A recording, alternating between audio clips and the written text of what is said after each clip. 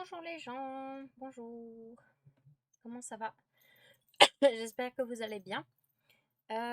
Du coup, on se retrouve aujourd'hui pour jouer à Chipwits. Je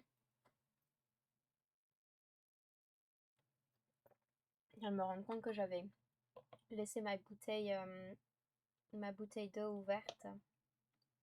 Non, c'est pas vraiment de l'eau, c'est du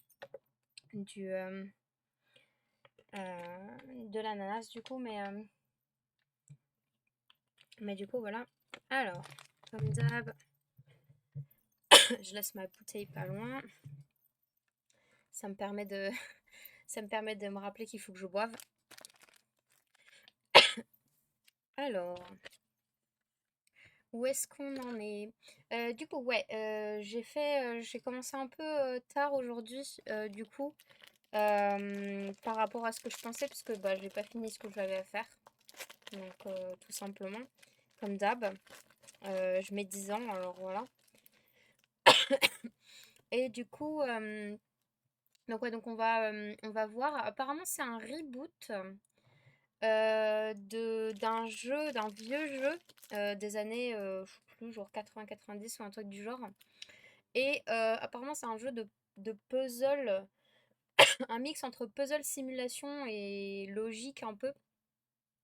Donc il y a un peu comme un truc un peu de programme et autres. Et du coup, bah, c'est un peu un de ce genre de jeu. Un peu comme, je crois que c'était Human Resources, euh, du coup, qui avait un jeu du style de ce genre-là. Donc comme d'hab, on va regarder le trailer, regarder un peu la description Steam, et puis bah du coup on va jouer quoi. Donc voilà, ça fait déjà 12 minutes et puis c'est principalement de l'écran autre. Alors, euh, on y va. Oh, je viens de me rendre compte que j'ai pas mis le son. Ok, on est parti. Hop.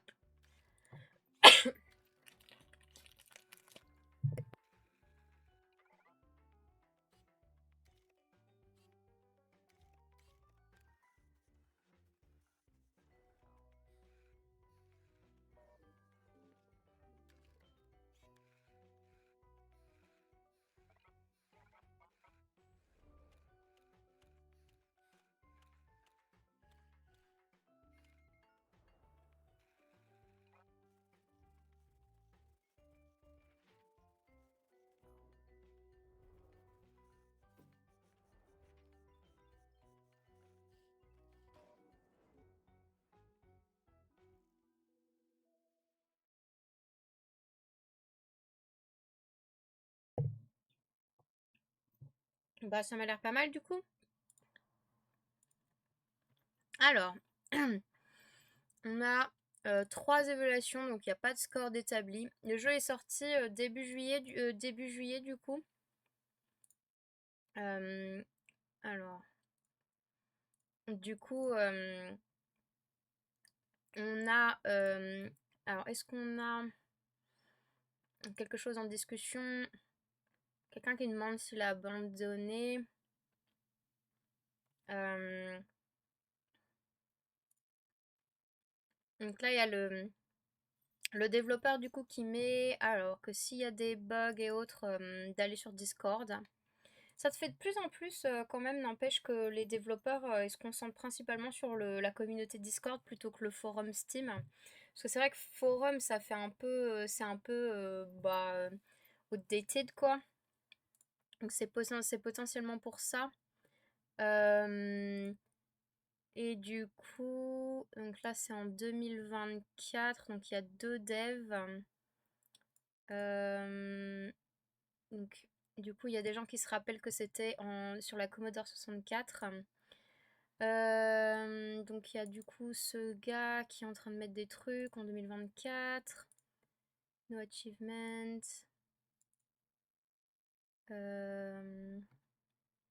Si, il y a quelqu'un qui a répondu le 21 juillet du coup.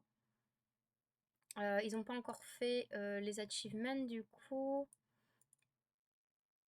Euh, alors, quelqu'un qui dit que les boutons de la souris sont un peu un peu difficile. Il n'y a pas le touchscreen. Quelqu'un qui a joué la démo. Ah, il y a des réponses vieilles et autres. Donc, du coup, le jeu, il a l'air d'être sur Steam depuis au moins 2024 parce que il est sorti cette année, mais voilà. Et au niveau des reviews, on n'en a pas beaucoup. On en a,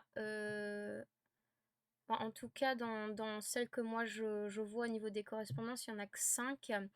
Donc, il y a quelqu'un qui dit qu'il a eu pas mal de fun. Quelqu'un qui dit que ça supporte pas le touchscreen, qu'il y a des problèmes avec la souris et que les devs ont l'air d'avoir abandonné le projet parce que ça répond pas au report de bugs. Quelqu'un qui a joué... Putain, ils ont joué beaucoup là, le 14h et 18h, c'est énorme. Donc, apparemment, ça devient de plus en plus complexe au fur et à mesure du jeu. Bah, on va tester, hein. Alors, testons ça. Donc, voyons. Ça va probablement être très fort au niveau du son, comme d'hab. J'aime pas l'écran bleu qui commence dès le début comme ça, là. Ah ouais, vous avez pas vu du coup, mais moi j'ai bien vu du coup. Ouh, c'est fort. Ouh, c'est fort. Ah, c'est fort. Ah mon Dieu.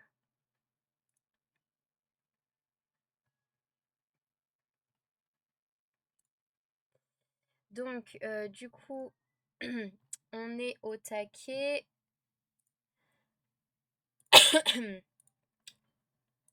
Hey, Station Sir, how are you doing? Good morning to you too. I'm just gonna reduce the sound a bit. Ooh, that's loud. Oh, that's in my headset. It's quite loud. So what are you doing?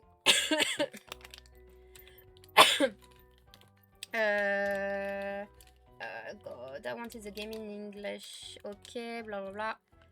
Can I change the language? Say what's up? As I have a profile. Huh, I can actually change the name. So what? April Gripper? My god.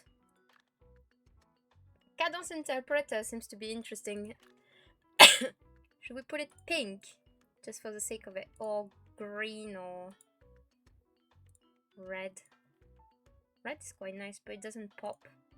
I think yellow was probably better. Glasses can be green.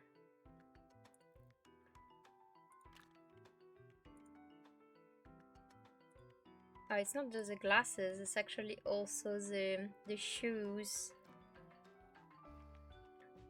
I'm alright, I'm still waking up. I woke up at 5:20 this morning, so I'm still very groggy. Yeah, I can get that. I slept very badly on my end. It's like I kept turning, tossing, did some very bad dreams, very annoying. And I ended up waking up quite early, and then once I finally went back to sleep, it was kind of time to wake up as well. So I was like, fuck. So, and it's a very slow day. I know it's like 4:30 p.m. on my end. I just super like laid back and stuff. Like I'm just can't get into gear at all. It's horrible. That's our guy. Great. Can I change the language? Ah, here we go. Nice. So at least now we have it in English because it's easier this way. So what's your plan for the day then if it's like that early in the morning? Full screen, we're good. And then the audio.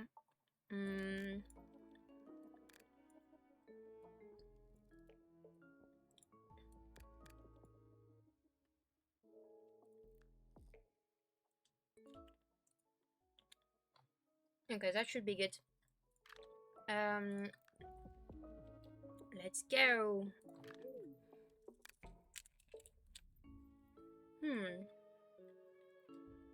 So, what do we have? Professor Chips Factory.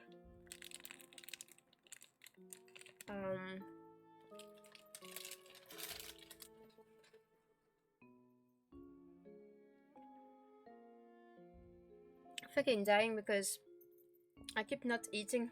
It's horrible. I need to eat more, but I just don't feel hungry these days.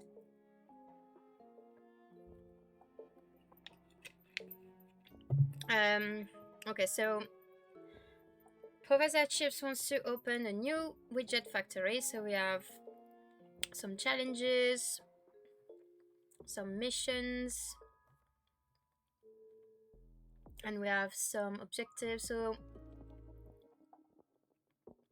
So then I'm guessing there's gonna be like probably some challenges over the years or something. So the first one is kind of like on the 18th of August that it ends. So we're probably gonna try that, but once we actually play the game in the tutorial.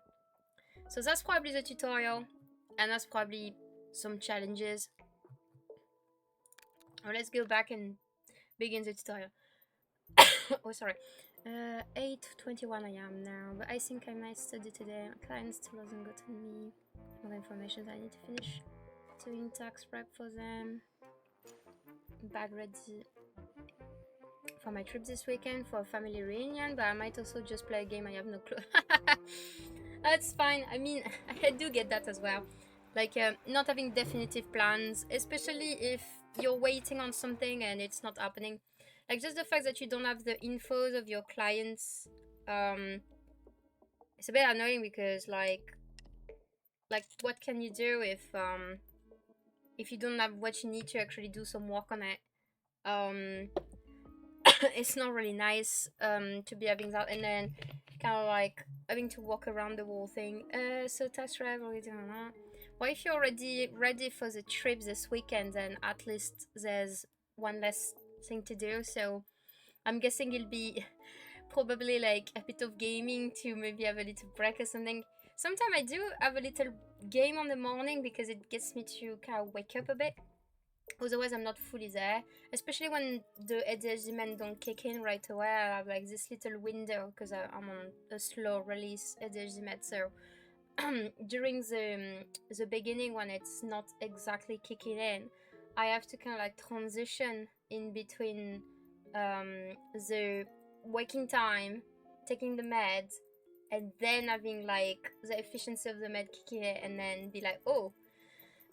So during this time, I usually wake myself up by playing a game because it already wakes me up by default, but also then the med kicks in, and then that's good. They want me to get the work done, but I don't know how many times I need to tell them I physically can't do the work without the information. I even got the methodology, but it away and everything. Oh wow, okay. I can't believe like some clients are so fucking clueless. Like, I don't want to be rude, but like there's so many people that I wanted to do some work with and whatever. And the thing is, it's like they can be nice and all or whatever, or even intelligent and clever. They can still be very clueless in some aspects.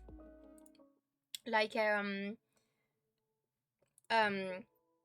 like sometimes you will ask information, you will give them like a little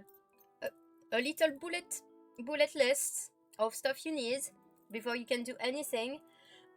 They will not do it. You will chase after them once, then twice, then 3 times. Then you're like, well, sorry, but like, if you didn't get me like the things, and keep telling and telling, so then I'm not doing the work. And then they're like, oh, so where are you up to? And I'm like, nowhere, because I send you like 3 emails to ask you about all of these instruction things that I need to actually do something.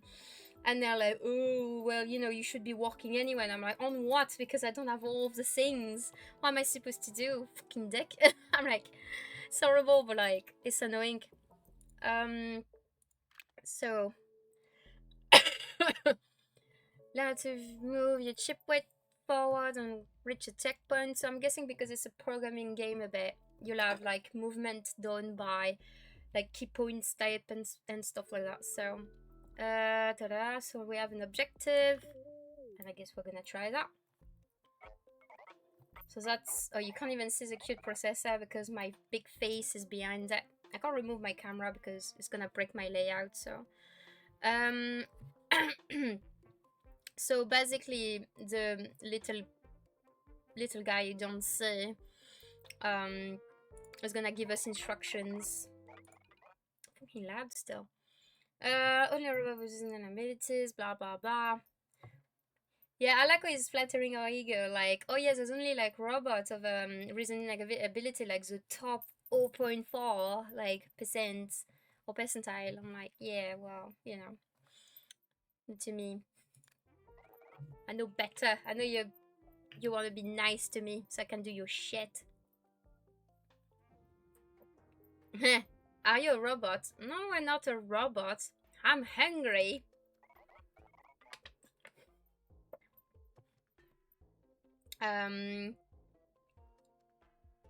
Yeah, anger and drive are indeed critical for this job. Okay, good. That's kind of cute. Just kind of like being all like, oh, look at it, it's like a robot. Are you a robot? Are you hungry? Oh, wait, are you actually able to move like a robot? It's gonna be fun. Oh, wait a minute. The small business. Why did it not like the message? There's like auto mode for some reason that usually never ever activate itself in the chat. Ooh, I'm gonna get triggered by the loop music again. I'm gonna be known for playing games without fucking sounds. It's crazy. I'm gonna authorize that because I don't see why I wouldn't. Yeah, I don't know why my automod for some reason actually didn't accept your message. So they're a new small business. They do marketing on AI integrations, web design, and whatnot, and haven't kept track of any of their finances. So I've completed the backlog. I'm still missing bank statement for the checking account for all of last year's June and July of this year, another credit card statement for this year, and out of the thousand of more transaction I went on categorized as 29. They need to tell me either what they are or who they're from. Oh wow, okay. So basically they didn't yes, this you can't do more than what you're doing if you don't have those information. Sometimes if you're gonna guess them, or I mean, you know, 2 months, what the fuck? It's a bit bad though because it feels like they're just ghosting you at some point or something. I don't know what's going on there. It's just so odd. Like, oh fucking shit can you be that you don't realize that actually people message you to ask you this and that and whatever. Like, I get paid either way. Well, if you get paid, then you know you can complete the work up until you can't, and then be like, sorry, but I just reminded you so many times. At some point, I just can't do more than that, and then you still produced something. So you know, I mean, if you're getting paid for it, then that's fine. But like, yeah, it's just ridiculous. Like, it's so weird. Like, we were talking about it like not that long ago with a couple of friends. When people want something, and then for whatever reason they never really keep track of communication or messages or like loads of little things like this, and you're like, well, do you really want this thing if you're not really keeping track of it at all? Like, there's reminders, there's messages, there's thingies and whatever, and we feel like there's a lot and lot of people that just don't seem to care. We're like, what the fuck? So it's so confusing because if it was supposedly important, I mean, yes, you can forget, like I kind of understand forgetfulness, but if you've been reminded several times by several different means, could be letter, could be email, could be text, could be phone calls, then at some point you don't have really much of an excuse. Like, if there was no reminder, yeah, okay, you can forget. If there was reminders but like maybe too early compared to like a deadline or something, then okay. But like, if it's consistent and then the person just like, especially if the person is asking, so what are you up to on the walk, you're like, well, I already asked you for information. Then what I would do on my end, if I was a client, I would be, oh god, so they can't begin if I don't give them that. Well, I'm gonna get on it right away then, because you just ask yourself where are you up to, and then you're like, oh, so they're nowhere, and it's my fault. Oh well, I'm gonna try to get it ready for like the next days or something. Um, so I don't know. I find it very dodgy, to be honest. it's a, it's like most of the time when that happened to me, either the people just ghosted me, wanted some free work. So there was some bad thing at the beginning of when I was doing freelancing where there was people just getting some free work from me and stuff, and like when I was reminding them of some stuff and stuff, they just ghosted me, and I was like, okay, great. So they paid me a bit up front, but they didn't pay the full thing, and now they're gone with some stuff, and I was like, that's not great. Um, Otherwise, it was super mega legit, and I was like, ooh, okay.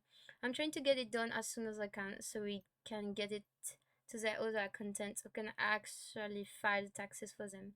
Only have an extension to look. Oh wow, yeah, okay, so up until October, so chop chop, that's quite soon now. So yeah, if I was the client, I would be like, no, sorry, but I really need to get going now. Like, I mean, that's just beginning to be a thing. Yeah, very weird, like so confusing.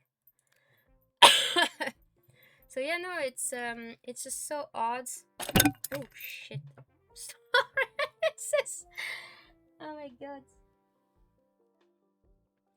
I had some little stick hanging over on my like just on my peripheral, and it just like knocked it off. It just like launched itself. That was so bad. Yeah, it's just very weird. Well, I hope that gets sorted. And that the client actually do his part and whatever, because otherwise that'd be bullshit, frankly.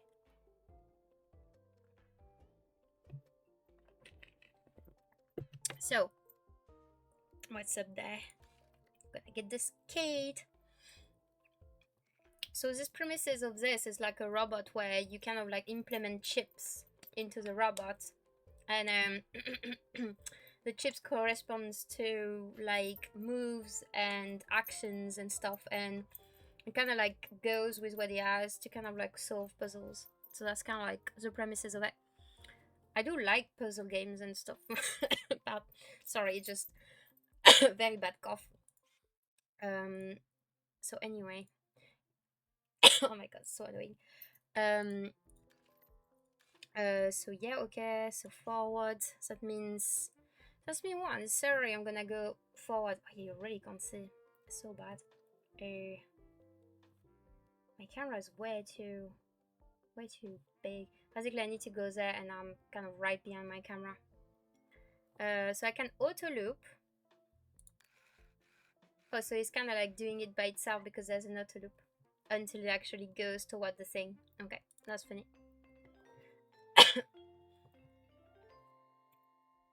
Oh wow, that's good. I like the interface. It's been a while since I did a puzzle game. So we need to turn it as well. So reaching the checkpoints, indicated locations. That's cool. So we know the straight line. Now we're gonna do that. So, oh god, we really see nothing in there. Sorry. Oh my god, so sad. I think at some point you'd get to that. It's just a bit.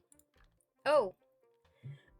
Oh, okay, so at least you can see what's going on now. If I actually hide the panel, you can actually see. God, it's so warm here today. So annoying. It's like I can't believe how bad the weather is in the UK compared to France. Like, you can have 42 degrees or 45 degrees in France and be fine. Fucking hell in the UK because it's so humid. It's just unbearable. I just don't like it at all.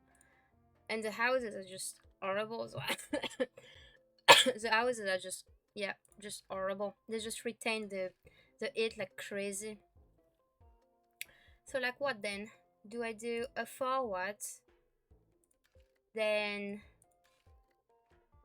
so I do a forward once, then I do another one, and then I turn, and then I move front, and then I'm guessing so that you can see. So is it working? Nice, that's cool. That's a ball game that's using a bit this type of principle. I don't remember what it's called. Fuck, Robo something. Is it Robo Race or Robo? It's in between Robo. I think it's like they removed the T because there was like some sort of pun in there. Oh, it's a cool board game as well. It's like planning type board game thing. When you plan, oh, Robo Rally.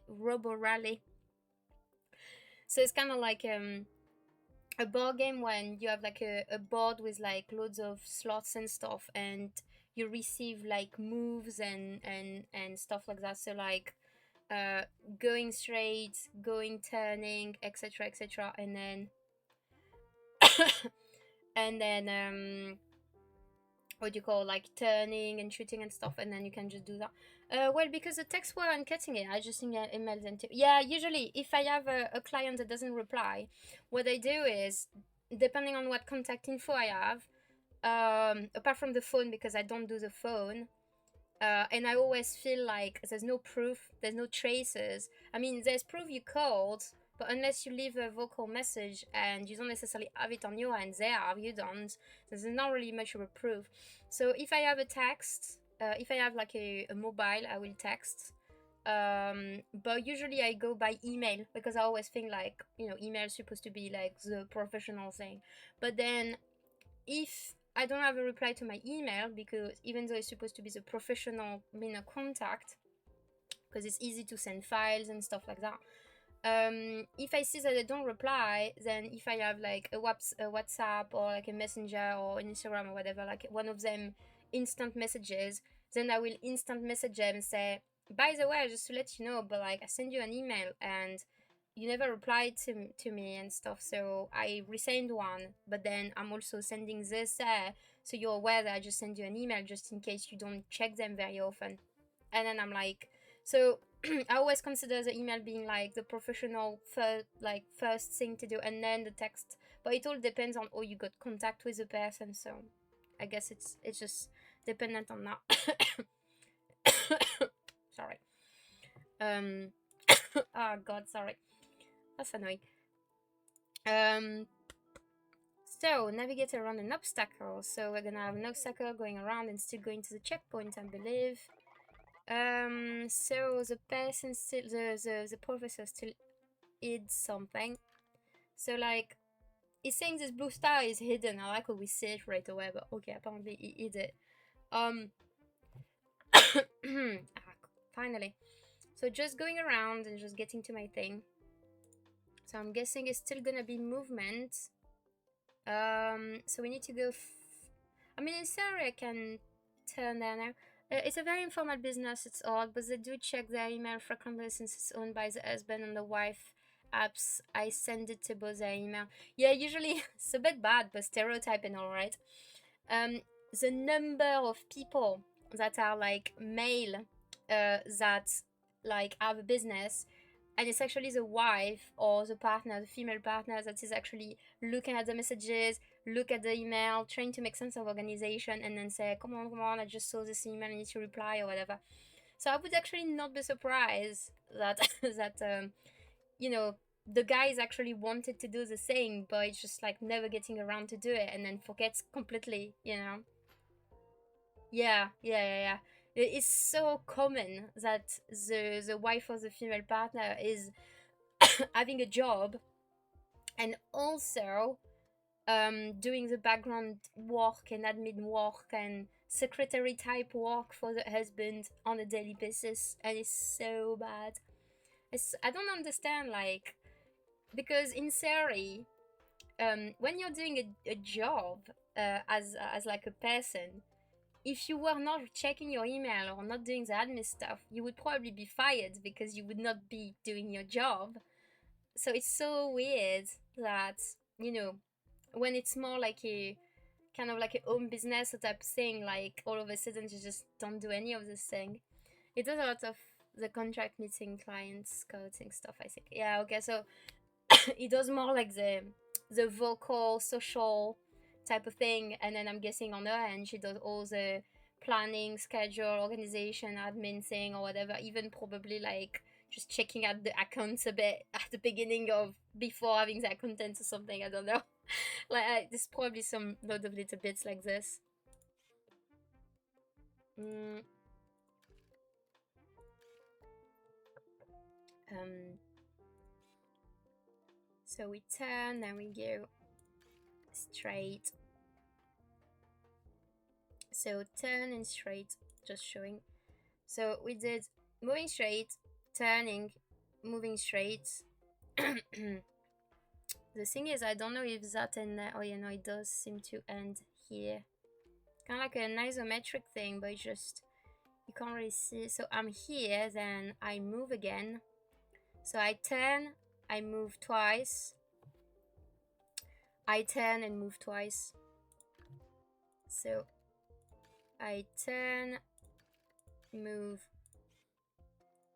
twice, and then turn again, and then move twice. Here we go. Sorry. I'm trying to not following the stereotype of accounting bookkeeping being oh to episode bitch. Yeah. No, I do that, but the problem is accounting you don't have a choice. The problem is you don't want to be the stereotype of the accounting person that's like the annoying person on the background. That's kind of like, come on, I need your pay slip, or come on, I need this bill, or come on, I need this statement, or be careful because if you pay this amount, then I'm saying this and this for the taxes, or like whatever. But like at the same time, it sadly it does come with the tasks that you need to do as an accountant, which is so annoying because you don't want to, but at the same time it's like it's so hard. And the problem is most people that need accounting is because they're shit with structure and deadlines and like counts and stuff. And most of the time if you're not assertive and the stereotype of being bitchy, then they don't have this little thing that clicks to actually do the thing, which is fucking annoying. Like, we have deadline, please. You're stressing me out. Yeah, I know, like, right? Frankly, oh my god, I wouldn't be able to do that. I'm already stressed by my own, like, accounting and deadline and taxes and stuff, which I also need to actually get onto, and I didn't do it. It's like on October, I need to register some stuff with the UK taxes, and that's the deadline, I think, is the 5th of October. And I still didn't do the thing. I really need to get going on like the September parts because otherwise I'm just gonna die. And I'm stressing, but because I have ADHD, like sometimes it's not enough to just stress. It's like I'm stressing about it. I know I have to do it. I will do it. But also, I do know that I need to be a tiny bit more toward the deadline to actually stress so much. So getting on my nerve and then finally do the thing. I might give them a deadline to hopefully stress its importance. Yeah, I think the best way is like if you know that there is a deadline of I don't know, let's say 5th of October, like I have. Let's say that's a deadline, then you need to give the client like mid-September or like last week of September, and then hopefully they'll be like, oh shit, I need to get it ready, and then they'll probably do it at the very last bit of the September mark that you gave them, and then being like, actually you have time then after that, because otherwise if you say, oh, I need to have this and this and it by this time because I need it for the taxes by the real date, then they'll be like, oh, it's fine then. Because the thing is, they will fill in their bit with the deadline you just said, the real deadline, I mean, but then they don't think that you do have to work on it as well. So that's the problem.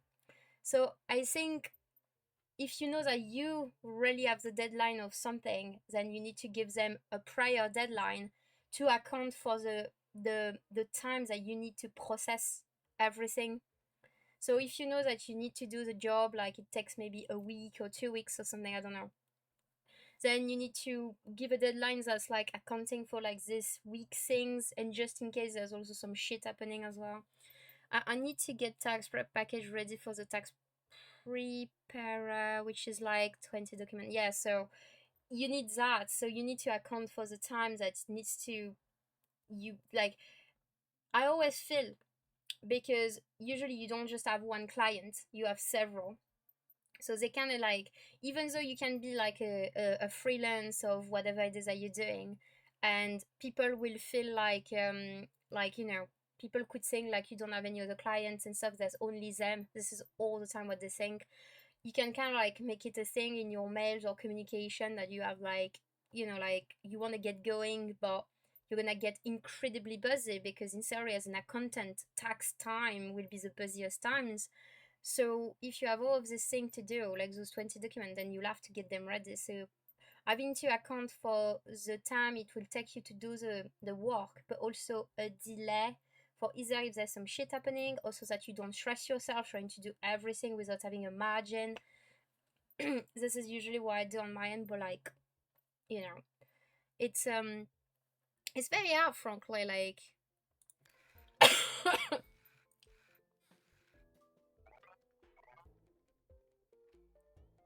yeah, it's a very hard run, really.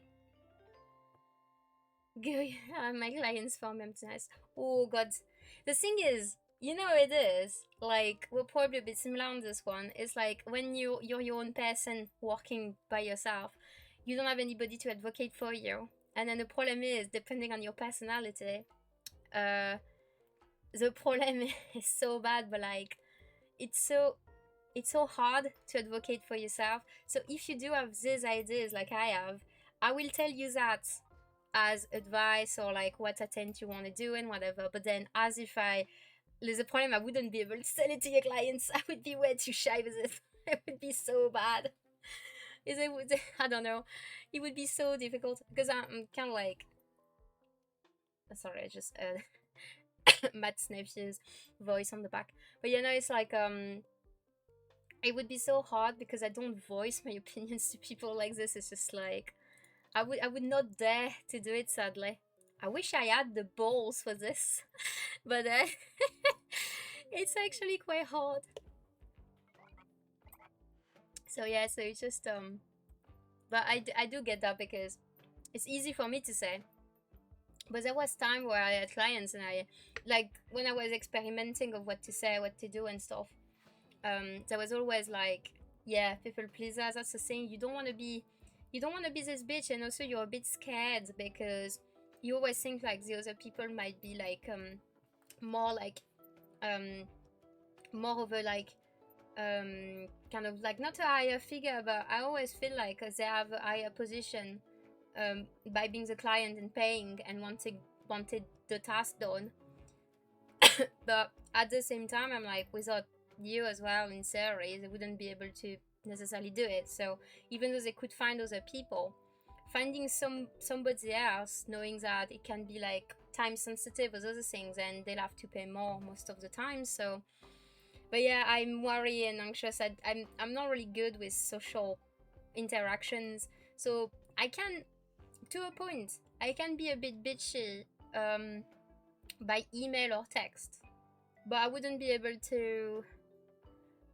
I wouldn't be able to do the same like face to face or even on the phone. I hate the phone, it's so horrible.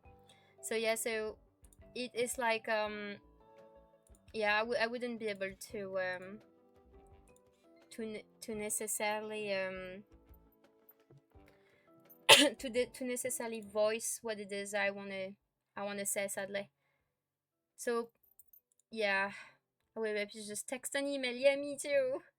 Like if I could just text, I think there would be less. I mean, text and email, I would be having less problems. Um,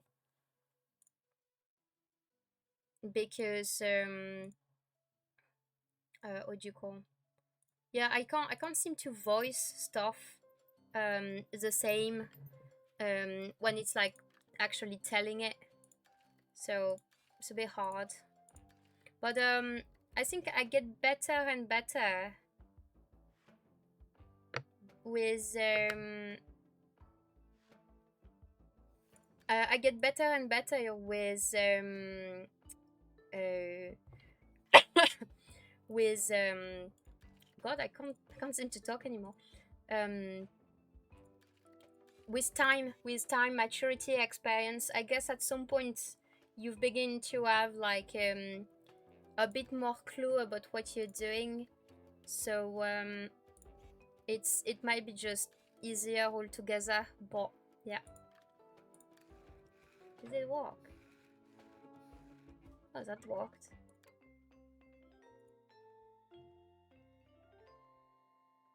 Huh. Yeah, it's very much of an odd one, really. Like to be able to voice what it is you need and stuff. Like it's hard because it's like you need to set some sort of boundaries and rules and stuff like that with working.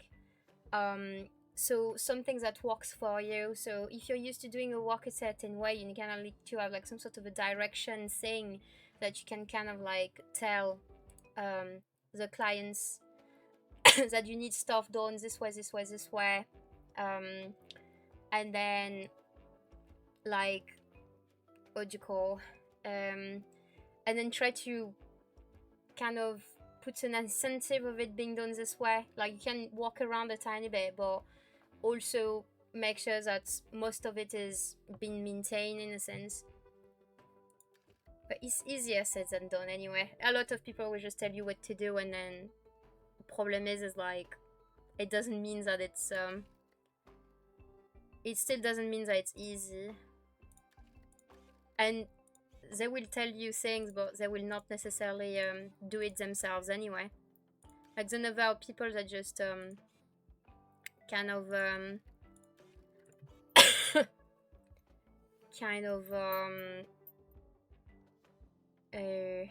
wait, so I did 1 2 3 turn, walk, then I need to turn 45, I think,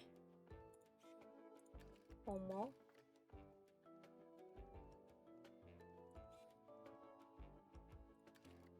So like shit. But yeah, so I hope that you have a bit of luck with this client and you finally get what it is that you want, and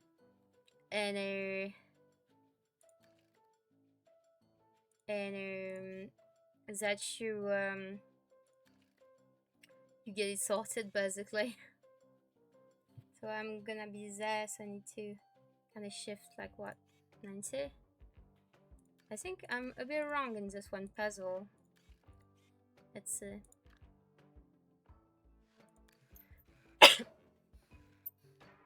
Oh shit, I'm definitely wrong with this one. Oh my god, it's just going every place.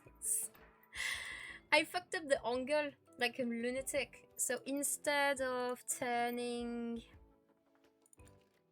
it's 45, and I'm probably 45 as well. Let's see, is it better? Oh, I should have got frowns. Stop it! Sorry. I need 2. Yeah, I need like a... Can I select? Oh, oopsie. No. What did I just say? They're really nice people. Husband is just a bit avoidant about finances, and wife is like wanted to know what's going on. Yeah, I get that.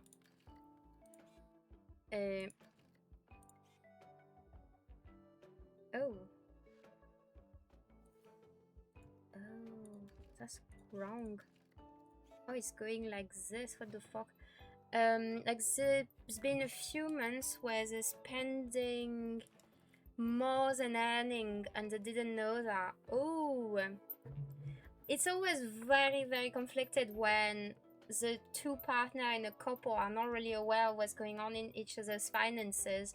Like, the thing is, it's like it's a bit weird because as a partner you can't just be like, oh, I want to know what you're doing with your money, because it feels like you're very controlling. But at the same time, you also need some sort of a trust thing. So when a person doesn't know what's going on with finances, and then it can kind of like have an impact, either professionally or yeah, you know, like money wise, with like the couple's life and stuff, it can be a bit like, ooh, what's going on? And then when you don't know and you just discover it, and then it might be that there's something like not great or whatever, then you're like, shit.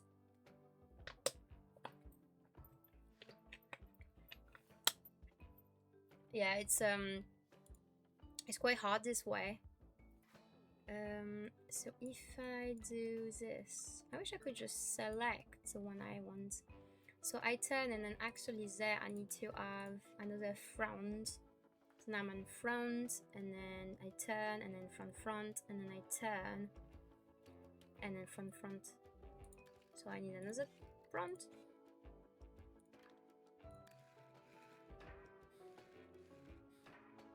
Ah, shit.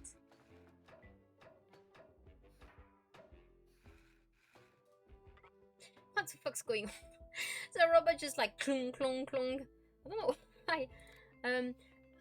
I guess it's because there was some auto loop there. And this is just the business finances. I don't even know what their personal ones are. I'm not sure I'd want to. Ooh. The thing is, if the guy is spending more than earnings, and she didn't know that, then she might be a bit suspicious about what's going on, like as a proper premise as well, with the family's budget as well, basically, which is a bit like, nah. Yeah, it's I mean, if the guy is like just, you know, not great with finances, then it's probably not great with the finances at home, because usually if you're not great with your business finances, there's no way you're gonna be good at the one at home as well. It's probably the partner that's doing it. It's kind of like a giveaway a bit.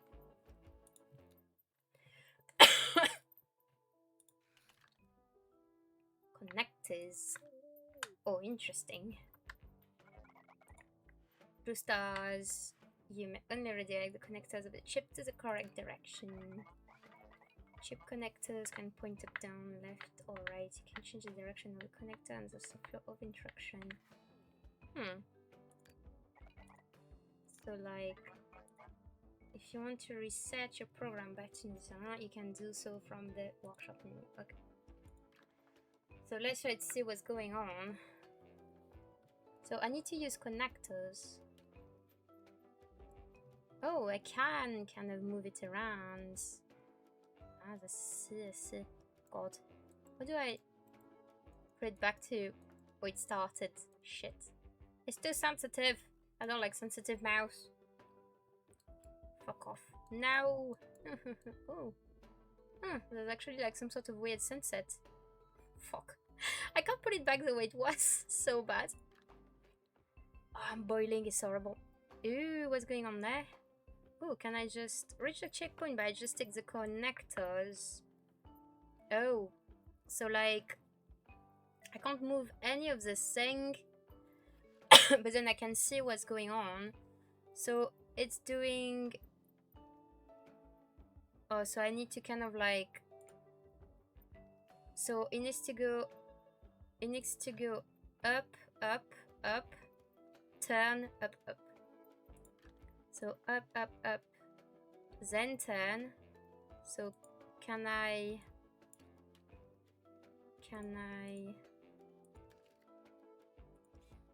Okay. And then up, up, I guess.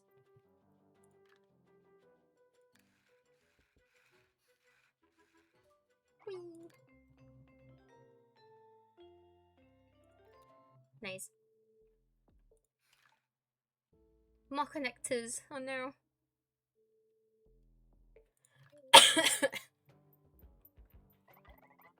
Need some one in my factory. We can fix broken automation script. So we have a script. We need to repair it. So what do we need to do? So up, up, turn, up, up or something, or up, up, turn, or depending on where to turn, I guess. Oh, it's one of them turns. Ah. So if I begin turning 45 degrees, is it 45? Yeah, that's 45. So like instead, so it's diagonal instead of like on a direction. So we're gonna be on this diagonal first because we don't have a choice, and then we can do, so we can do that, then we can do left, so that's diagonal up, up, up, up, and now we need to turn 45 again. Ah shit, I can't edit this one. No wait, can't I change the connector? Ah, exactly. And this one goes somewhere else. I don't know where this one goes, but somewhere else as well. So 45, up, up, 45. Ah. So that's not working. Unless I do... ah, shit.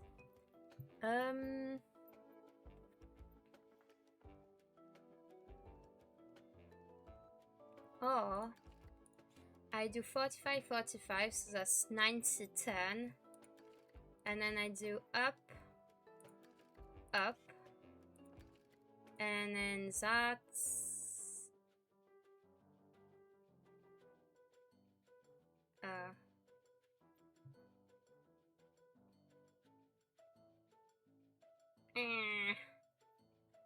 shit. I'm so confused. Oh. Wait. If I do 45, 45, that's 90. I do up, and I can do up on this other one instead. And then I can do 90. Oh. I can do 90, and I can do that. That might work. Ah shit, it's not turning the right way. Fuck. Oh my god, this is so bad. What did we do? We didn't turn the right way. Oh yeah, we turned... Yeah, we didn't turn the right way at all.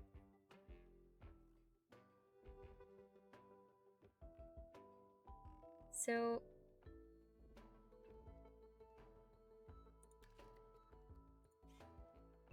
So up, up, and then there. And then I guess that was good. Let's see.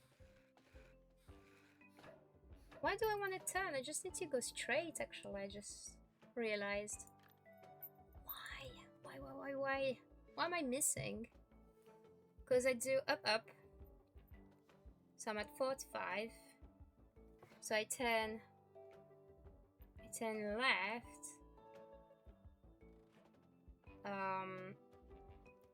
So then... Oh, actually, wait a minute. I'm just gonna run it again.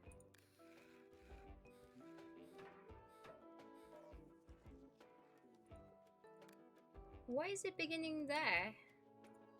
Where's the start? Do I need to select it?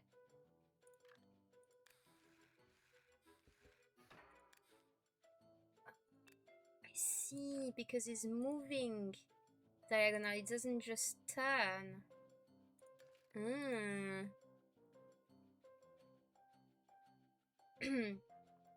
So then... this is the stuff I didn't really quite get. Well, if I move diagonal, and then turn, can I just do that? Oh. Shitting out. I think I'm missing something.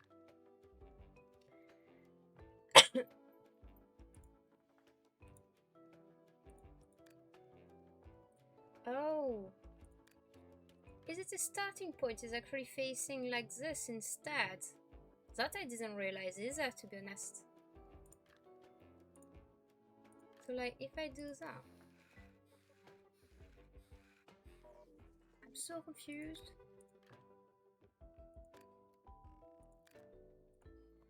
Let's see what the program is doing at the minute.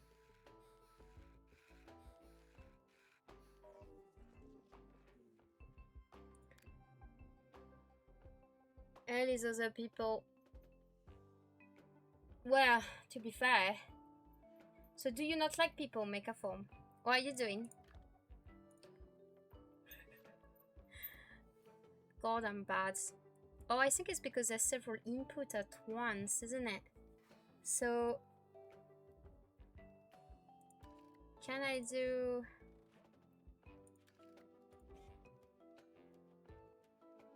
So if I begin here, so that's moving. Does it move because it's connected to this guy, to the front facing as well? Because it might be that... Ah, I see. Because it's turning and moving at the same time, I think. I like some other people, but dealing with customer clients who are oblivious to sensible legal requirements or even basic physics drive me bonkers. Yeah, I agree. Like, I mean, I think everybody that has clients, customers, we all have histories, like big stories and fucking things related to customers. Like the people that don't read times or think stuff are open, like on a general basis, or like, I don't know, loads of different things. Woodcraft Bio, how are you doing? Yeah, it's like for some reason, people are dumb somehow. I mean, it's like we're all dumb. Yeah, no, I'm melting as well. It's horrible. I hate it. It's just horrible. And we're on the first floor, like where I am when I'm streaming and stuff is first floor, and and the computer is warming up the whole room. The window is facing toward most of the sun, toward the wall there, because we mostly have the sun on our window, like almost all the time. And then the thing is, it's like what do you say? Like yeah, it's so it's not designed for warmth, which is already fucking annoying because our bedroom doesn't cool down at all. Like I can go downstairs during the evening and it's very nice and almost cold, and the thing is, you go back upstairs where my our bedroom is with Matt, where the computer is for streaming, and sadly it's fucking boiling. We just can't cool it down at all. There's no cooling it down. It's just ridiculous. So bad. Throwing water over the laptop. I'm going to milk farm. No stream for me right now. Computer would overheat and be slightly slower than yeah, no, it's horrible. Yeah, no, it's just bonkers. I actually thought we were done with I actually thought we were done with sorry, with the heat wave, and for some reason, like it's been 2-3 days where it's back. I'm like, fuck off.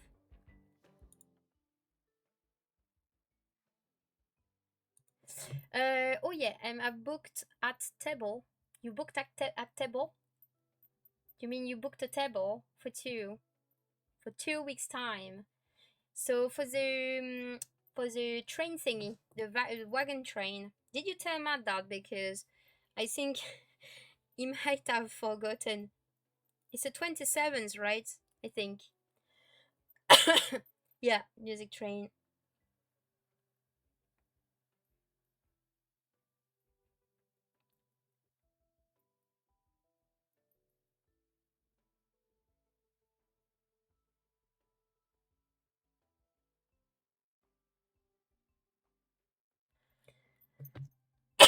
Sorry. Yeah, I messaged him just to see if he would if he did remember. I think he put it on the calendar, but then after that, I don't know. What he remembers, what stuff and whatever, I just don't know. Is the 27th a Friday as well? Is it? Wait. Oh no, 27 is Wednesday. I don't know why I thought Friday. I'm so dumb. Wednesday. Don't listen to me. I'm fucking crazy. There is some kind of bizarre non-conductive fluid that PC can be immersed in for cooling. Oh really? Wow, that's fucking weird. Did you prepare a meal? Lock Madame Gage. No worries. Have fun making your meal. I hope it's a nice one. But you know, it's Wednesday. I don't know why I thought it wasn't. But it was like Friday. I guess because I thought the last time was a Friday somehow. I don't know. Very weird. It's a picnic or have a main and dessert between us.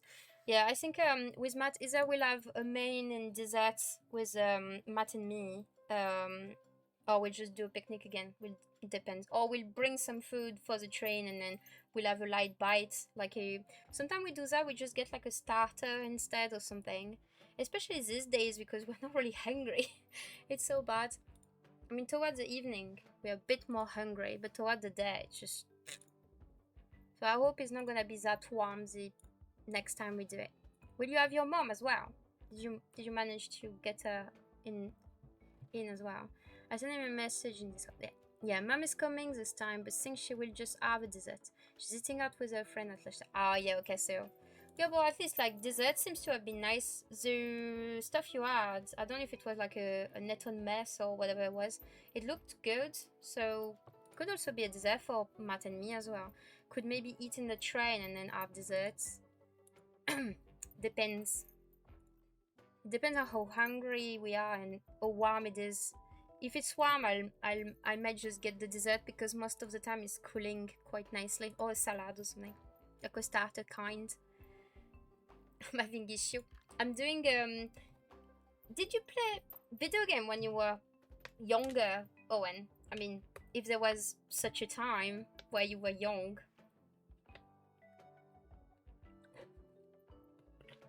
Because apparently this game is supposedly like a reboot of an old one. You were never young. I know, right? I can't imagine you young anyway. Because we didn't see pictures, so it didn't exist. It's like, if there's no proof of it, then you were always old. Chucky Head, asteroids. Why are zoos anyway? No, but yeah, Pepperboy. I have no clue what zoos are. Wait, what are zoos? I need to check now. What the fuck are they? Wait. So Manic Miner. They are all mostly PG, right? Let's see. Sorry. Oh my god, I'm so sorry. I will always cough like this. It's fucking annoying.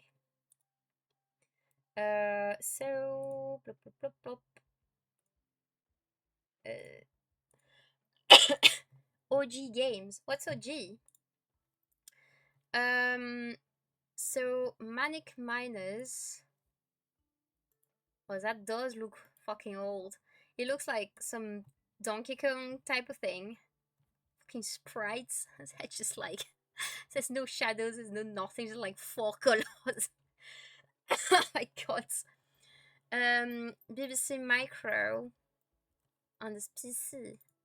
Is it Spectrum you're meaning or? So Manning Miners seems to be this thing. Wasn't Friends, okay. You said Pepperboy. Okay, Pepperboy. So Pepperboy. Let's see about Pepperboy. Pepperboy. Oh, I think. Oh, Pepperboy is a guy with a newspaper. This is the thing. I do remember Pepperboy. I didn't play it, but I'm following. There's a big French YouTuber that is known for doing his. It's a bit like a video, angry video game nerd, like a guy that's having this persona on YouTube where it's just like showing off like very very bad game, like shitty games, and trying them on and talking about it and then shouting. So he created his own version of that with a friend of his, and he talked about this one. um, on the video. So this is why I know it. Sorry. Chucky egg. Chucky egg. So no, Chucky's egg. Chucky egg. This this fucking cursed stuff there. What the fuck is that? Why do you have like a weird fucking spider? What's that about? Oh my god, it's fucking cursed. Where's his face? What is that supposed to be? What is this? And to be fair, because there is a hairstyle in here and now, right? This guy looked like a fucking testicle with eyes and a nose. It's horrible. First pick there was right. There was right one. Oh shit! Did I? Because I just clicked it. Oh, so it's not this guy. It's this one. So that was the first one, I'm guessing. Complete BBC Macro Game Archive. I don't even know what BBC Micro Games are. Is it BBC from the BBC? Like, I mean, BBC Micro Games. I'm back. Stitch and Soil. We're talking about retro gaming because I said that Owen never was young. So I'm wondering what is BBC Micro? Is it this thing? So like one of them all day computer thing. Wow. Fucking hell. We got something when we went to France. We went to this like a vintage place where they recycle thing and then they sell it. And we found an oldie that Matt never saw in his life before. It's called a Minitel. It's similar to something you had in the UK, but I don't remember what it's called. It's kind of like those things, and I think you call it something else. It's kind of like before the internet, and I think Matt was saying that on the UK it was accessible by the TV or something. But I don't remember the game. The game. It's yeah, it was kind of like it was kind of like a some sort of a kind of old computer as well in a sense, and it was connected somehow to the telephone or something. So it was kind of like before the internet somehow. But I don't know what it's called in the UK. So if I do Minitel, is there like oh Teletel or Teletext or something like do you have like Teletel? What's that? I guess it could be this. Would it be this name in the UK? It's already in English anyway. Better anything else. Sorry. Acom Research Machine. You may have heard of RMA. Oh yeah, of course. The BBC computer was technically amazing, usually expendable compared to anything else out in that era. Oh, I see what you mean. Yeah, it's like I was on the verge when I was born. Like, so when I was born, there was still zoos going around a bit. Uh, but I think otherwise we were already on the computer era because I do remember having Windows. Is it Windows 3? Like the old the Windows before Windows. Is it 95 after? Yeah, 3.1. That's the one I grew up with. Or 3.11. I don't really know. What's the difference in between Windows 3.1?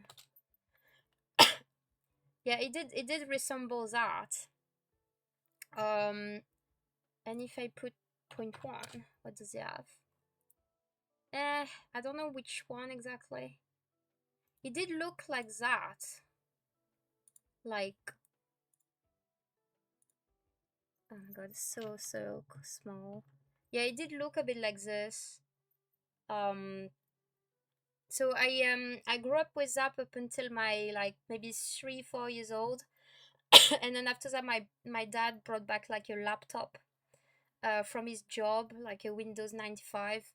But I did begin with that, and so it's kind of like probably a bit after like all those fucking things that you were talking about. So I didn't grow up with those. I think I only began hearing about it when we were all talking about like retro gaming and all those things. So I didn't grow up with them things on a tape drive. Oh my god. Like, yeah, so which one was it that you said that you grew up with as well? We saw the egg, we saw the manic miner, we saw the pepper boy. Ah, asteroids. Asteroids. What the fuck is that supposed to be? 1979. Fucking hell. Tell me you're old without telling me you're old. Just put a fucking game on. Um The thing is, I can't believe it looks that good, in a sense. Because that looks very well shaped somehow. It does look too crisp. It's probably a reboot this. So missile commands. So commands. Missile commands. Okay. Oh my god. There's nothing in there. there's no there's nothing in there. What the fuck is going on here? So like those are definitely not the graphics that you had at the time. I can't believe it wasn't pixel based. Yeah, that's probably more that. Like that would make more senses. There was some vector graphics machine that were more like an oscilloscope. Oh really? Sarah's getting a bit fancy. So that's like all of the game you were playing. And it's so funny because it's gonna be like generations that grew up with this type of shit. It's gonna be nowadays being like, oh my god, the graphics of those games like nowadays are so shit. Like you know, not really, but like I hear always like people like in between, like around the 45 type of markers there, but when they're just like shitting on graphics and stuff, being like, oh, this new game that came out, I can't believe the graphics are so shit or whatever. And then you grew up with this. It's like a fucking joke. Battlezone, Red Baron. I think Red Baron can ring a bell somehow, like the name. There probably some some reboots. Red Baron. Let's see. Oh my god. We'll say retro game to get the old pictures. Are they like arcade stuff? Yeah. As in the original server, repurchase the right. Oh, did you see the team behind Commodore bought all the brand rights so they can relaunch old school computers again? Oh, I think I had this not that long ago. Matt's elder brother actually was talking about it not like quite a bit ago. Not that long, like in the last days or weeks or something.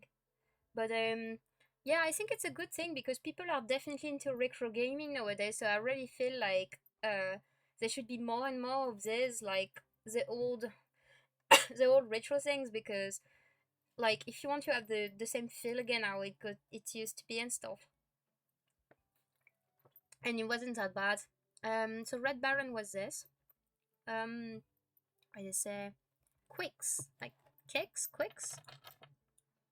Um, Kicks. Oh, that looks kind of interesting. What is that supposed to be? So it's kind of like an arcade thing. That's YouTube, right? Oh, fuck off.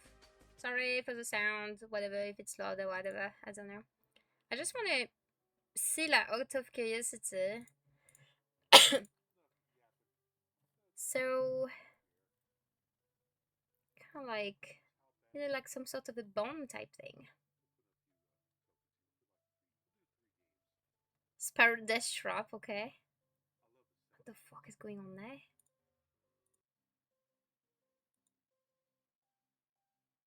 So what is this bit like? What the fuck? I like the animation, is just so fucking... I'm just dying, it's so funny. So like, you're taking zones. Oh, is it like one of them game when you're trying to take loads of zones, and then if you go toward like the fuse bit, then you just like you I think it's kind of like you're trying to not get caught by the fuse, but also trying to make zones, right? You have to block off section of the playing field without getting it by the spark. Yeah, because I think I remember a similar game on, you know, those old mobile phones, like, you know, those very old like Nokia things, where they usually are like the snake game and something similar to that. So that's kind of like that's kind of like this. Oh my god. Um, and then I'm too young for this topic. I know, but me too. I mean, I don't know what age you are, Stitching. So I'm 33, so it's like it's a weird age, frankly, because you've been like kind of like on, because I was born in 1992, so you were kind of it's kind of like I was in kind of like a middle ground in between all of them, like consoles and like internet, and like a bit in kind of like, you know, when you've been knowing about like vinyls, but then CDs, and then fucking MP3s, and then like kind of like floppy disks and other type of thing, or like cartridges and fucking magnetic cassette stuff and things, and then you kind of see all of the fucking technology, and it goes so fast towards this time as well. It's just like fucking hell. Tempests. Tempests. Retro game. So 1991. My god, this person is like an arcade in their fucking house. Crazy. So, does it show what it is? Oh, look at this. Look at this. Does it have a bit of sounds?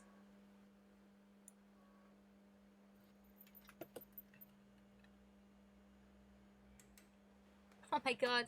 It's not even sound, it's fucking like snow. What the hell is going on there?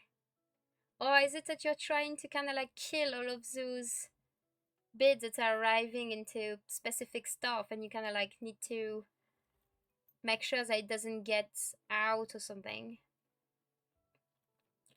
I've tried shoes older than 24. I mean, I think there was when I was 11, I got to play a couple games that were on the Atari. I'm sure just try playing one of the old games. Plenty of asteroid sims. Wow, I should, I guess. I mean, it's so weird because I do kind of remember some retro games that are more towards this feel.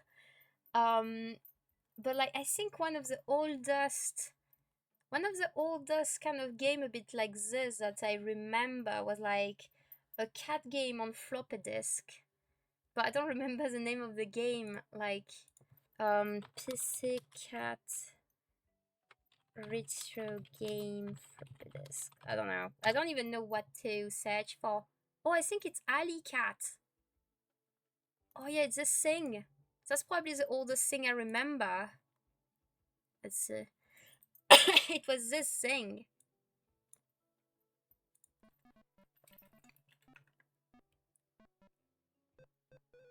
My god, the quality is so bad. Oh my god.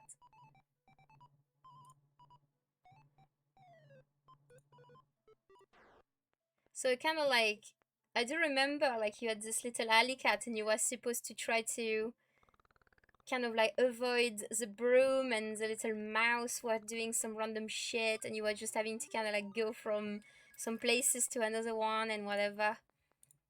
So there was like loads of weird levels and stuff. So that's probably one of the oldest looking game I did. So I didn't even remember the game. Alley Cat. Oh my god, this video is 16 years old. Oh fucking hell. 1983, so that's kind of like the years that you were kind of like telling us about, like in between like 70, 79, 8 and 80 something. I need to put it on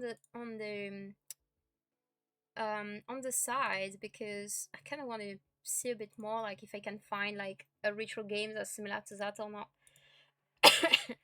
But yeah, otherwise, asteroid needs a lot of skills to survive. Lunar Lander. Lunar Lander. Retro games. Oh my god. You know, it's kind of like a retro game when it's on black. It's mostly white and black with like maybe one or two colors, and there's like nothing in a sense. Okay, yeah, some of these videos on YouTube, they're fucking old. So this is like 11, 15. Oh, I think I know. Wait, I think I know something similar to that. Like, so is it you're trying to land? I like how you have like the most viewed thing. So is it just trying to land there? Fucking yeah, we can probably just put the speed. Can I put the speed on? Or just speed up? Oh, I don't remember. I'm guessing it is landing now. Oh my god. Yeah. Cause I. Oh god, it just crashed. So that's what you were playing. Okay, you were bored. I'm joking. I'm pretty sure they were good game. Gravity, two pulse thrusters, a main engine, and a fuel gauge. So gravity, you said. Oh no, wait, like the Lunar Lander game, you mean? So like all of what you need to look for to make sure it goes. That was state of the art. Wow. Nowadays we have cable space. Did you hear that? I'm joking, because it's not exactly the same thing. But like, I guess there's always this thing where when nostalgia is like kicking off, like you will always kind of remember fondly some of the game you played as a kid, even games that weren't necessarily nothing special. Like nostalgia always kind of like have a bias of like perception bias when you feel like they were so good games. Otherwise, we had to go outside and drink from the hose pipe till the street light came on. Oh my god. Well, I did play a bit of game. I do know that we had, well, apart from the computer, like the old computer where we began with Windows 3.1, we were having like a Sega Master System, I think it was. So this was, I think, the first console that had Sonic on it, and apart from that, we were also going outside because at the end of the day, like playing games was nice, but I think it was nice as kids to not just be on a console as well, I think. So yeah.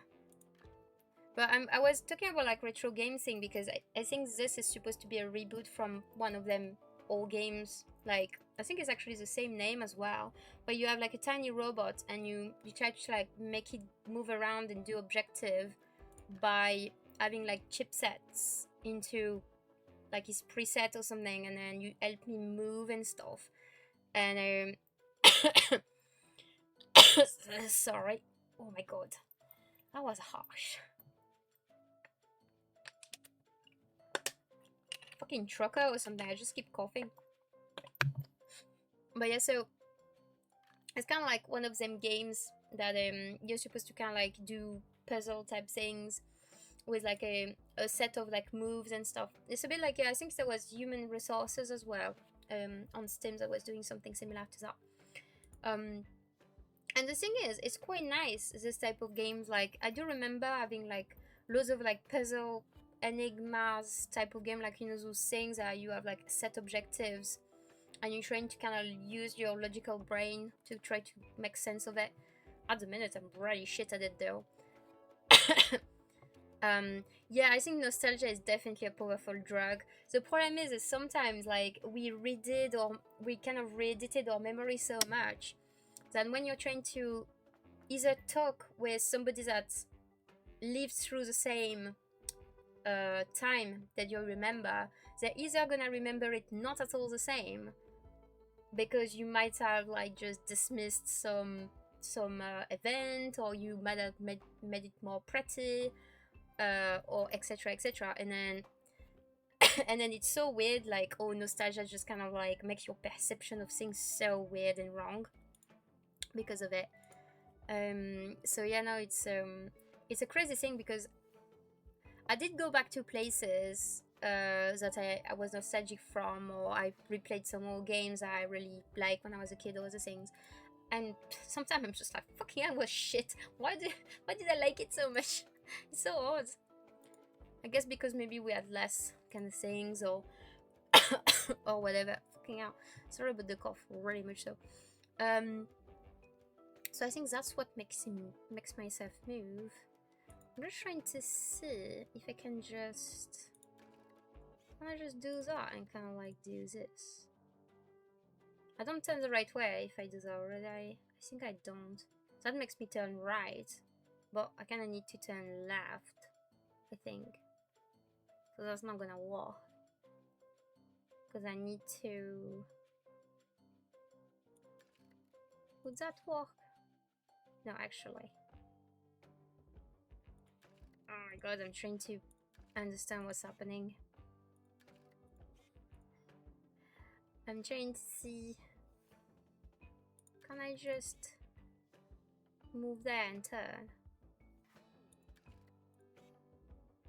I'm not sure that's gonna work. Oh, it is! Fucking hell, what the hell? Well, I guess it did. But yeah, so that's the gist of it on this one. Yeah, I'm trying to remember what else retro games that I had that I used to be very fond of that were very, very old. But I think, like I said, the oldest one was probably just this Alley Cat that I experienced. Most of the other one, even though they're considered retro gaming, they're not as old as the one you listed on your end. So yeah, I guess it's because I didn't live as long as you guys did. Because I'm so young. No, I'm joking. I mean, sorry, like, I'm not that young. I'm getting towards this phase where you're realizing that people born in specific years are already more than 18, and it gets you like, what? Like, no, you can't be already 18. That's not possible. Stuff like that. It's just so odd. So yeah, like, weird realization where like when we did my dad's funeral at the beginning of the year, we saw some people from my family that I didn't see for a while, and some of my cousins have um, have kids of their own, and in my brain they were still like 11, 14, you know, stuff like that, and they're actually past 18 now, and I'm like, what the fuck's going on now? You're not that old. I was like, no, no. I'm gonna keep it in my brain that you're just normal in a sense. Because I was like, no way. I was just, it just felt odd basically. You guys again to get the blue star, but the star will let you only use 3 chips. Figure out sequence and instruction when repeat over and over will get you to the blue star. Okay. So we need to do an auto loop and stuff like that. So I was already old before the years 2000, you mean? I think I'm checking my flight detail on both my setup so far back. Like, you mean like on the plane? Are you super like on the back? Is it like a problem because you only have one entrance point on your plane, or is it like because you just don't like flying in the back? Like, there's some part of me that kind of like it because most of the plane we had, like, we're right not that far away from the toilet, the door and stuff like that, so it's quite nice. And then when you want to get in, you can get quite fast, but when you want to get out, you're also one of the first to do it, so sometimes it's quite nice. But just when you're in the front, sometimes it's a bit shit, but but yeah, it's like sorry.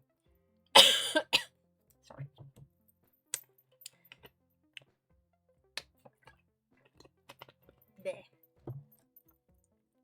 It's no problem, just annoying to have to wait. Russian must last to get on and off. Oh, I see. Oh yeah, well, like for us, if you're on the far back, you're right near a door, so it's usually not too bad because then they usually like usually kind of there like super, but when more quicker than if you are in the middle. Basically, the middle point is usually the part where you don't want to be.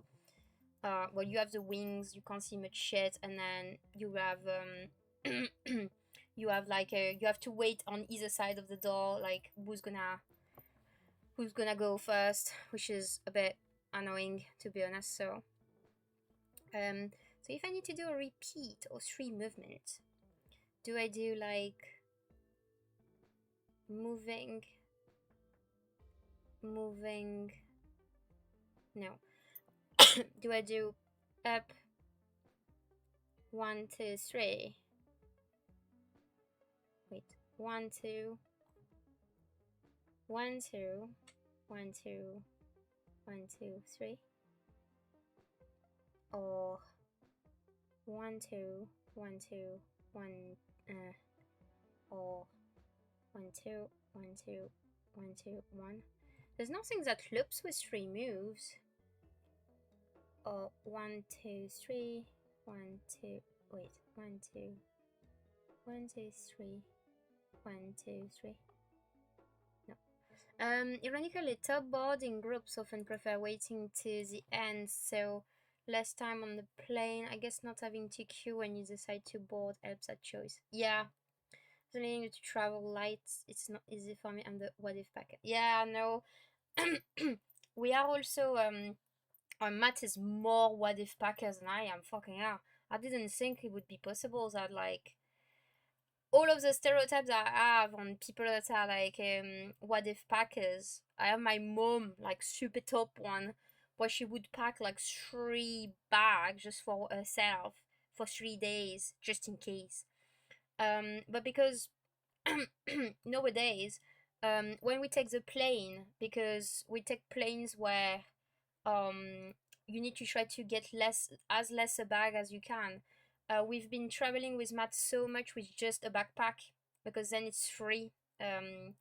So we tried like I mean we did so many trips when we didn't have to actually like pack that much. It was hard on Matt because he was all like, oh my god, like he had a meltdown crisis, being like, shit, what if, but then he was like, no, I can't have that, I can't have that, oh god.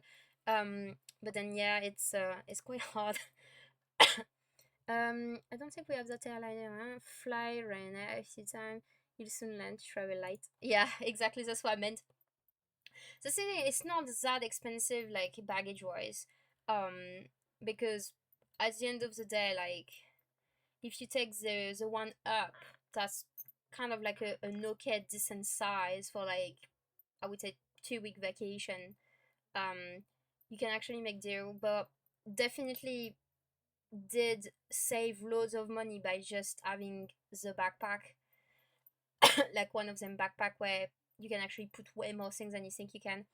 I like being kind of in the middle of the boarding group. I don't think we have that airline. No, yeah, I don't think you do have that on your end. I don't really know where they fly to anyway, like that do regular trip outside of Europe. I don't think they do much. Um, they also have a Nispizia on everyone else group. Seem like a budget version Sprit. I have a 3-day trip and I'm just bringing my backpack instead of my spot of a bag, both of which are small bags, but I usually like to pick option. I think the last few things I need are my same day toiletries and maybe a light jacket, even though it's going to be beautiful all weekend. Yeah, I see what you need. I mean, a rain spec, all the aircraft with busy stairs so they can park not out of town and not have to pay the airport for stairs or just wait. Oh yeah, true. Visitor like I'm reading my own fucking announcement now. What the fuck is that about? Sorry. Just like what the shit. The CEO right now said he would have standing option if he could. Yeah, that's the thing. It's like I think he is definitely bringing the low cost to the low cost. I don't mind it too much because what I like about Ryanair is the fact that I don't really care about all this crap. Like, what I want to do is paying the way less money as I can. So if all of the other things are on option, I'm like, yeah, whatever. So if I could fly for like £5, with a Ryanair flight because I'm like standing up or something, I would do it. The thing is, it's like I think the less money I ever spent on a plane flight was like £7, I think, and it was quite satisfying to just take a flight and be like, oh, I paid so less money. It's kind of like a train ticket. Hello. It's warm in here. It's fucking warm, yes. Thanks. Thank you. But then at the same time, a return flight to pretty much any big city in Europe is cheaper than a standard return train to get to London. Yeah, no, right? Gonna fun on you or gonna have it on me? Have it on you. Yeah. Just briefly, then I'll put it on you. Yeah. I don't know if it's gonna be picked up by the mic or not. We'll see. People are saying hi. There's Owen, Mechaform, and Stitching Soil from the guild on my chat. An open return to London is like, oh my god.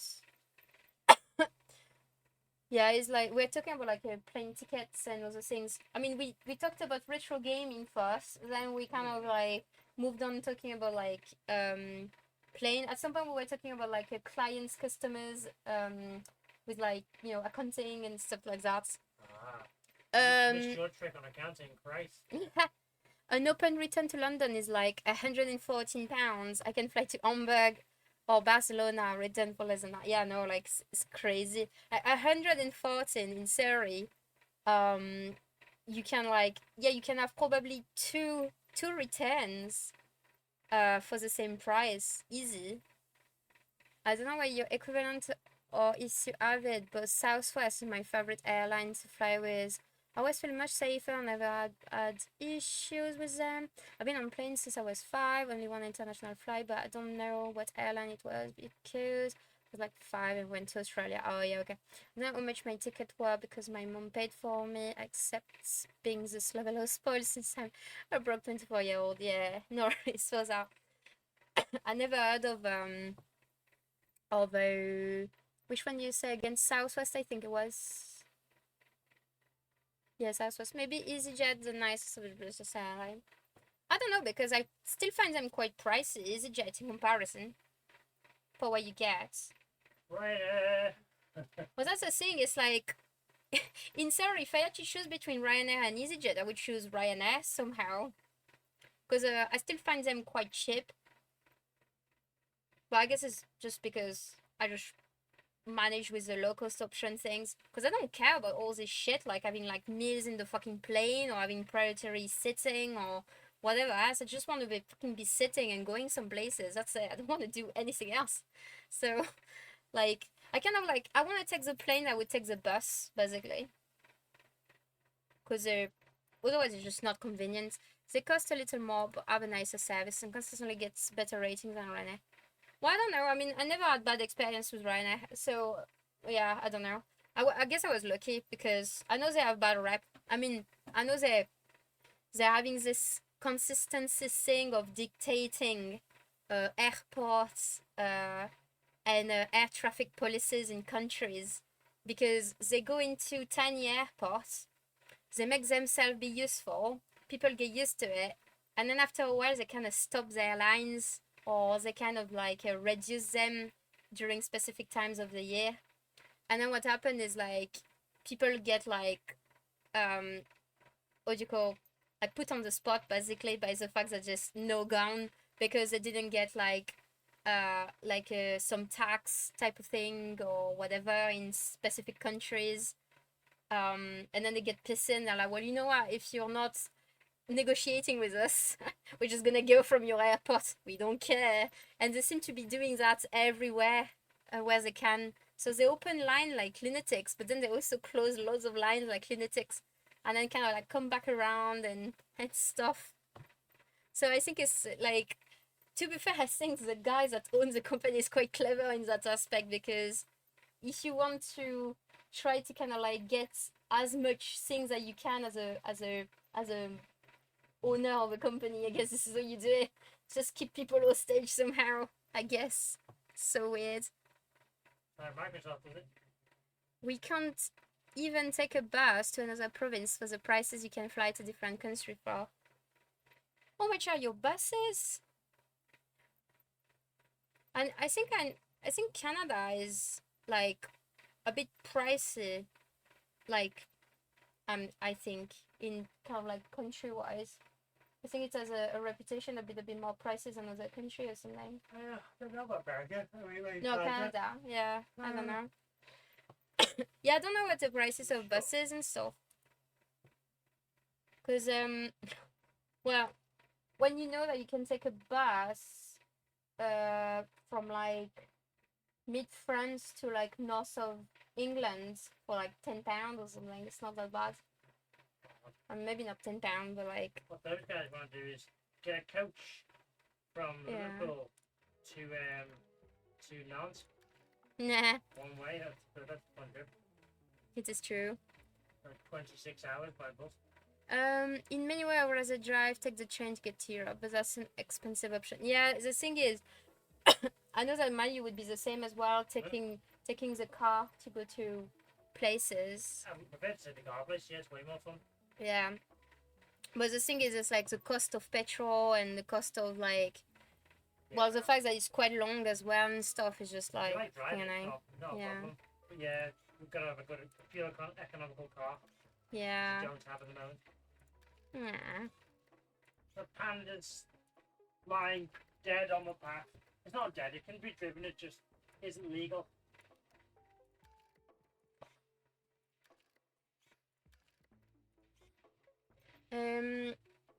It's pretty nice being able to just drive on the train in the UK, then drive straight off in France. So I did look at taking the overnight ferry to northern Spain, but that was way too expensive.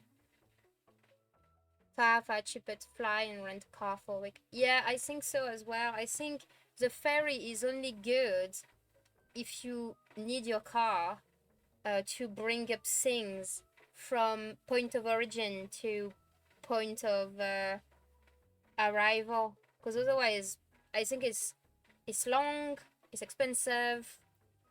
I would rather take like a faster alternative or cheaper. 31 hours Toronto to Winnipeg.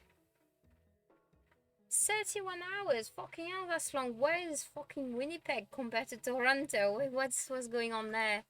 Let's see. Look, Toronto to Winnipeg. Winnipeg sounds like an old lady thing. So, this is Winnipeg. like Winnipeg. Who wants to go there though? Sorry.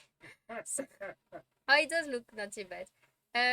So where is that?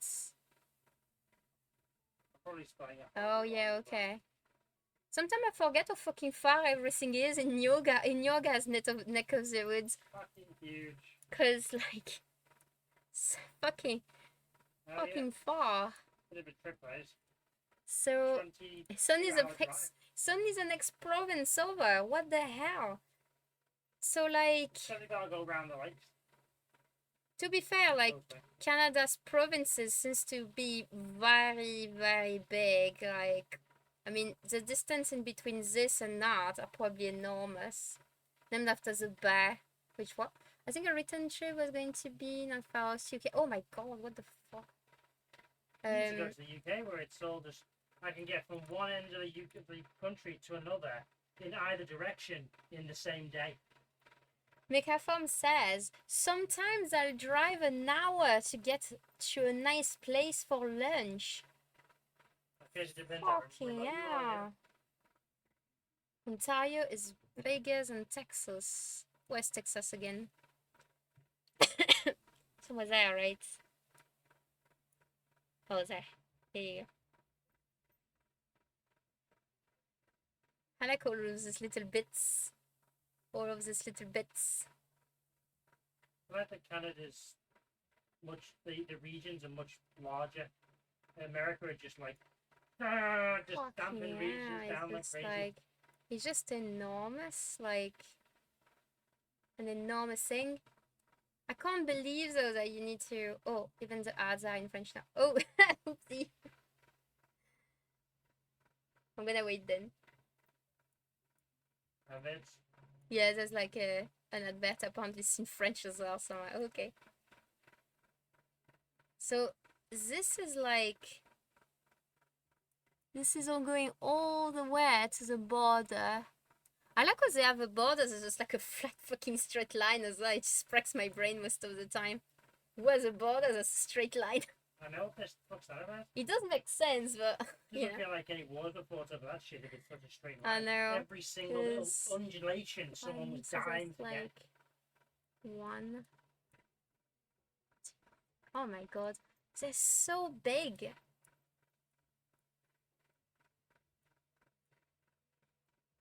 "49's parallel." Oh, that's what it is.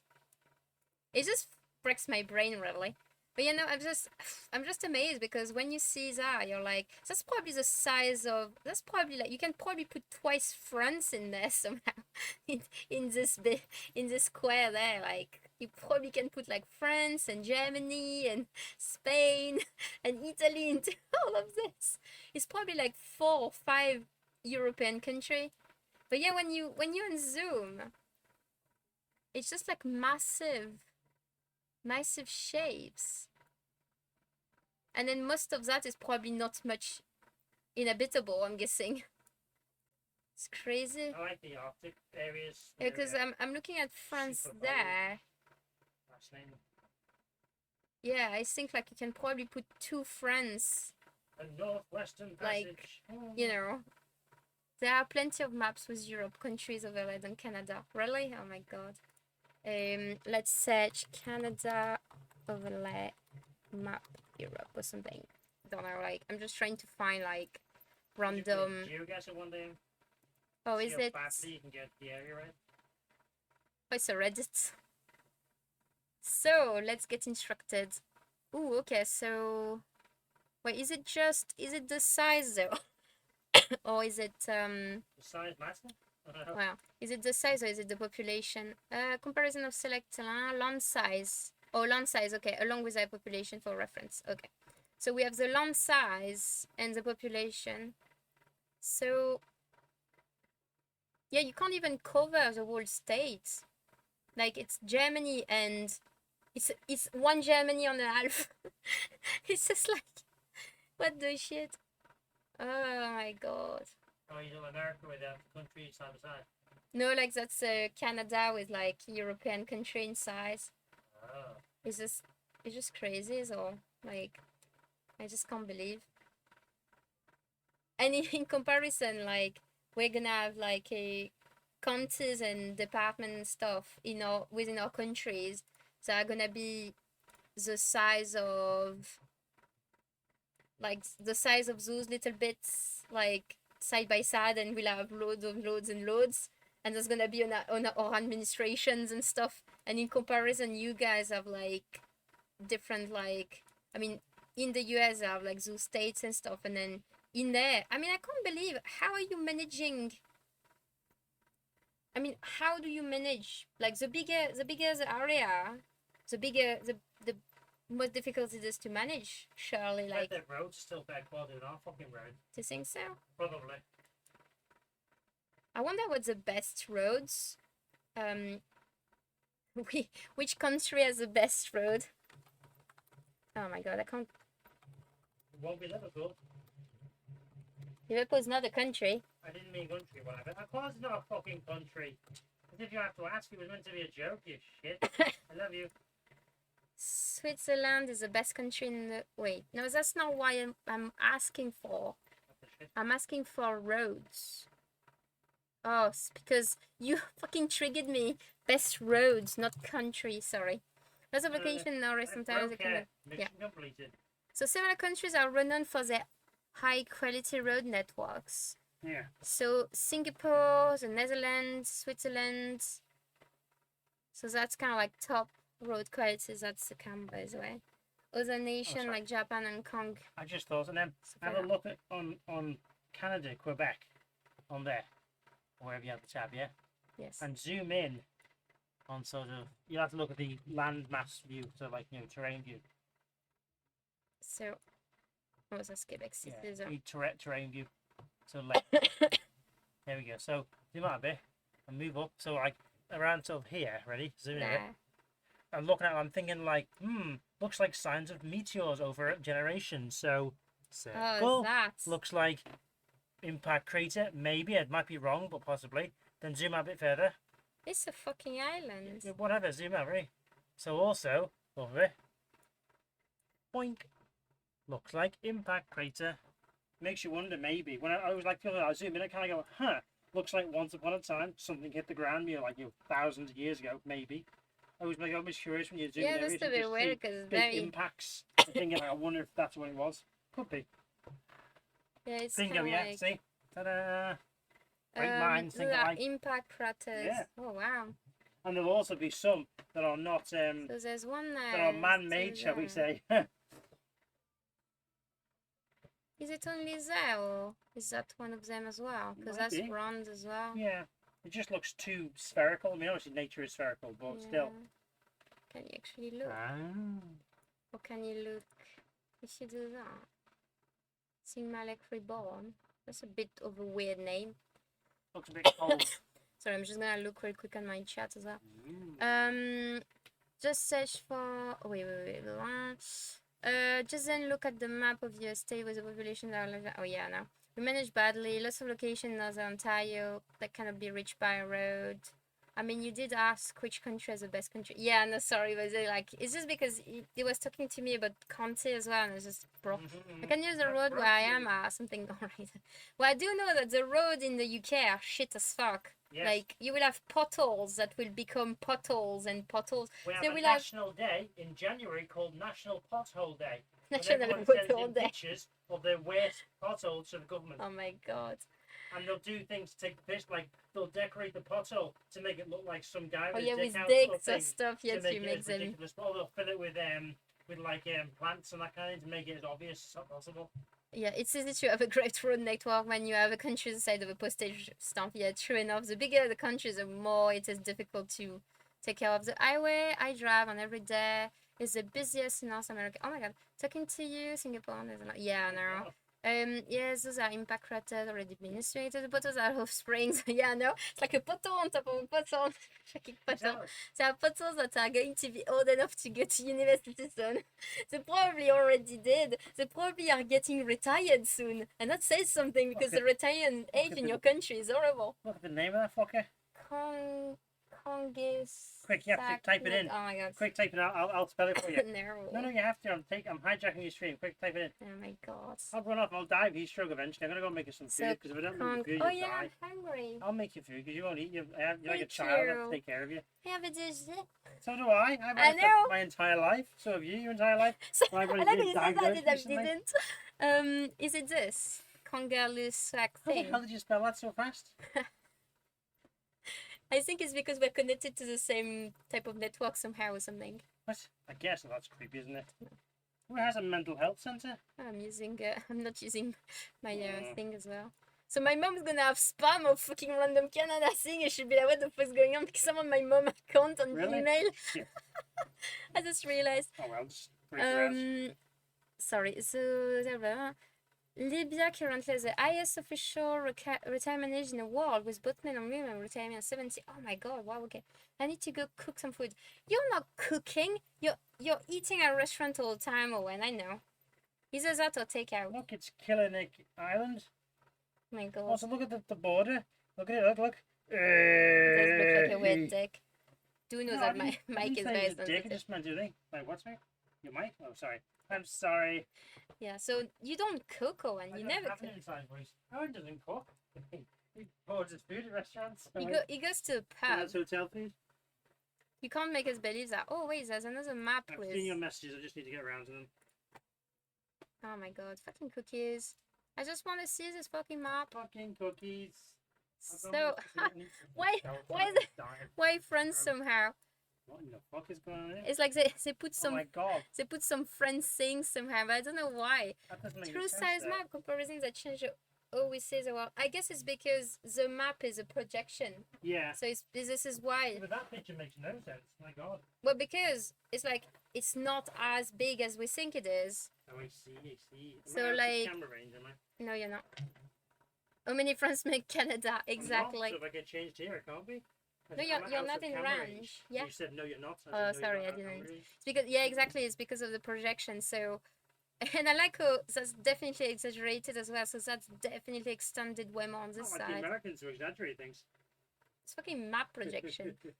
But yeah, no, like, so it's actually not as big as I saw, but it's still kind of like, I mean, there's still like that many countries, European Frances into into Canada. So like 1, 2, 3, 4, 1, 2, 3, 4, 5, 6, 7, 8, 9, 10, 11, 12, 13, 14, 15, 16. 16 France in just Canada. Fucking hell. Why are the 16 Frances and they don't get it? Why are they all small and bunched up? We just said, but the fucking projection of the flat map. It's like, because of the projections, this is more extended to match up the projection, because it's supposed to be a globe. So because of that, they like, I mean, the Mercator projection is not the best one, I think. It's like a best map projection. I don't remember which one is the best, but there's like different kinds. You have the classic? So you have the Mercator, so that's the one. See, it's extended. So the more toward the equator you are, like the more like it's kind of like this square, and then the more you go toward the poles, and the more it's extended. So UK is already being stretched. Fuck me. Yeah. Right. Yeah, they overlay the Corsica as well somehow. I like how they put Wait, I need to remind me the star chef prepares small. Yeah, it's like, do tell us that you actually have a cook somewhere and you actually have a restaurant in your house with like, you know, like a chef that is actually like trapped in your basement somewhere. Oh my god. And that you make him like, make him or her being like, come on, cook me something every day. Sandwich. So there isn't much. Why are you gonna cook anyway? Because you say cook, but if it's just sunny side up, that's not cooking. And it's how many Frances? It's because I don't think Mercator was American. No, I don't think so either. Like they've overlaid all the Corsica. Yeah, okay. So I read that. Why are you gonna cook out some shit? Oh my god. The Robinson. So this one was like more towards like the shape compromise basically in between. Pan-fried sweet chili chicken rice. Ooh. Add rat for two in the had a rat for two? I think a rat would only feed one person, right? You mean a ration or like a... Basically you have it cooking for a bit. Oh, ratatouille. Oh, okay. Yes. Oh, naturally. You fucking English speaker always fucking shortening your words. It's crazy. Let's shorten our words forever. It's like, you know, this one is... What's with the reference pic there? I don't know. The Dimaxion. What is going on map. there? Dimaxion. So this one says... so projected onto the surface of a icosahedron, allowing it to be unfolded and flattened in 2 dimensions. I feel they're just trying to make it complex at this point. Yeah, it's like, what the fuck? Then you have the gold petals, or god petals, I don't know. Cylindrical warm map projection. Oh. So you have like the surfaces accuracy. Yeah, this is also because people can't accept that Africa and South America are actually way bigger than, you know, North America and Europe. So is that more accurate, that one? I think this one is more accurate, yeah. So it's like it says that allowed less powerful nation to be restored to their rightful proportion. Sizes and everything. Yeah. Oh my god. Like, the more we're getting... Is that looks like a fucking dog nose? Oh, let me see the dog. Oh, it is a dog. It's a dog nose. It's a dog nose. What an adorable dog. The good homolocene. Oh my god. I don't even know, like, it's crazy. Can also see SF fits into Africa before continental drift. I'm gonna make some food. I think... Yeah, no worries. So which map was doing it a bit better? Like... Do you mean this one because of the proportion there that you can definitely see like the thing, or is it more maybe this one? This one kind of like see a bit more the drifted. The gold petals. Oh, so this one. Somehow I feel like this one wasn't too bad either for that. But yeah, true, because you kind of... Do I have the other one? It's on the first bit. Yeah, because this one doesn't feel as true to size in a sense, so it kind of like make our perspective a bit different. And then...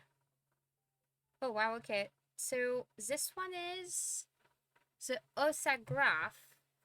So it's inspired by the direction map. So that was this one. So it's inspired by this one.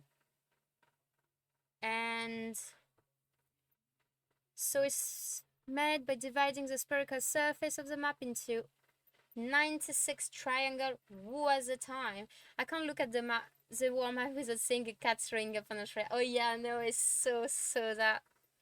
These are then projected into a tetrahedron that can be unfolded into a rectangle. What this allows you to do is to retain the correct proportional sizes of the continent and ocean, something never achieved before. While the shape of the continent are recognizable, the layout certainly is not. I like how it says top 10 world map, but oh no, there is actually more than that. So it was like the last one. I have to split. No worries, Mechaform. Have a good week as well. Was the time someone was... Yeah, no, I'm being so judgmental by saying was the fucking time. I'm so mean, because at the end of the day, you don't know what I'm doing with my spare time. Oh my god, I just clicked on the fucking tab. Why is it bringing me back to the top? I didn't ask for this. So, yeah, no, it's just like... I'm just amazed by what people are able to do. I guess it was probably like a long time thesis or research thing to make the best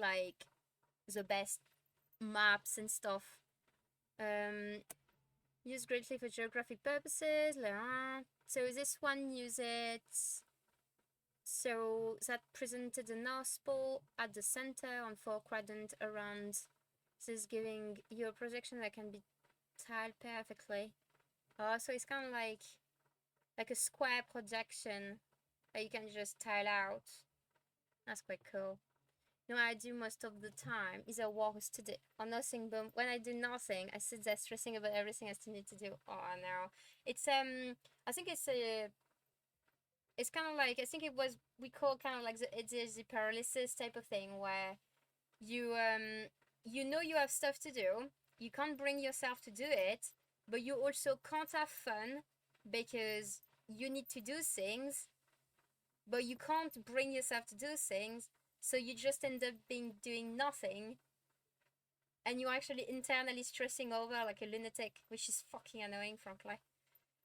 I think like all of those people that just kind of like judge this paralysis thing, they just don't know what it is about at all, which is so sad.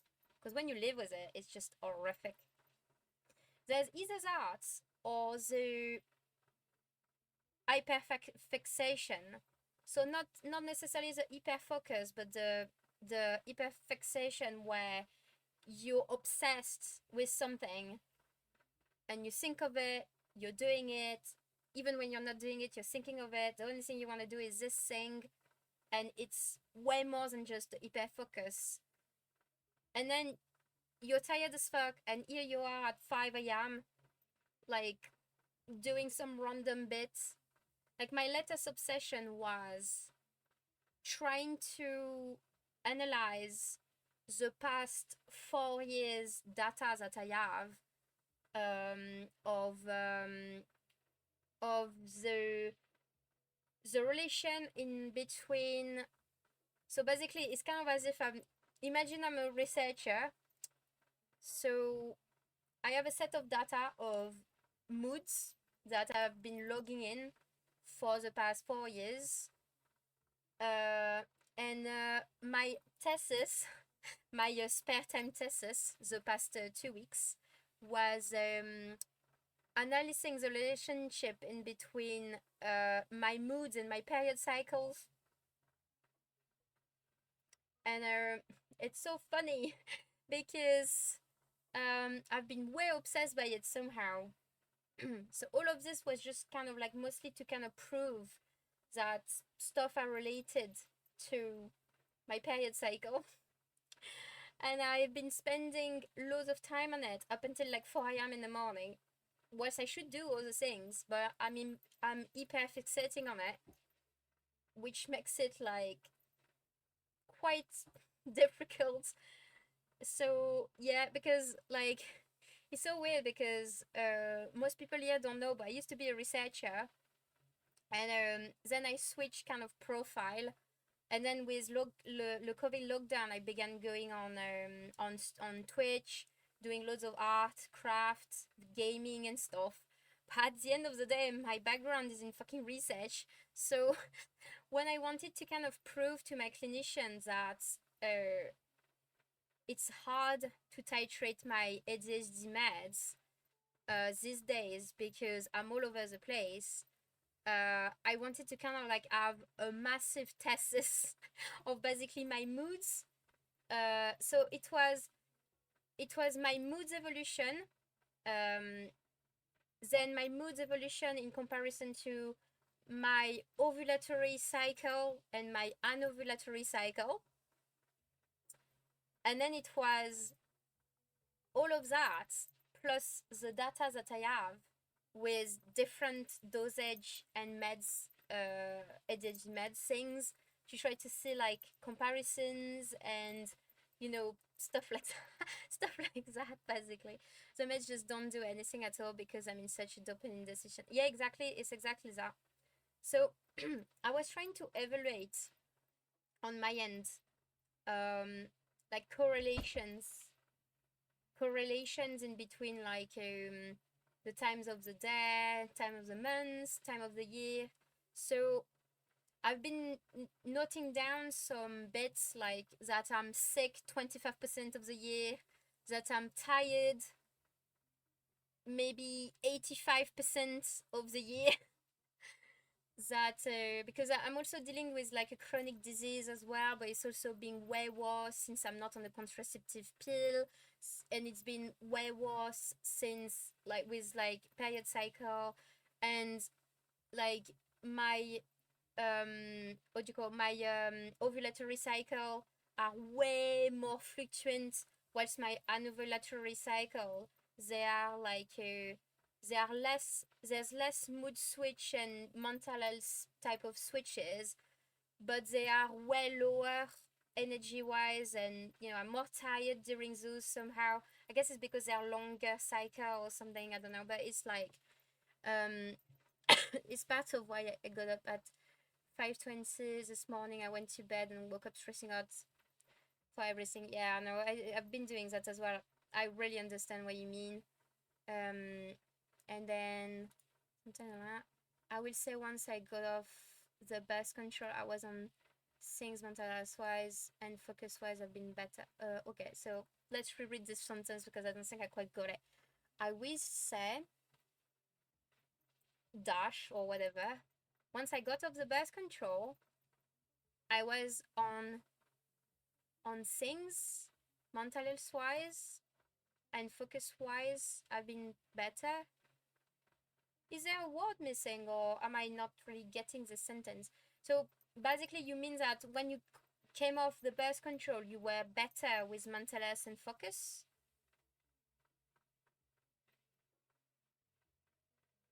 Or is it like it's just because like okay. On my end it's a reverse. I was wondering why I was feeling so shit for the past 4 years, and it didn't came to me that this is when I stopped the pill. And so what's happening is like I have like this weird switches in between my autism and my ADHD, and I have loads and loads of difficulty with switches. So like hormonal fluctuations are quite bad for me. And I began realizing loads of things, like that when I was on the birth control, I didn't have as much switches of hormones because it's a fake cycle. It's not like it's not a true menstrual cycle. It's more like you've been brought up to certain like hormonal levels, and then when you're taking, like, depending on the pill you were taking, I was taking the one where you have like a week off, then you have the bleeding discharge, but it's not real periods. It's just like a break in a sense. And because of that, that got rid of my cycle, um, and it made my mental health a bit more stable. And because it was consistent and stable for like maybe 10 years, I didn't have as much like mood swings or like, less energy and stuff. But then at the end of the day, when I stopped the pill, then the real cycle came in. And because, like, you have all of this balance in between, like, level of like estrogen, and then switches, and then like quick decrease, and then progesterone coming in, and then kind of like decreasing and stuff like that. So basically, I've been noticing patterns, um, and like it's been repeating because now I have 4 years of data, so it's quite a lot to be able to analyze.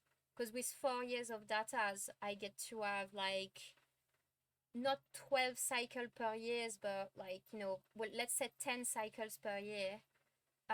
So I've been having like 40 cycles that I can analyze, which is way above the 30 average, and I can begin doing some patterns and stuff. So I've been doing that for the past 2 weeks now. It's like most people would think I'm mental. So where I'm analyzing saying you wouldn't believe what I'm doing is it's all over the place. So I will. So the one I wasn't completely got rid of my cycle. Okay, yeah. So it's like that's the thing. It's like I didn't get a cycle. But like I was on the ones that like you release every 7 days to kind of like at least like get a proper like function of like physiological function. But it's like a fake thing. And yeah, I did notice like my patterns and stuff, and it does coincide with the hormonal fluctuation. And then the fact that on my anovulatory cycle I get a bit different as well does show that I'm being a bit better, depending. Because once my estrogen is really low, my testosterone is higher, I am so really snippy and mean. Oh wow. On my end, during ovulation, the two like the window, the ovulation window, when you're having the massive drop, um like the hormonal switch, when you're doing like when you're having the ovulation happening, basically I can see on my graph that I'm dipping massively. So less energy, uh more like more stress, tired, sad. Basically all of the negative energy are getting me down to this one little window. So that's the worst one of my cycles somehow. The ovulation window for me is apparently very bad. So because the switch is very sudden, apparently there are studies that says that neurodivergent people having periods, menstrual cycle, they actually like do well as nice with like a very sudden fluctuation. They can't they can't process what's going on, and apparently they feel it very much so. So that kind of fit a bit. And then after that, well, the premenstrual like days before the period are also not great. So that's kind of like consistent with most people as well. And then it kind of like goes up a bit, but it never goes fully up. So I'm in a constant vicious circle of always being low, tired, not motivated, etc. Because it's like it's going up a bit and then bam, going back down again, and then going up a bit and then bam, going back down, and then going up a bit and then bam, and I never have the chance to recover to a high level. So I always recover into a low level, and it just goes bonkers. So it's interesting because that's when I have the most energy focus. it's a common thing actually to have the most focus, motivation, and energy. The ovulation time. It's actually way more. It's actually way more normal to actually feel more energized at this time. For some reason on my end, it just goes to the toilet. So, but yeah, it's a weird one really. So I did go to the assumption that I would be like this as well. And then when I analyzed my 4 years of data, I noticed how wrong I was. And I was like, oh my god, I can't believe I'm that wrong. Like, I didn't notice that was actually when I was dropping. So during ovulation time, this is the time I get more sick. During PMS, this is when I get more sad. And then every day, all the time, I'm tired. So I'm never nice. I'm never feeling good, basically. So bad. So it's so hard to bring me to like a baseline that's quite high. It's very, very difficult. I wish I had more like I wish it was better, but like because I'm dealing with chronic disease and then my hormonal cycle and then ADHD autism, it's very hard. So I feel like I've been trying like to take care of my hormonal cycle, then I've been trying to take care of my chronic condition. And I've been taking care of my ADHD, but the thing is because I never take care of them at the same time, it never clicks together to actually be good. So it's very hard. I could 100% see that because of the mood swings I have 2-3 days before it starts. I have to sit and ask, why am I feeling like this? I completely understand. Yeah, it's so there is studies that says that neurodivergent people are having way more impact of their menstrual cycle on their like executive function, mood, motivation, energy. I call it in my study. I called it the mental score. Like basically, I invented like a scaling thing to try to kind of like uh, scale a score, like an average score, so I can kind of like see graphs and stuff like that to see like where I was like mentally in a sense. And it's like when I saw some scientific articles and stuff, it does lean toward that. It's way worse for the neurodivergent, sadly, because we don't have the same. Well, ADHD deal with dopamine, so the less like a estrogen or like serotonin or stuff like that, like the more down the toilet you're gonna be, or the more like snappy or the more like, and then when you're gonna have like a hormone being on the same level, like yeah, for the autism people it's more like the change, so because we don't like the changing of things, we always feel constantly that we're not great, like we're not there, we just don't like. It's like what I get usually with the fluctuation, I just get odd, like I just don't like it. I'm just I just want to get out of my body, and I just want to kind of so everything stresses me, everything annoys me, everything frustrates me, and it gets tiring because you're trying to deal with all of these moods, and it's super hard. So like I'm gonna put this game on the background, just I'm not playing it, but I'm just like just so that I have it because I'm doing a Kimela thing at the minute, so it needs to be there. But yeah, so it's like so like yeah, the ADHD is more the dopamine thing, because if you're in a low time where all the good hormones are to the toilet, then you're not gonna get anything. So you're gonna try to dig for the most dopamine you can get, and you're gonna get nothing. So you're gonna get way bad during this time. So more brain fog, more analysis paralysis, more like a kind of like tiredness, unmotivation, staring off the window because you just don't seem to be able to do your thing. So executive function just goes off the window. And then yeah, for the autism, it's more the fluctuation thing because it tires you out even more to try to deal with all these changes that are happening every fucking week.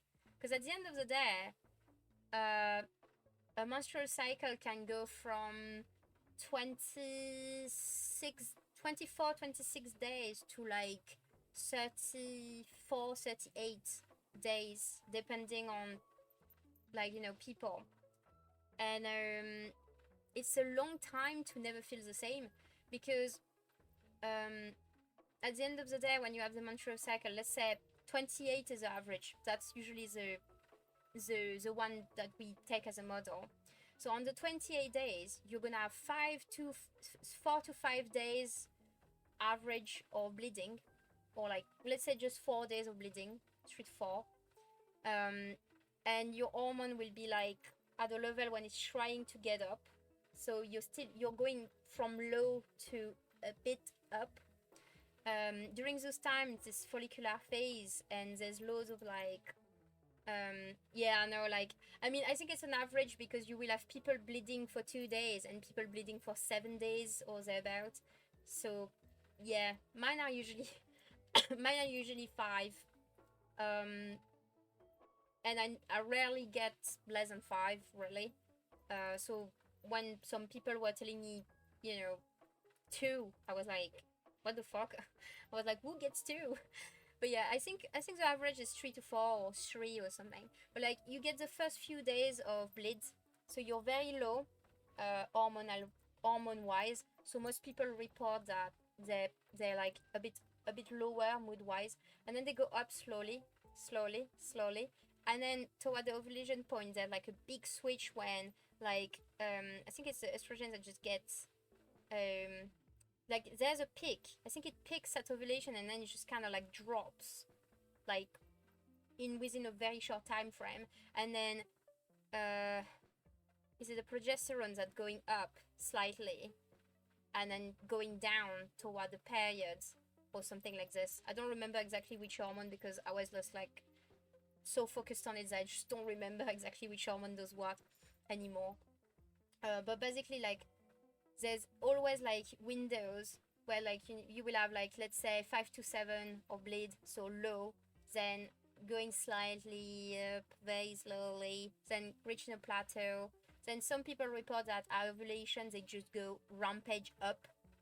So like, they'll be like eye the moon, loads of motivation, loads of loads of motivation, lots of energy, lots of things get done. And some people like me, just like, we just die, basically. I'm just sick and tired most of the time, apparently. And then after that, just go up a bit on my ends slowly, then plateau, then going back down again on premenstrual fucking, like, a bit. So it's like there's so many, and they happen in so few days.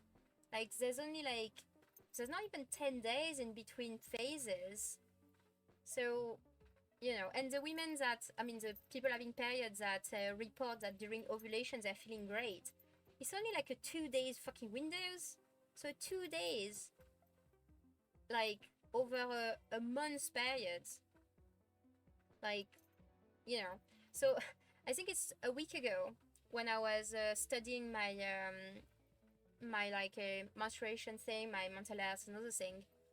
I was a bit down the toilet. It was like 4 a.m. I was desperate, trying to kind of like, I wanted to illustrate my data in a scientific manner, basically, so that if I needed it for a GP or like a clinician or a therapist or something, then I could just show it and say, here you go, you can visualize on a scientific type of approach what I'm saying. This is what I'm saying as a scientific data set, to kind of like show it. And I was saying to Matt, like, I'm so sad, because when are women ever happy?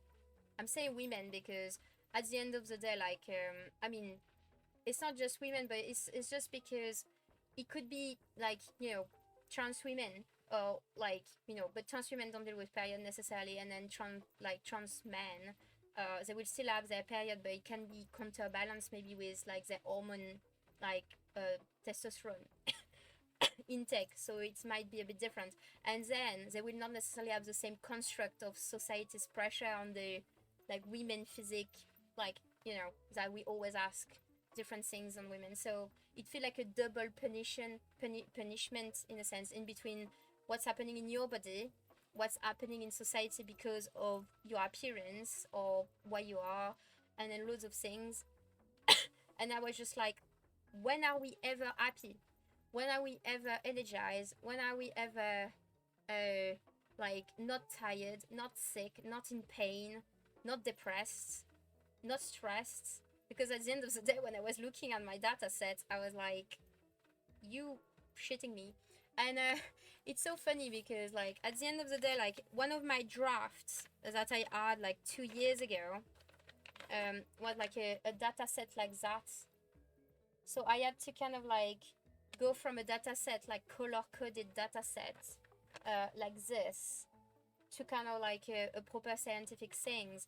And even in a data set, when you're seeing that, you're like, there's not much white, is there? I mean, and it's not even showing all of it, it's just showing half of it because I didn't have space and I had like only 2 days to do this data set 2 years ago. When I wanted to bring it over to a GP to talk about like one of my chronic illnesses, and even then, I could see just by the color code that it was just like not good. So yeah, but it is mental. Like the there is so many impacts of so many factors of how you can feel. And we were talking the other day about like positive thinking, and I was a bit annoyed and sad at the positive thinking approach because you will have a lot of people that be like, I'm not gonna ask you what you're doing because you always say negative things, and I'm like, yeah, but I'm dealing with chronic disease, and then I'm on this phase of my cycle, and then I'm also sick. So I was just like, sorry to feel shit. I mean, I'm just stating facts here. I'm just like saying, sorry, I'm feeling shit. I just, slept for 20 hours, felt horrible, and did nothing, and then feel it's like all of that just like shitting on myself and whatever. And then the person was like, oh, you should do like me, I've been doing positive thinking for so long and whatever. And repeating always the same thing because she's always saying the same thing, like at 19 I got diagnosed with what do you call, a sciatica, and then I thought I would never walk again, like, or whatever, and then I did some positive thinking, and then no, I feel so much younger than how I was when I was in my 20s, and I'm 47 and stuff, and I'm like, that's great, good for you. I mean, if that works, it's good. But I can't really do positive thinking in a sense of like how do you do positive thinking when you wake up in the morning and you're feeling horrible and tired and sick and you can't get up in the morning, and what you have to tell yourself, I'm young and fit, and that magically works. That's a bit weird. And the thing is that I'm not even thinking negatively, I'm just taking it like, hour by hour, day by day, just being like, okay, I'm tired today, it's okay, I'm just gonna do less taxing things, and then maybe tomorrow I'll feel a bit better, and then I'll do other things. And sometimes I push myself and I'm like, oh, I can do it, I'm still young, but then the next few days I will pay for it and be way more tired, way more sick, way more shit. So it's a bit hard to balance it out. And I'm like, it's not just in the brain though, because there's so many things going on into somebody's body, like, so I was just like, I guess that can work if I couple that with also kind of, curing myself somehow, managing the symptoms. That probably could help. But yeah, it was a bit like, that's nice, but positive thinking, if it works for you, great. Maybe it will work on me, right? Like at some point in time, but I don't see it working in the nearest, 2 months or a year. So no, thank you. I'll do that when I'm a bit in a better phase. And she kept repeating, yeah, but you need to do it no matter what, even when you finish shit, even when you're feeling low, even when something shit happens to you and whatever. And I was saying yesterday on streams that yeah, but like when life gives you lemon, you can do lemonade once, but then when it gives you lemon every day, you're not gonna make lemonade every day. I mean, at some point you're gonna get fucking shit and sick and tired of this fucking lemonade. Nobody's gonna buy it from you because you've been making so many. Like, if you were putting that on the market, you would actually drone it. So then you would get nothing from it, and then you would get tired making lemonade every day anyway. So it's just like, that is not how it works.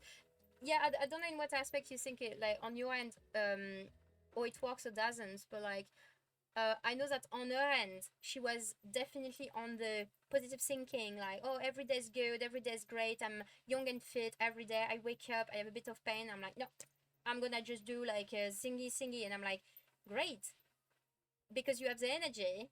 Like, she was like, oh yeah, I stretch and I do a bit of like, stretching and a tiny bit of like physical exercise and stuff. So if I feel a twinge, I'm gonna do it. And I'm like, yeah, but I can't get out of bed.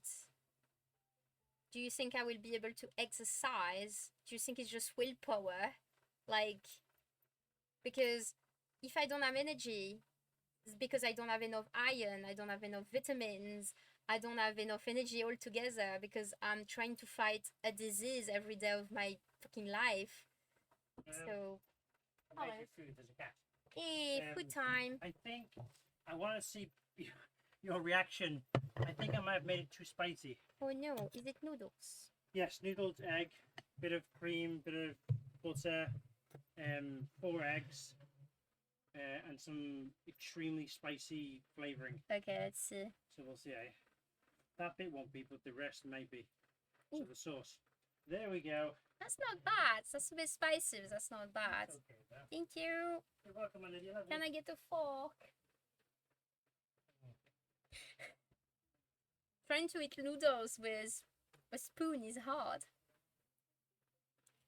I wish all my problems was just a motivation problem. Yeah, that's the thing.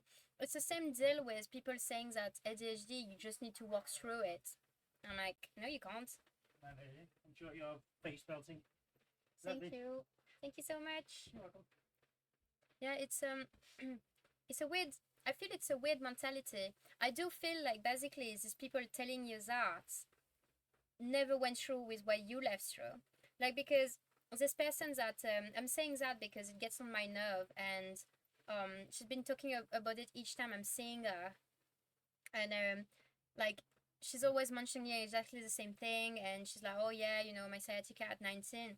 I'm like, yeah, but is it exactly the same? Because at the minute you don't seem to feel it. So I'm like, was it a very hard sciatica, or was it just you did exercise and it just went away? Because on my end, I can't just do exercise to make my sinuses better. It's like, I can't do nose exercises to be like getting rid of my postnasal drip and then not having inflamed sinuses every day of my fucking life, and then not have basically being sick every day, because I am sick every day because of that, because it's inflamed. It's every day inflamed, and it never gets relief or never goes away. It just gets worse or less worse or worse or less worse. It never goes away. And at the end of the day, it's like it could get infected and lead to serious problems. So imagine dealing with an infection every day of your life. Like, and some days you're tired, more tired. So you just feel you have the flu those days. So unless I have the flu almost every day, it's just sometimes I have the flu without the fever, and sometimes I have the flu with the fever. But it's a bit odd. Even then, today's a good day. I do have energy. But I also did take some energy drink, my ADHD meds, and some vitamins. So I guess that kind of helped a bit. And I'm on a good phase of my menstrual cycle. So, like, that's a big problem that I have about people telling you about positive thinking. I do get that you can do some positive thinking, but at the end of the day, it almost feels to me like a fucking cult, where you want to make people think that by just positive thinking they can just cure cancer. And yes, there is proof and scientific article about people actually healing from cancer, or making their cancer a bit better by being in a better mental state. I do agree.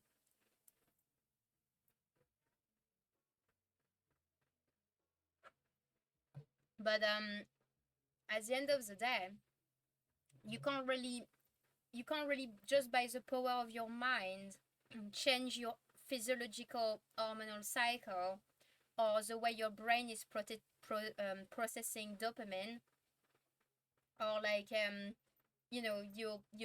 your brain wires. Like you can't just by positive thinking just rewire your whole brain. I do think that if it works for some people, they probably didn't have that many problems to begin with. And I don't want to be mean, but I still do think that it only ever works if you're also doing other things at the same time. So I think being positive could definitely be nice, in a sense of like, if I feel tired or such, and I don't feel I can physically get out of my bed, I'm guessing then the positive thinking is more like, today is a day where I can't get up, but it's okay, because I can maybe do other things in bed. Like, I can still maybe take care of my social medias, or use my phone to do some digital art, or do some brainstorming, for example, stuff like that.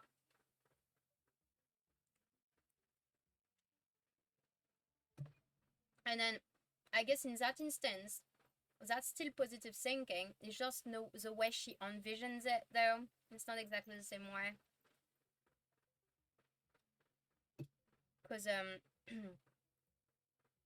because I think like the way she would want me to be is positive thinking of, I'm tired, I get up.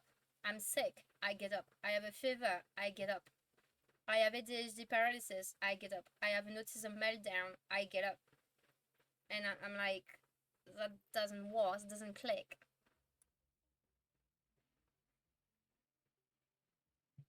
So, but yeah, that was my rant of the day, to be honest, because it's been getting on my nerve for the past 2 weeks.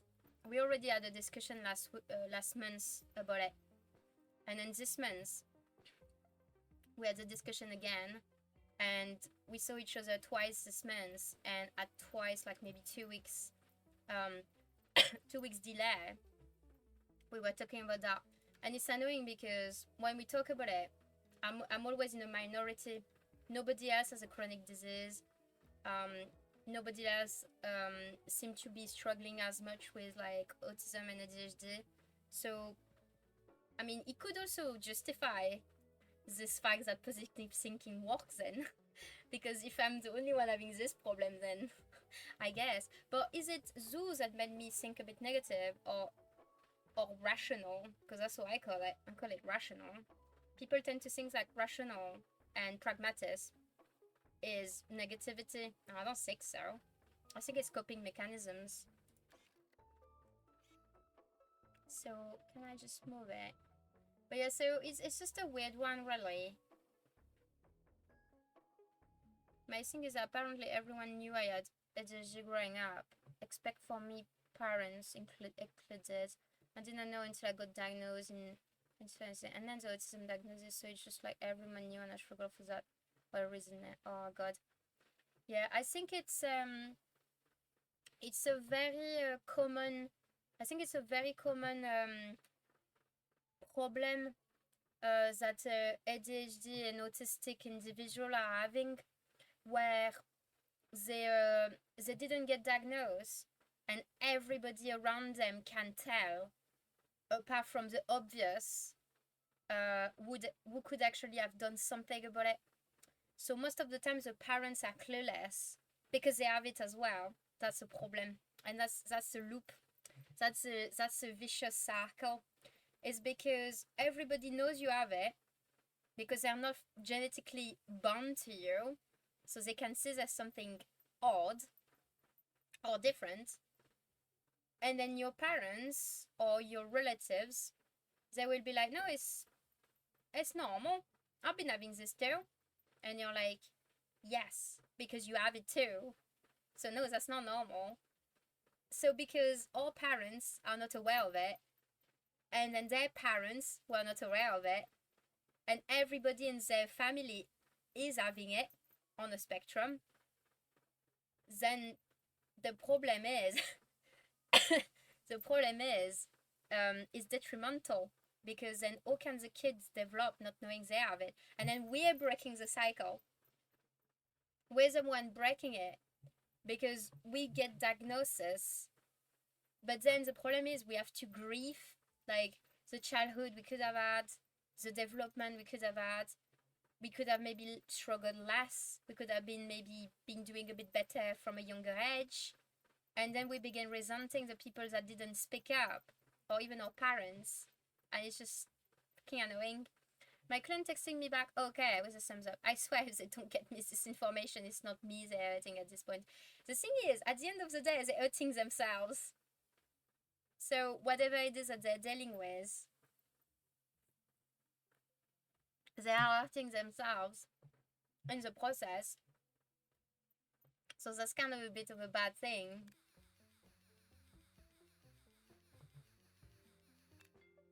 So it's a bit sad, frankly.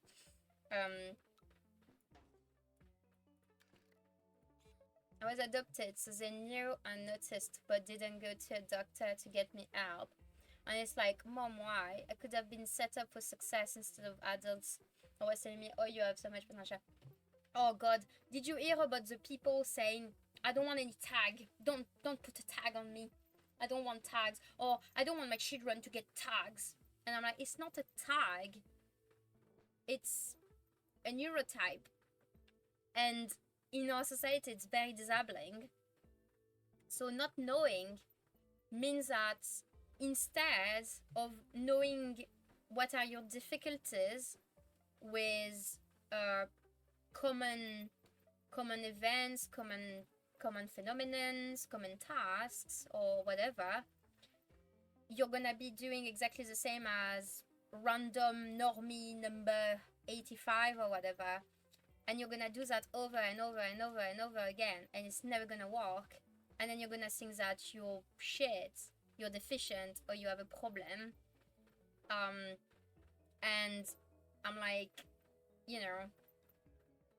just because someone has glasses doesn't mean there's something wrong with them. Their eyes are just shaped funny. Yeah, it's exactly. It's the same. It's actually a fucking good analogy, because when you're nearsighted, your eyes are like a American football ball, like a rugby ball.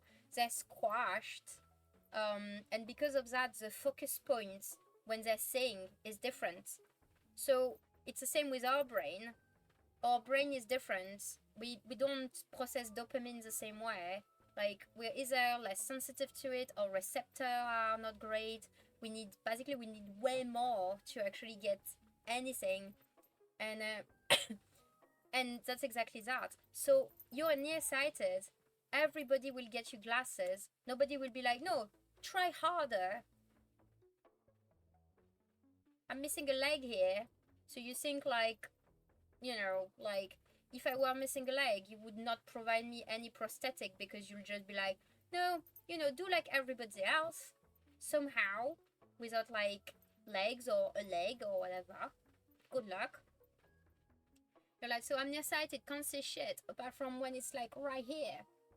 And you're telling me that it's fine, I need to just live without glasses. Like, good luck, because then I can't go to school, because I can't see on the fucking blackboard. Or I can't go outside because I can't see danger, I just see blurbs of blurriness. So, it's like, what the fuck? Just get up and walk. Yeah, it's like, get up and walk and get positive attitude. Fuck off. Like, if you tell that to me, that means that life didn't disable you as much as I am. In a sense, I always feel like it's like I don't want to be like comparing life, but then I always instantly go and like, well, if you think positive thinking is that helpful, then you probably didn't deal with that much shit. because obviously otherwise you would probably not say that to me, because I think a lot of people with disabilities and chronic diseases probably has that told so many times, and I'm just like, I learned to not say anything, but sometimes they get so high and mighty about knowing what's good for you, and they can't hear reason. So most of the time what I do is I don't talk about the subject, I don't breach it, I don't respond. If they bring it up, I'm just like, oh yeah, you were saying that, oh yeah, yeah, and then just let it go. Because at the end of the day, I want to cry, and they will not even pick up on it. So it's like, I would hear somebody tell me that, and I would just kind of like instantly go back to a bad place. And their positive attitude actually hurts me, which is weird. And then also there's always like some sort of a debate in between, like, you know, Occidental medicine and like, you know, traditional alternative medicine.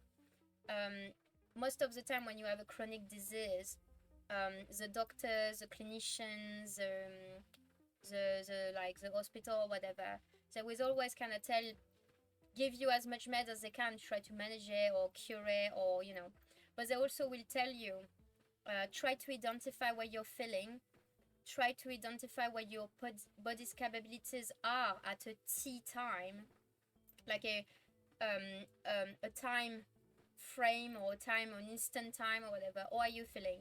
And if you feel tired, then don't necessarily push through.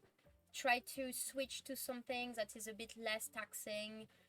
Try to prevent any burnout episode that you may have later on. Try to do this, try to do that, and like, you know, having a bit of positive thinking, you can kind of add a bit on it, but it's not gonna cure you. It's not gonna be like this miracle thing. So I don't know. So yeah, so I do know that this type of people, I can't make them hear reasons, and they don't deal with a chronic disease, or like necessarily like I, I, I think like they were saying that they are like they might be ADHD. Like I think they were suspected that because a lot of people brought her that. But then she also said like, oh, I didn't see the point of getting diagnosed because I don't think it's impeding on my life that much, and I don't want to tag anyway. And I was like, okay, great, good for you. You know, I had to get diagnosed, I had to get validated, I had to get my meds for me to not even function with them anyway. So, you know, it's just like so funny, or it's just like,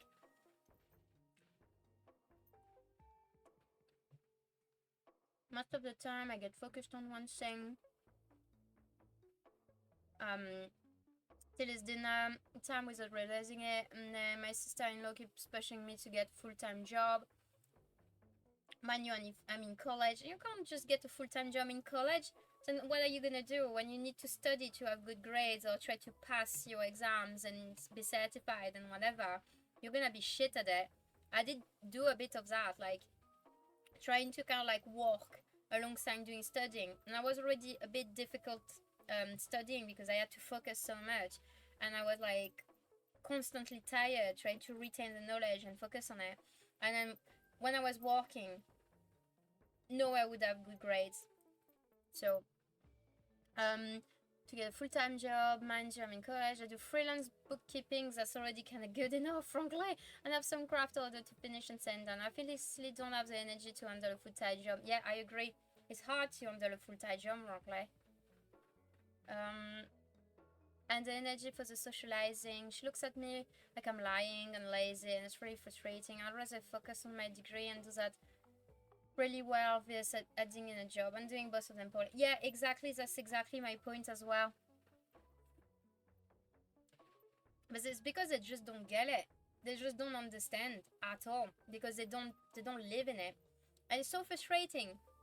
You know this frustrating thing, because you were saying that you were diagnosed autistic as well. This frustrating thing when they say, autism people, they have no clue about emotions and feeling. Like, they have this little stereotype where they think that we are not empathetic and we don't get a clue and we're just dumb that way. We just don't have any emotional intelligence. Whilst at the same time, this person told you that, which is proof of very poor empathy and trying to put herself in your shoes, which she obviously doesn't seem to be able to. Whilst on the other hand, there is proof that autistic people are very empathetic because they have a pattern recognition to recognize patterns very well. And there is also statistics that show that a lot of autistic people dealt with childhood trauma, and to build up their survival skills, they began compensating to try to see any cue, anything, to try to put yourself into another person, or or like see visual cues, see sentences that people use. So pattern recognition, in between pattern recognition, high observational skills, like very attention to details, which makes it that we are actually highly empathetic and highly understanding of people's emotion and what people are trying to convey, way more than like the regular people. So it's completely twisted on its back, which is crazy, like literally. And it's like, I'm in ADHD/autism support group, and we were talking about that, and the number of times that us ADHD are bringing it up, being like, the number of time we got called like cold bitches and whatever, that we can't pull up ourselves in them shoes and stuff, whilst we adapt all the time to them, and they can't do the same, so it's not reciprocated. And I don't know if you're a feminist, but there is studies that shows that the way neurotypical act towards neurodivergent is the same as how men kind of react to women in society, and it's kind of like also the same as how homophobic react to the LGBTQ community. So there's this high thing where the neurodivergent, the women, the people of color, the LGBT community, all of them are having the same pattern of social skills and living and things. So adapting to the people in pseudo power, so the majority, the way of how they are thinking, the way how they are functioning, trying to blend in, trying to act the way the other population is acting, while the other population is doing no effort whatsoever to actually put themselves into each people's shoes. And this is why like communities, like feminist, neurodivergent, LGBT, people of color are usually blending in quite well, because they didn't live the same thing, but they live the same thing. Like, literally, they live the same type of experiences. They're just having different shapes. And it's just bonkers. No, what drives me crazy is she says she has ADHD and autism too, but never been diagnosed or display any of the symptoms, because if she did have them, she wouldn't treat me like this. Yeah, I agree. And also, it's a spectrum anyway, either ADHD or autism. There's more studies that shows that those two are linked, and that like there's loads of different type of functioning in between, like, you know, individual having autism or ADHD or ODHD. And at the end of the day, everybody's working differently.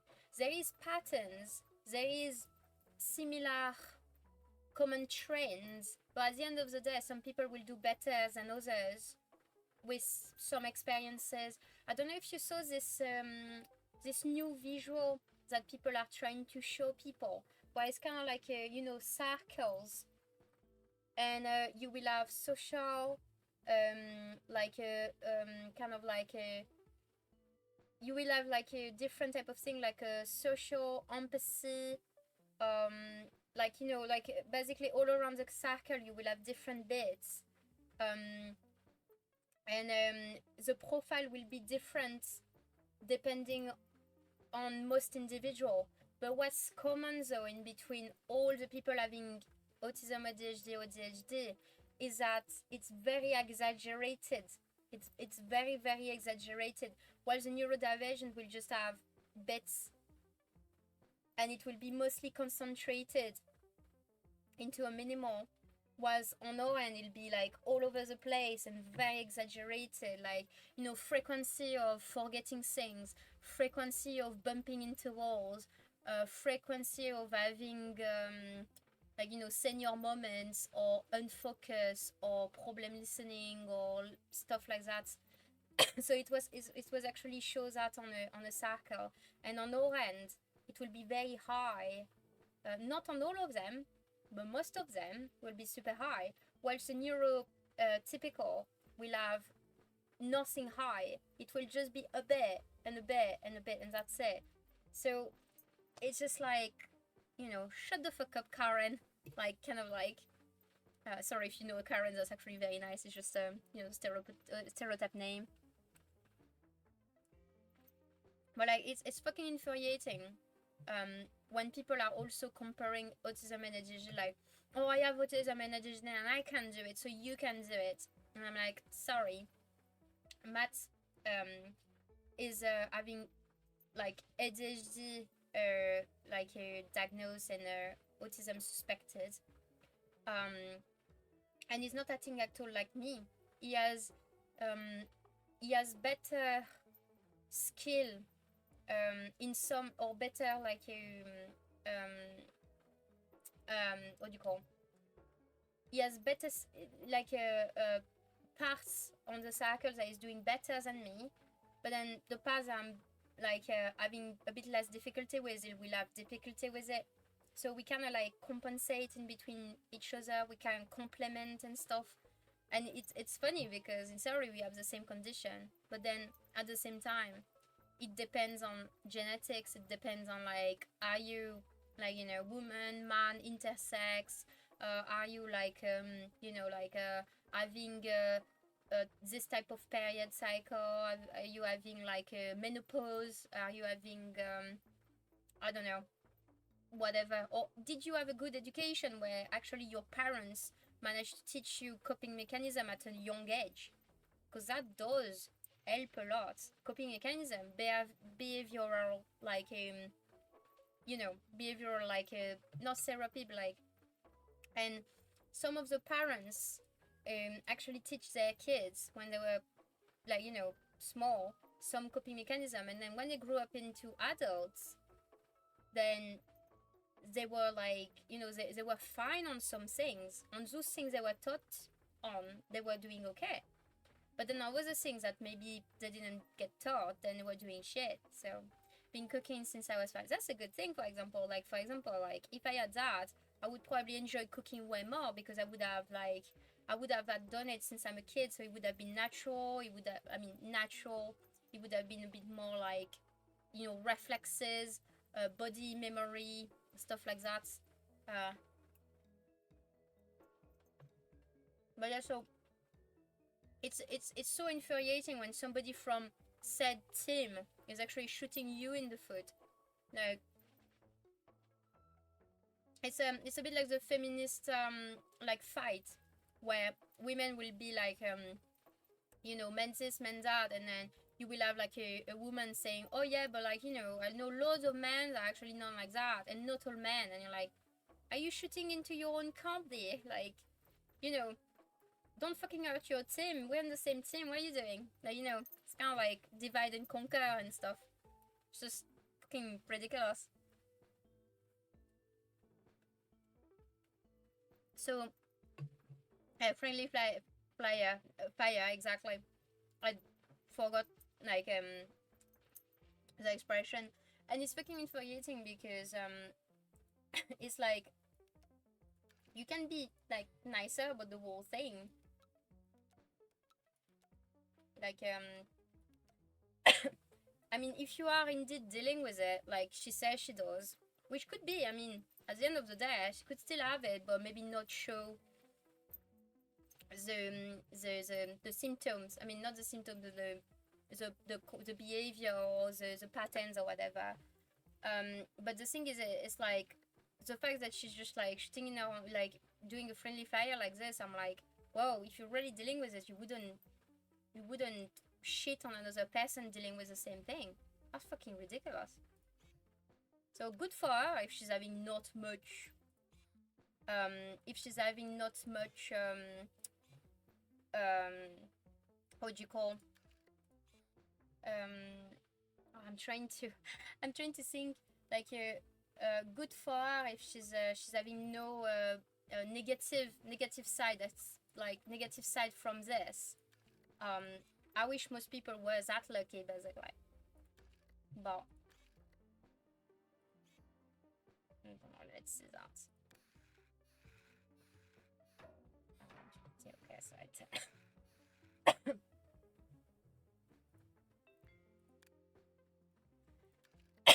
sorry.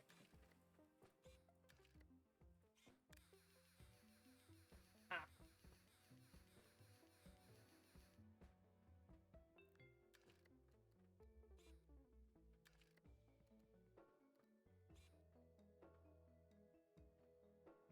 Oh, merci pour le raid. Merci, merci beaucoup. Comment ça va, Astrox? Put out.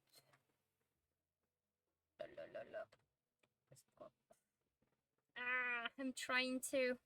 J'essaie de, j'essaie de copier ton pseudo pour faire le shootout. Je suis trop nulle.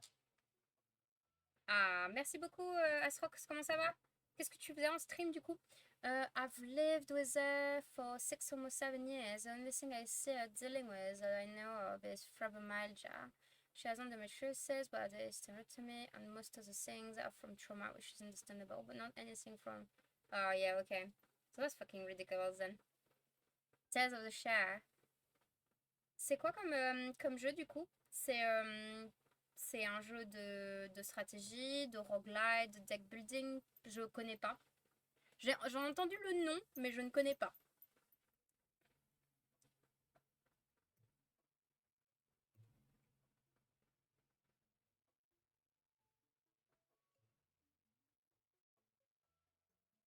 But yeah, no, it's a very weird thing to just kind of like, especially since she has fibromyalgia and endometriosis. Like when you have this type of like condition, you're already living through shit. Why would you kind of criticize another person? It's a bit like somebody telling another one, oh, I'm blind, sometimes life is annoying because I wish I could see like I used to, blah blah blah. And then you will have this person pitching in with no leg being like, yeah, but at least you can talk, you can walk, I mean, sorry.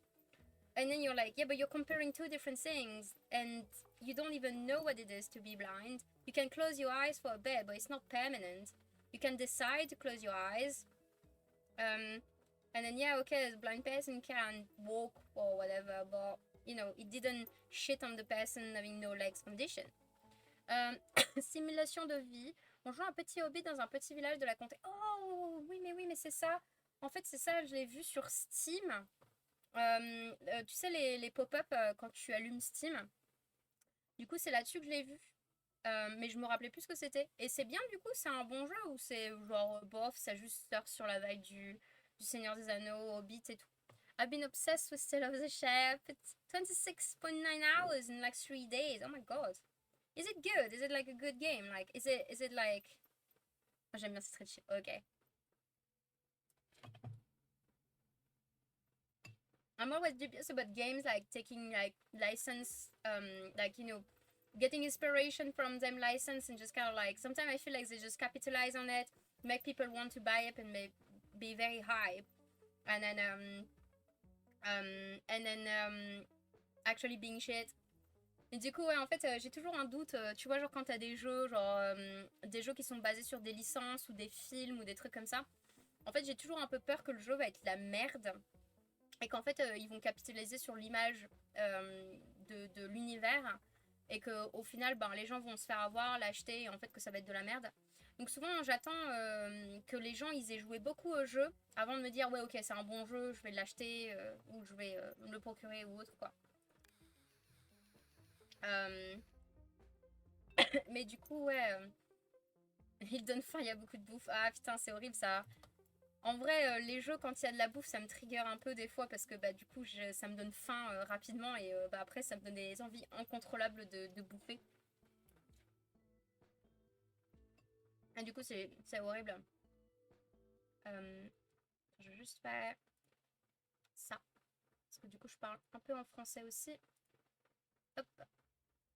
But yeah, no, it's like, yeah, sometimes hype game because I don't want to go to his impulsion of buying it. I just, um, I just wait on a bit. Mais oui, les hobbits, ils adorent manger. Et du coup, c'est pour ça, en fait, il y a aussi ce truc où, en fait, quand j'ai vu l'image sur Steam, du coup, je me suis dit, oh, ça peut être rigolo et tout. Et après, je me suis dit, mais attends, ils vont faire quoi? Ils vont faire de la bouffe, ils vont faire du potager et tout. Après, je me suis dit, mais putain, en fait, je vais tout le temps vouloir bouffer avec leur la quatrième petit déjeuner et tout, là. It's like, yeah, I didn't play the game, but like, if um, if it's about like cooking or like food or like, you know, doing your garden or whatever, I'm always feeling about like, God, I want to eat. It's just like get trigger. I see somebody talking about food, making food, can smell the food. I'm just gonna be super hungry. Mais du coup, ouais, je sais pas si tu as ça des fois ou pas. Mais genre, y a des moments en fait où en fait, genre s'il y a quelqu'un qui fait de la bouffe ou si je sens de la bouffe, si je vois de la bouffe ou si quelqu'un me parle de bouffe, je vais avoir trop faim d'un coup. Alors que genre j'ai mangé 5 minutes par exemple, mais ça n'empêche pas que je vais avoir la dalle. I figured out how to have the chat translated as they send messages so I can see what you guys are saying. Ah, good. I think there was like an add-on at some point that you could put in the chat so that whoever was in chat you could just translate it. As for the talking, if you're on Google Chrome, if you look at the accessibility setting, you can actually put caption, translated caption on, and it's doing a bit similar to what my subtitles are doing. But it's a bit better because it's kind of like identifying what is the original speech. So if I'm switching to English to French, it's actually detects it and then it translates in real time. It's a bit slow and it's auto like generated, so it's a bit hit and miss, but it is not too bad. Du coup, pareil, ça me donne faim. Bah ouais, non, du coup, donc il y a aussi des trucs comme ça que j'hésite. Genre, il y a des jeux de bouffe, des jeux de cuisine que je peux pas jouer parce que je sais que ça me trigger de vouloir bouffer en fait. Et surtout quand la bouffe donne trop faim. Je suis bloquée à ce truc. Je sais pas exactement quoi faire. Donc ouais, du coup, ça joue beaucoup de temps au comment dire, Tale of the Shire. Est-ce qu'on dit Tale of the Shire ou Tale of the Shire parce que du coup, je sais que Shire, je crois que c'est c'est comment les Américains le disent, je crois, je sais plus. Parce que du coup, quand je suis arrivée au Royaume-Uni, du coup, c'est con, hein, mais j'habite dans le comté du Cheshire. Et du coup, je sais pas pourquoi, j'étais persuadée qu'on disait Cheshire. Et en fait, on dit Cheshire. Donc, du coup j'étais un peu perturbée. Parce que je sais pas pourquoi dans ma tête on disait ça. Et du coup, je sais pas comment on dit ce mot. C'est un peu triste. 7 heures. 7 heures, ça va. T'as vraiment t'as vraiment moyen de te faire un avis. Je le fais que en stream, sinon j'aurais sûrement plus de temps de jeu. Ah, les jeux où tu es obligé de faire que en stream, c'est horrible. Souvent, ce que je fais, si je peux y jouer que en stream, mais j'ai quand même envie d'y jouer, des fois, je me laisse des actions que je peux faire hors stream. Genre, si je fais une simulation, j'essaie d'identifier les parties les plus intéressantes du jeu à montrer en stream. Genre, je sais pas, débloquer des nouveaux trucs, explorer. Et du coup, hors stream, ce que je fais, c'est les actions reloues. Genre, réagencer des trucs, restocker en ressources. Genre, je sais pas, il faut du bois, ben du coup, je me, je me, je me coupe une forêt entière hors stream. Comme ça, j'ai pas besoin de le faire en stream. Et du coup, je peux quand même jouer au jeu. Yeah, it's so funny. I don't know if I don't know if you stream games, Stitch and Soil, but when you're streaming games, there's always this thing where if you only want to play this game on stream, it's a bit hard sometimes because you can love the game, not be able to not play it out of the stream, and having to try to come up with ideas about what you can do, so you can still play the game even without streaming it, but kind of like do boring tasks so that you can still scratch your itch, but you're already not, you know. Oui, tu fais des sessions de farm. Oui, voilà, c'est ça.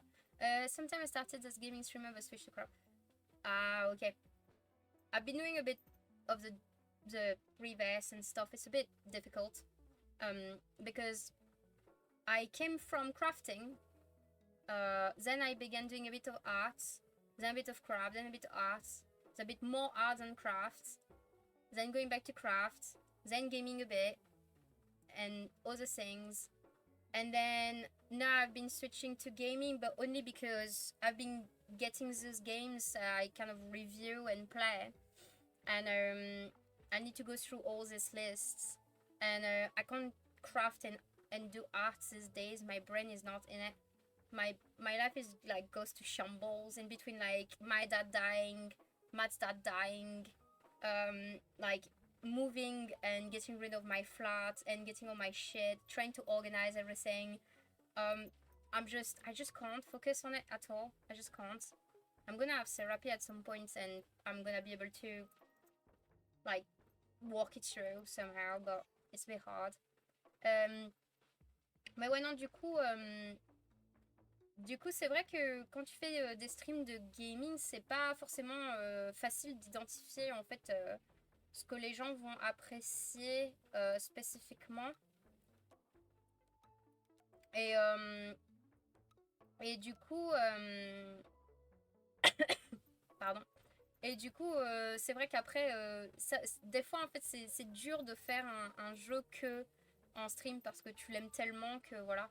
Par contre, il y a des jeux, des fois, c'est des jeux où tu t'es. En fait, il y a des fois, en fait, j'ai plus envie de stream parce que j'ai plus envie de jouer à un certain jeu et je me suis un peu enfermée dans jouer à ce jeu en particulier. Et du coup, ben, ça me donne plus envie de faire le stream des fois et c'est trop débile. Donc là, ça me fait tourner de manière automatique. Ok. Donc si je tourne de manière automatique, est-ce que j'ai moyen de feed? Donc ça. Donc là, du coup, comme ça, est-ce que ça marche? Ah, mais c'est parce que cette putain d'autoloop, elle est toujours là. Mushroom is working and studying.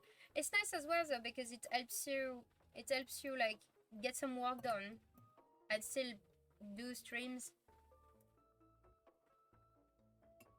I did do that sometime when I wanted people, when I wasn't streaming for a long time and I couldn't bring myself to stream, but I knew people were wondering where I was. And I just wanted to let them know what was going on, and then we were doing some brainstorming, coming up with plans of action so I could kind of like get out of the stuck, like the blockage. Je sais pas comment je peux faire parce que du coup j'ai cet autoloop de merde. Du coup il faut que j'arrive à feed. Est-ce que si je fais ça, ça fait quelque chose? Non, ça le fait juste tourner. Comment on fait une priorité sur une action? Genre, du coup, est-ce que je dois faire ça? Et genre, j'ai ça. Et genre, et si je fais ça, qu'est-ce que ça fait? Ah ouais, mais du coup, ça tourne. Oh mon dieu. Vous voyez pas? Genre, on est en train de tourner en boucle. Et du coup, en fait, le jeu que je suis en train de jouer, c'est un jeu... c'est un reboot.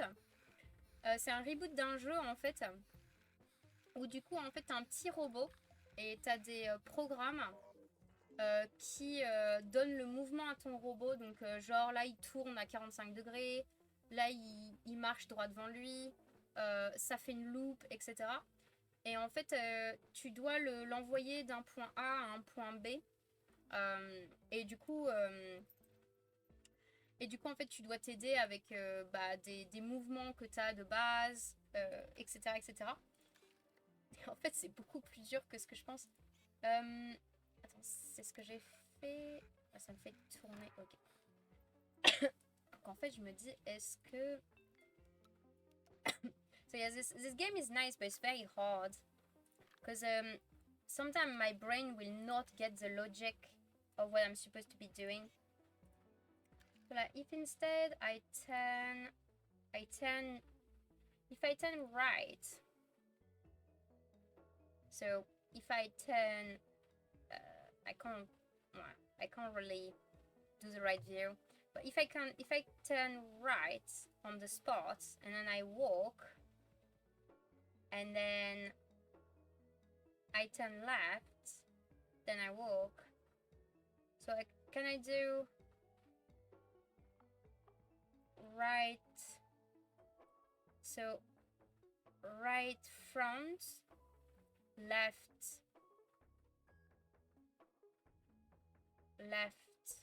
front, right front, left front. La la la la la. Can I do that? No, that bring me there. But then in theory, that would go there anyway. Du coup, si je tourne, je vais aller miam, je m'ai donné faim. Pas de soucis, merci pour le raid, merci pour le lurk et puis bon app du coup. Bon app. Merci encore.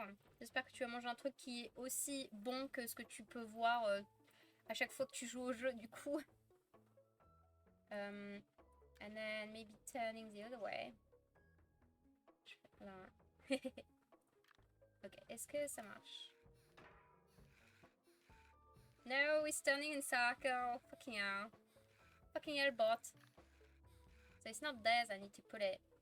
Can I do that?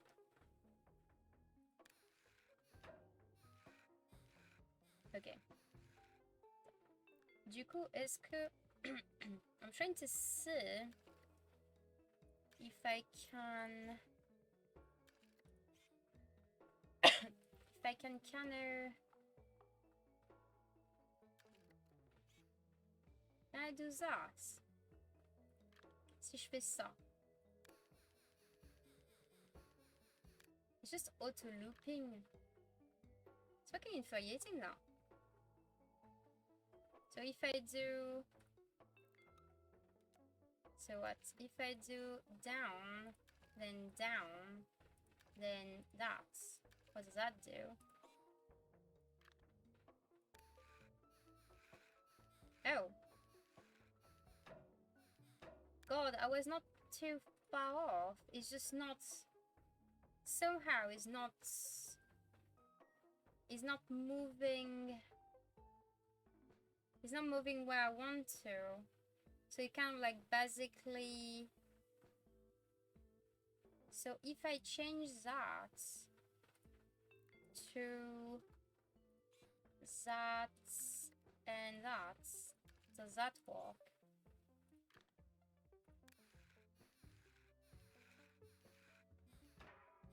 No. Ah, c'est tellement chiant. Ah, left, straight, up. Right, left, straight, loop. Okay, so 90 right. So right, left, straight, and loop like this.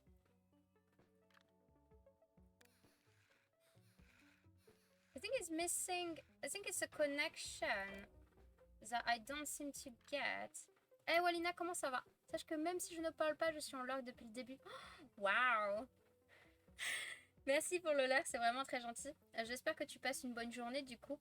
Je lance mon stream et je reste en lurk pour soutien. Oh, merci beaucoup, c'est gentil. I have no clue, but maybe. I think it is.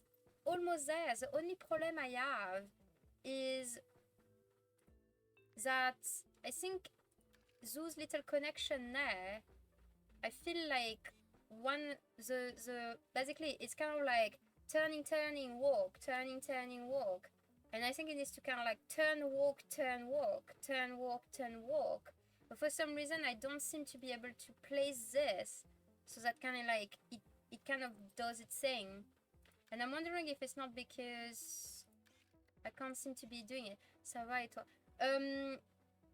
Ça va, j'ai toujours mon inflammation, mais je sais que ça part pas. Enfin, je sais que c'est toujours la même chose en fait. Oh, wait a minute. What about this? Like, if I turn walk, can I turn walk as well? And then loop it? Maybe. Du coup, ouais, là, je suis en phase inflammatoire. Donc, du coup, j'ai toujours la toux, j'ai toujours l'impression d'avoir la gorge prise et tout. Et en fait, c'est chiant parce que, bah, du coup, je sais que ça s'en va. Enfin, c'est un cercle vicieux, hein. Mais, yeah, no, right? Ah, mince. Ouais, bah, du coup, c'est ma maladie chronique, en fait, où, en fait, je suis constamment malade, en fait, mais du coup, il y a des fois où c'est inflammé et des fois où ça l'est pas trop. Et du coup, quand c'est dans ma période inflammatoire, du coup, bah, c'est la période où en fait j'ai l'impression d'avoir un rhume ou des fois une grippe quand quand je suis vraiment inflammée. Et dans les périodes où je suis pas trop inflammée, ben c'est plus ou moins stable, on va dire. Et là, je suis dans une période où je suis au milieu, quoi. Donc, du coup, c'est un peu comme si j'avais un petit rhume en permanence. Donc, mon énergie est un peu basse, ma toux est là et tout. Mais du coup, ça, je sais pas combien de temps, enfin, si un jour ça va s'en aller ou pas. C'est un peu compliqué. Je t'envoie tout mon courage. Ah, merci beaucoup, c'est gentil. Et j'espère que de ton côté, ça s'arrange aussi au niveau de tes problèmes et puis des trucs médicaux, crises et tout. Du coup, yeah, there is definitely too much thinking.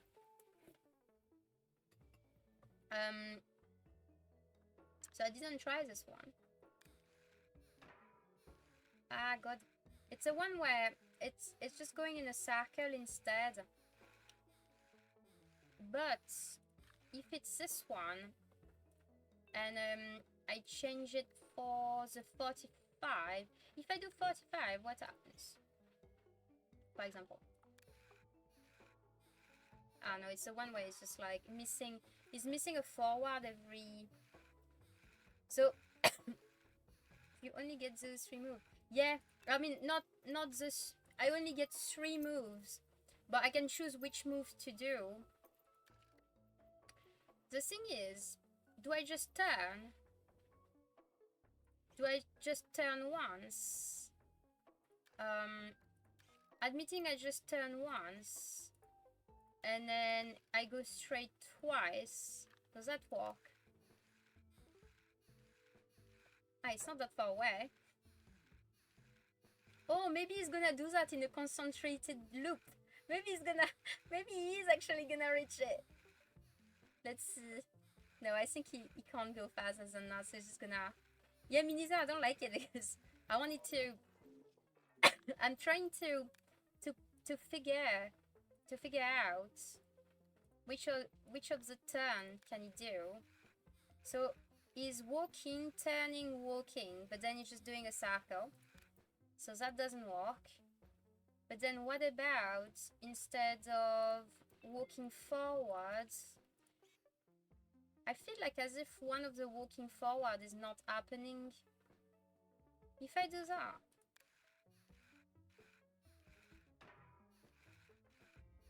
Oh my god, it's gonna do... Is it gonna stop there then? Oh yeah, it's just gonna do a bigger circle. Fucking dick. Fucking dickhead. Shitting fuck. Okay, does that work somehow? Was that worked? Whatever I did, it worked. Okay. Oh my god, this is so hard. There is some that my brain is just literally not able to do. You know when stuff seems logical for most people, but for you it just doesn't make sense? And you're trying so hard to just make sense of it. This is the same face as me. I know, right? I mean, like, what the shit is going on now? It just literally didn't make sense to me. Like, literally. I just couldn't make sense of it at all. So, we need to do a junction in between the operator. So, that's what we need to do. And I'm guessing that it needs to go from here to there. So, like, there's obstacles it can't go through. And we can build junction. So, can I erase this? No. Oh shit. No, I didn't want to do this. If I do that. Oh, fuck off. Okay. No. So, if I click here, and then what? Do I just go towards one of them thing? Because I can't change this pattern. It's already pre-made, so I have to work with what I have. So it's going right, and it's turning right, then it's moving up. So rotating more so than moving, because not moving. Rotating right, moving up, rotating left,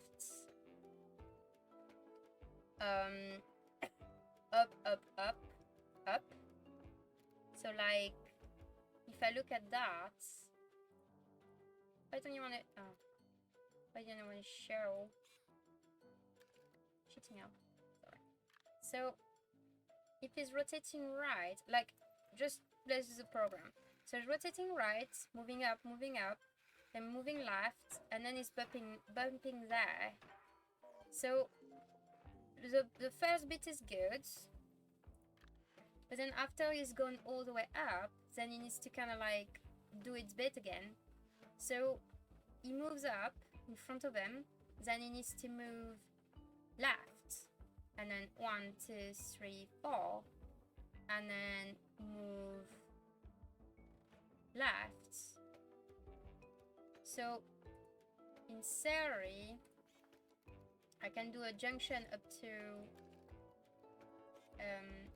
there, and I think if I do that, it's getting back to the moving left, and then let's go. Is it gonna work? It's turning. Ah, he's not going all the way. Oh, fucking dickhead. So I can't add moves.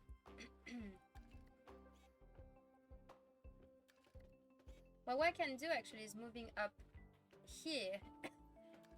So actually, if I do that instead, does that work? Oh, I need to go on the bottom bits, because there's stuff on the bottom as well. Oh yeah, no, because I move up too early, so it doesn't work. Can I delete? Oh, if I do that, it's still fucking...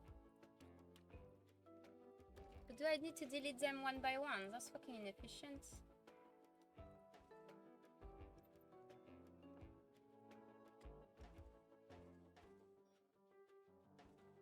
Okay, so we need to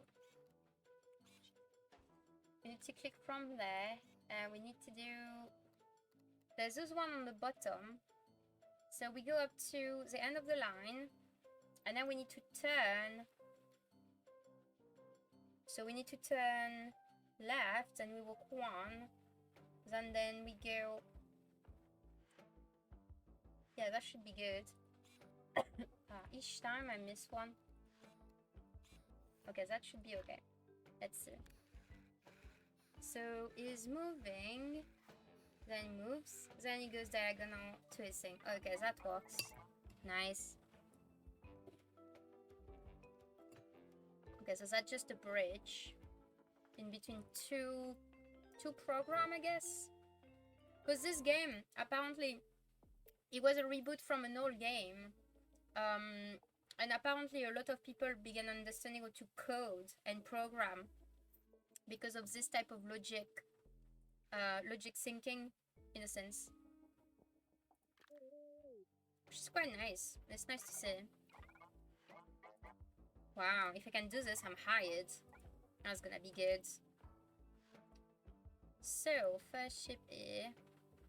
Oh, so it's a test where I get nothing, and I probably just do it, basically. So I can't go into the holes.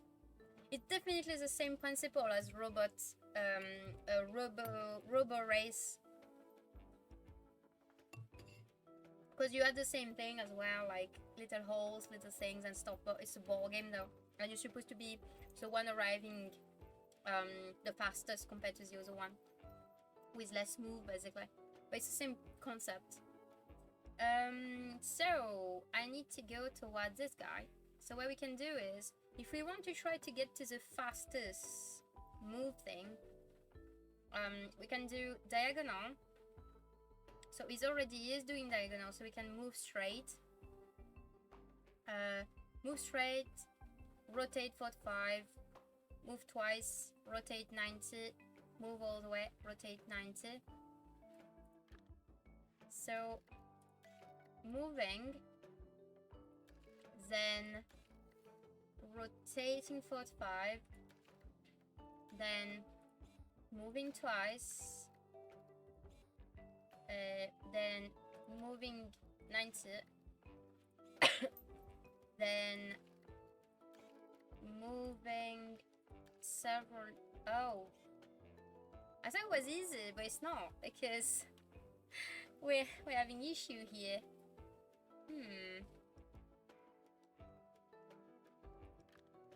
Well, what does that do?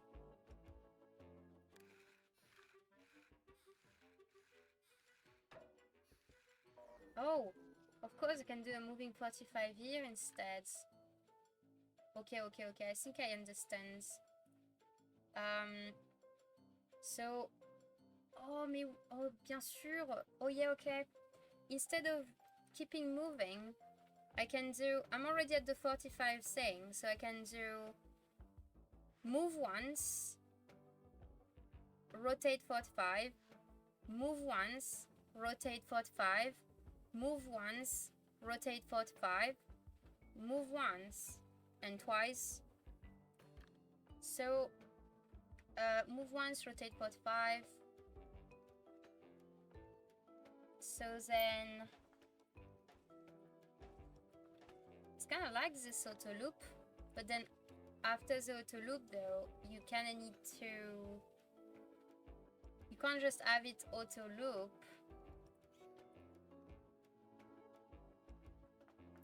because at some point you're just gonna fall. So how many times do you auto loop it?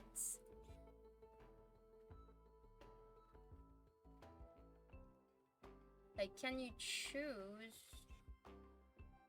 So like move once, move 45, move once, move 45, and then what?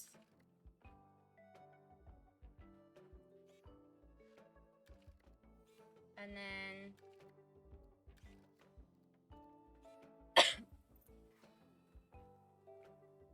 because at some point I need to move twice. Or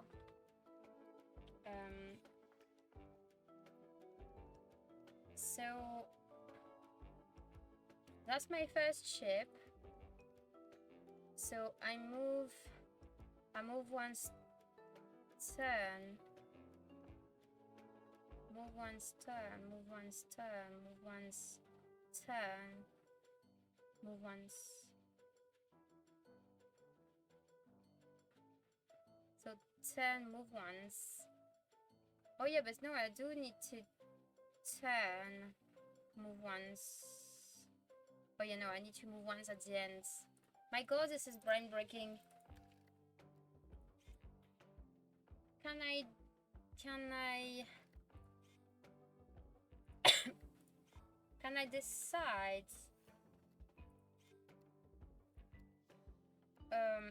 how many times you are auto loop it? So if I choose a junction, fuck off. So if I choose a junction,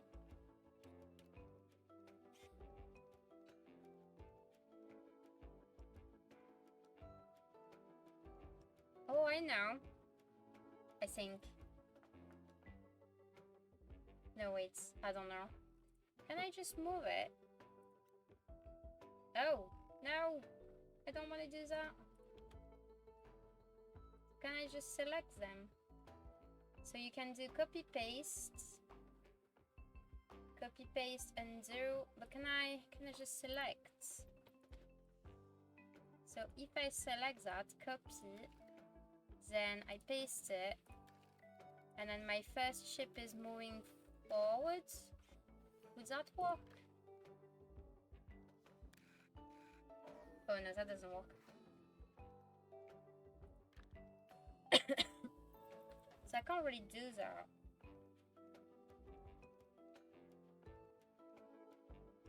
This is annoying. What am I gonna do?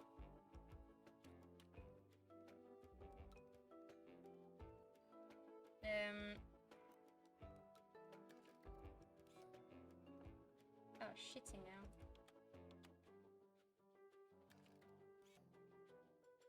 Where does it go? I'm cutting it.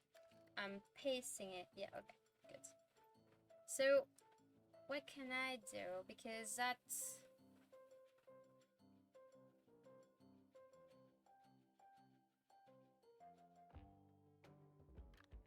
Because, like... Can I do something else? If I walk... And then... I turn... I walk, I turn, I walk, I turn...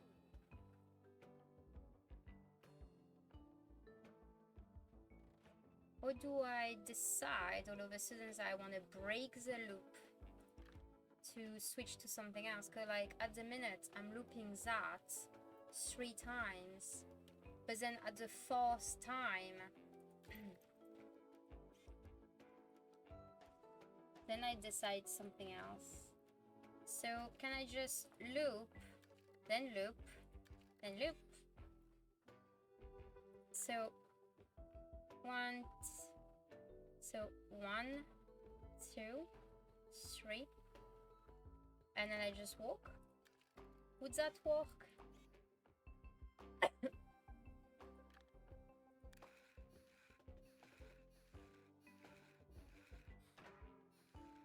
Ah, so that didn't work.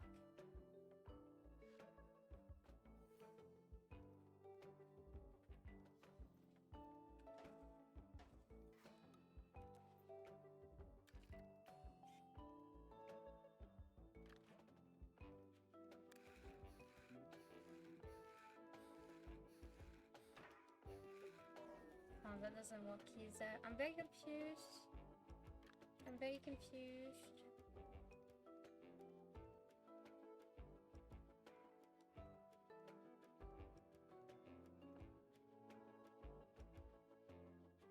So the thing is, because I turn, walk, turn, walk, turn, walk. Like I move, I turn, I move, I turn. Wait, I move, no, I turn, I move. I turn, I move. I turn, I move. I move, I turn, I move, I turn, I move, I turn, I move, I turn, I move, I turn. So that's actually move, turn, move, turn, move, turn, move, turn, move, move, turn. So 5 times. Wait, move, turn. Move 10.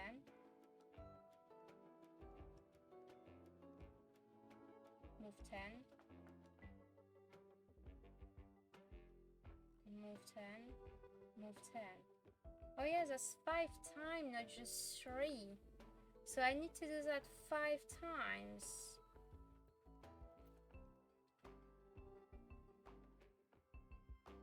So I do that 5 times, and then... Yeah, but like I said, I don't get it.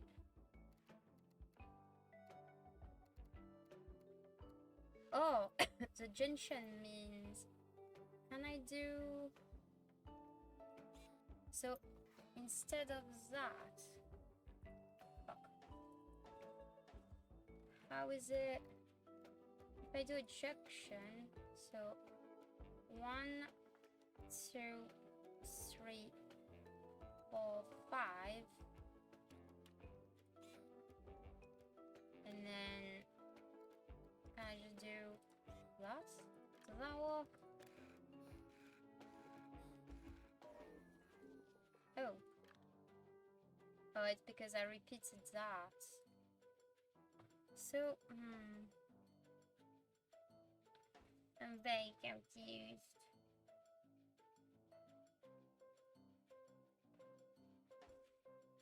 I'm very confused. I'm very, very confused.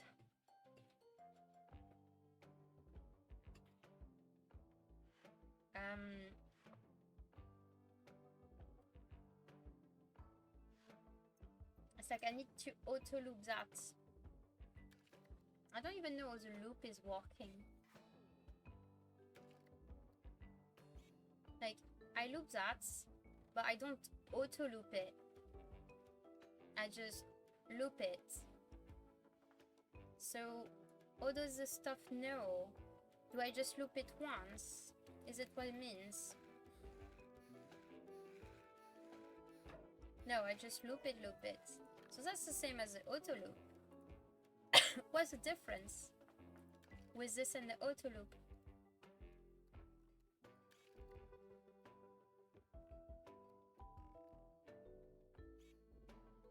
If I do that...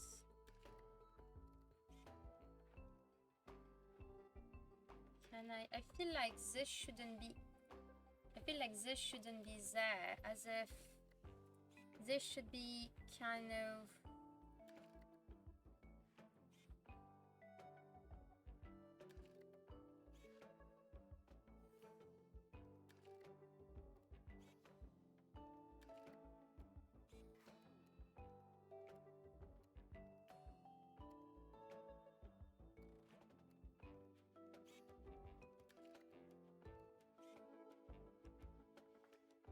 I don't know. What does that do?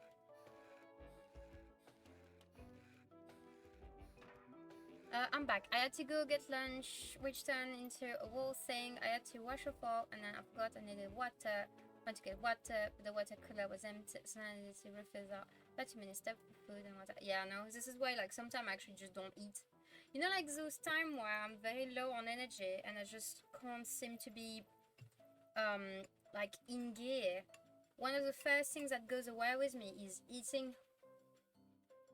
I will be massively hungry. I will know that I will need food to function, like when I'm in my low days or whatever, and I just can't get out of bed or something. But like, if I really want to get food, to feed myself and actually do maybe have a chance of functioning with food intake, I will have to try to get up, then try to put some clothes on, that are not just my pajamas, because we don't live by ourselves in the house, so if I just roam around like this, like, okay. And then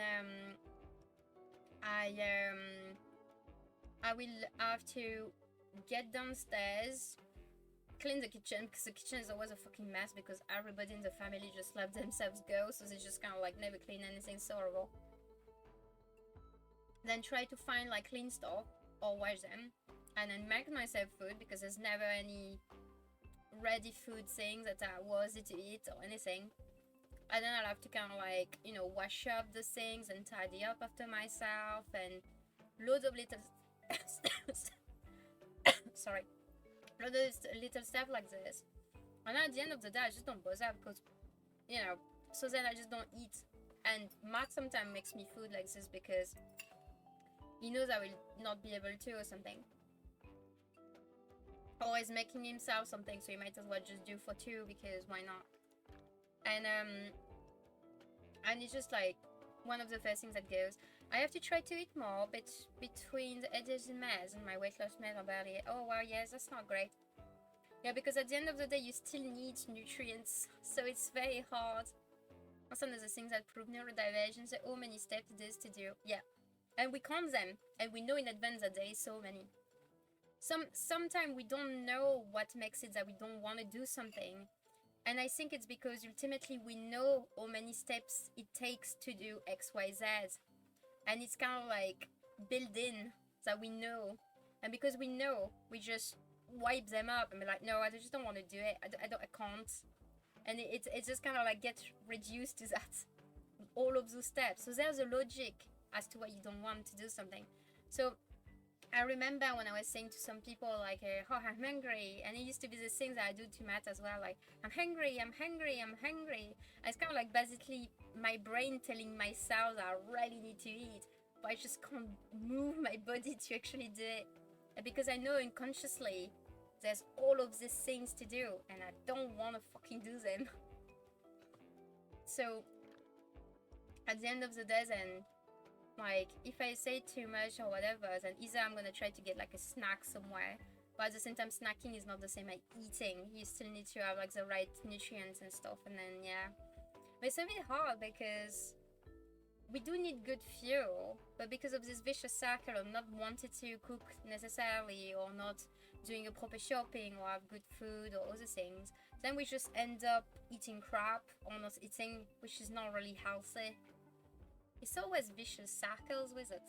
It's like those bad habits, but they are anchored in so much shit. So it's not just bad habit, it's just a vicious circle that you can't get out of because it's hard, and hence it being a disability, because it kind of is. I know some people don't see that as a disability, but I do. I've noticed a lot of people just like, it's just brushing your teeth. I'm like, yeah, but I already have difficulty brushing my teeth, so what do you mean it's like brushing your teeth?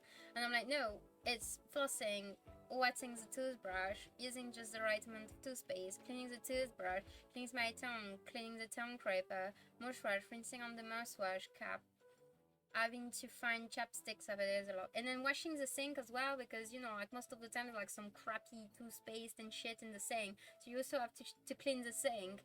And then if you have hard water, it's just kind of like you try to wipe everything, because otherwise the hard water will just kind of like make it look like if you have metal tap, it'll just be like shit on the metal. Too many steps, and I have to do it twice a day. I know, exactly. And this is why lots of neurodivergent people have bad hygiene, because they see all of what it needs and we already don't have the energy, and just thinking about it, we just already depleted it. So our battery is super low and everything we do is not efficient, so it kind of like makes the battery capacity even less. And then just thinking about it just reduces the fucking energy. We start, you know, churning dishes, laundry, cleaning. Exactly. No, but that's it. And when you live in a house where it's full of neurodivergent people, I mean, the thing is, it's like I live with Matt, but I live with his parents and I live with his elder brother as well. And his dad died, so that's one less person. But they're all neurodivergent, and we all need to try to live in the same house with different needs, because at the end of the day, because we all don't want to do the dishes, don't want to do the laundry, don't want to do the cooking, we can't be bothered doing this and that and whatever, right? So it just becomes like a fucking shit show. It's so hard. So we need a neurotypical in there to kind of do something. That neurotypical do. Yeah, battery efficiency is shit, battery capacity is shit. Everything, like, just, you know, our battery is less. Everything we do takes way more energy, and then just because we need to think about it, and then we don't keep the charge either. So there's so many things. So that's just saying it like this shows that it's a disability. Because just there we said it. We don't have the same amount of energy. That's like, because everything is so much more taxing. My thing mostly is why I'm having to do dishes and clean up after my sister-in-law, her husband, and her kids. I'm fine doing to me and my partner, but both your kids are teens, so I can't say, yeah, it's the same. I mean, I'm a bit bad, but like, this is one of the problems that I have since I'm living in the UK, because I will clean after myself all the time, but nobody else does, and then I end up cleaning it after everybody else, which is fucking taxing, because already cleaning after myself is fucking annoying. So cleaning after them, I'm like, no, fuck off, you're adults. I mean, I know you all have disabilities, but at the same time, like, you know, it's so hard. And you know, it's these things that you keep telling to yourself. So each time I go to the kitchen, I'm like, why is that there? Why is it not there? Why is it not trash? The trash is right there, like right there. And you just get annoyed more and more and more. And then because it triggers me, I just don't go to the kitchen. And then I don't eat because I can't access the kitchen. Because I don't go because it frustrates me. And it's a fucking vicious cycle. And I think a lot of us, we do that because when you live on your own, you will know your boundaries. You will not have to adapt to anybody else but yourself. So living with other people is always difficult. And I used to dread, like I used to think I would never be able to live with anyone, because I was like, oh my god, I'm never gonna be able to live with anybody. Like being like this, I'm like, fucking hell, it's gonna be hard. I'm doing it, but the thing is I always feel like I'm adjusting to everybody else and nobody's adjusting to me, and it just feels a bit unfair. So I'm trying to kind of like get that, but at the same time I'm like, it's hard because it's unfair a bit. But also Matt's mom is like 75 or something, she's a bit old, so I don't want to expect her to do the cooking or the dishes or whatever. And we do have a dishwasher, so you know. And but the thing is, like, you know, like Matt is very forgetful on home tasks, and his brother is the same, and it's so fucking weird that it's the guys that are having less easiness in doing that. Like Matt doesn't even care, like drinking sometime in a glass that's like been a week not having been clean. I'm like, oh my god, this is horrible. Don't just no. In the fairness of it, like but yeah, no, so you know, taking care of an elderly family member is far different. Exactly, because the thing is, she does have autism and ADHD, definitely. She does have so many traits, but she is an elderly. She's not gonna change, and she's old. There's no way we're gonna do anything. Like, I mean, a person that's old, like, you can't ask the same thing as you would ask like a 16 years old or like a 30 years old. So I do admit that, like, you know, I can't get mad at her. This is definitely a thing. So I will know that sometimes she will make a mess, and I'm like, well, you know, old people, they tend to, it's a cycle, they tend to kind of go back as how it used to be when they were children. So I'm like, oh, go on then, okay, I kind of understand. You don't want to wipe, you don't want to do this, you can't be bothered, no worries, like, okay, no problem. But like, you know, 2 men as a family, I'm like, and it's a 2 men as well, I'm like, fuck off. Like the fact that we don't have the same expectation of what we want to do, like live in a house, and wanted it to be in a certain cleanliness state, like just a bare minimum, like, you know, vacuuming every 2 weeks. And there's this saying that I have, if you don't want to clean after yourself, if you don't want to do this, whatever chore it is, then try to not make a mess to begin with. Like, you know, when you're doing the cooking, try to not spill. Try to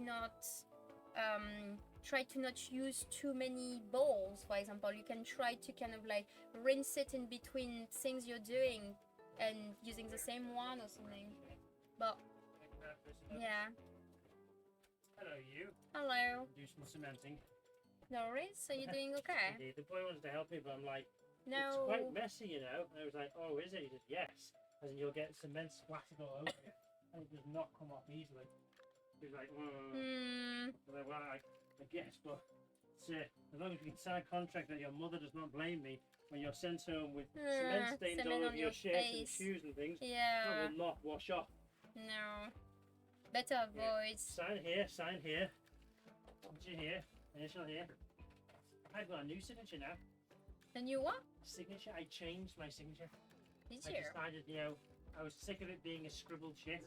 And I thought I'm going to make it a symbol instead. The signature is your signature doesn't matter. It doesn't have to be words. So it is words with letters. I just do M and then S across it. And that's my stamp. Wow. And it's the same deal. It doesn't matter because it's your signature. It doesn't matter. Go ahead. Lovely. That's kind of cool. You do hieroglyphics. That's awesome. Cool. Yeah. Like, pictures and like. Some people do that. They do like Egyptian symbols and. Yes. Cool. Lovely. Yes. No, it's fine. I'm just talking on stream. I would either ask her to refill and move the 19. Oh yeah, he's just coming and going. Sometimes he doesn't realize. He just talks and then just go. I wouldn't ask her to refill and move the 19-liter water jug like I would anyone else. That's how much water I had to refill and move earlier. Oh my god, that's not great. And then I will either wash, rinse well, or soak the dishes we use until I can put them in the dishwasher. Some of the dishes my partner and I use compared to the other two adults and twitching so minimal. My mess alarm went off, so as a reminder if anyone need one. No, at 8 I usually don't take anything yet. I mean, I have some later evening meds, but at least not those. The thing is, it's exactly what happened when I moved in the first time around. I was a bit appalled by the state of the house and how people were doing like bare minimum things, and I was like, my god, how can you even function in this fucking mess? It's horrible. So I was like, okay, well, I don't like living in a messy house, so I'm gonna try to help out a bit. But then instead of being helping out, it began being like, I'm the maid here, like I'm just cleaning after everybody else, like a mom, and I have like 4 children. And I was like, fucking hell, like that can't be this way. That's the stereotype of the stay-at-home mom dealing with like 4 people. I was like, I barely can keep with myself, and then I have to deal with that. And then I'm ADHD, so I was constantly tired, like exhausted. And every week, I had 2 days a week, or maybe even 3, where I just couldn't get out of bed.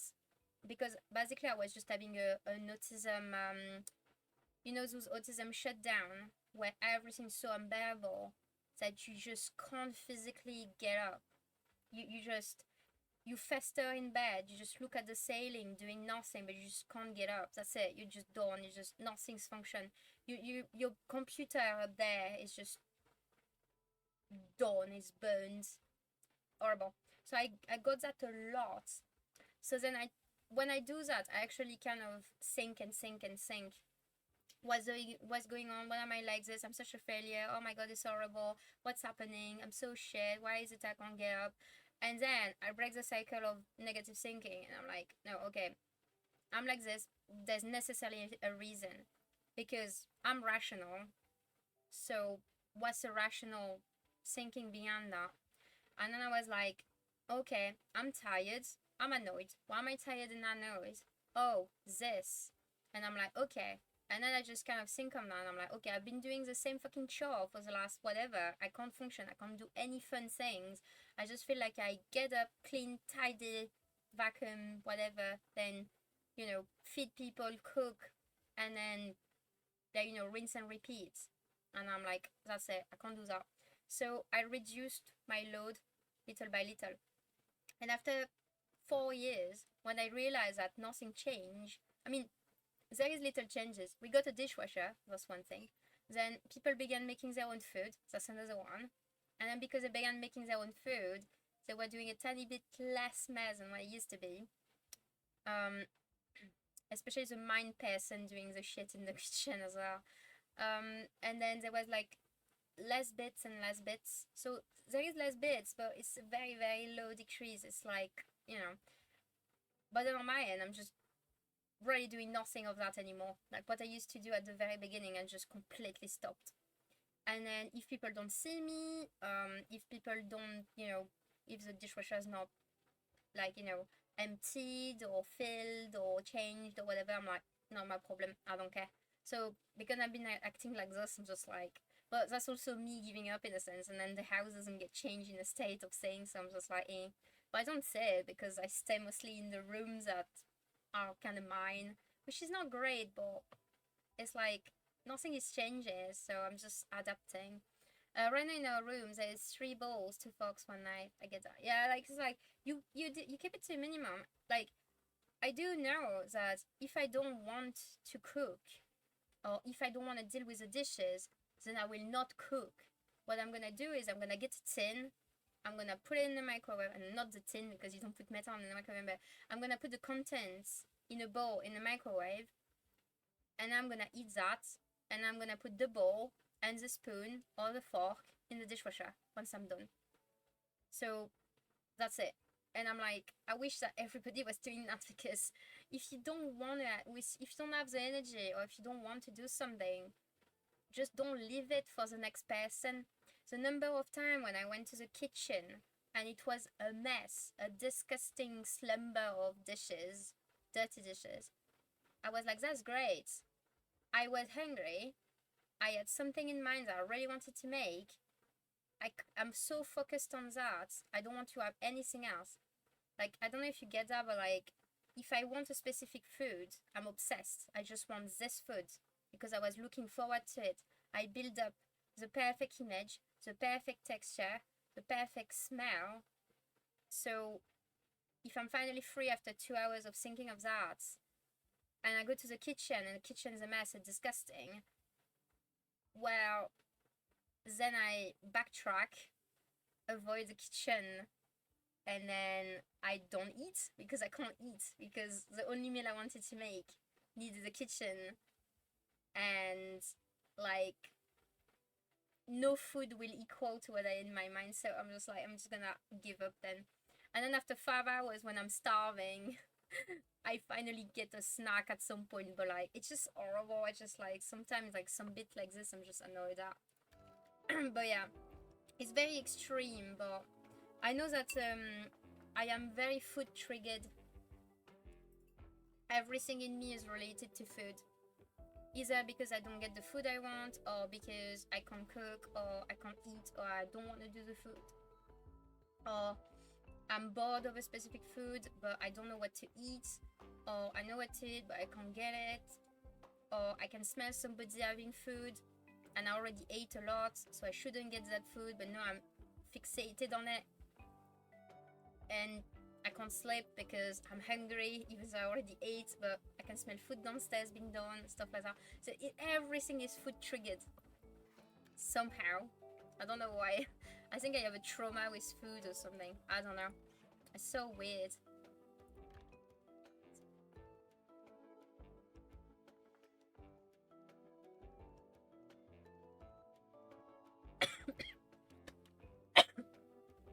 So, if I do that... Oh, I think I know what I can do.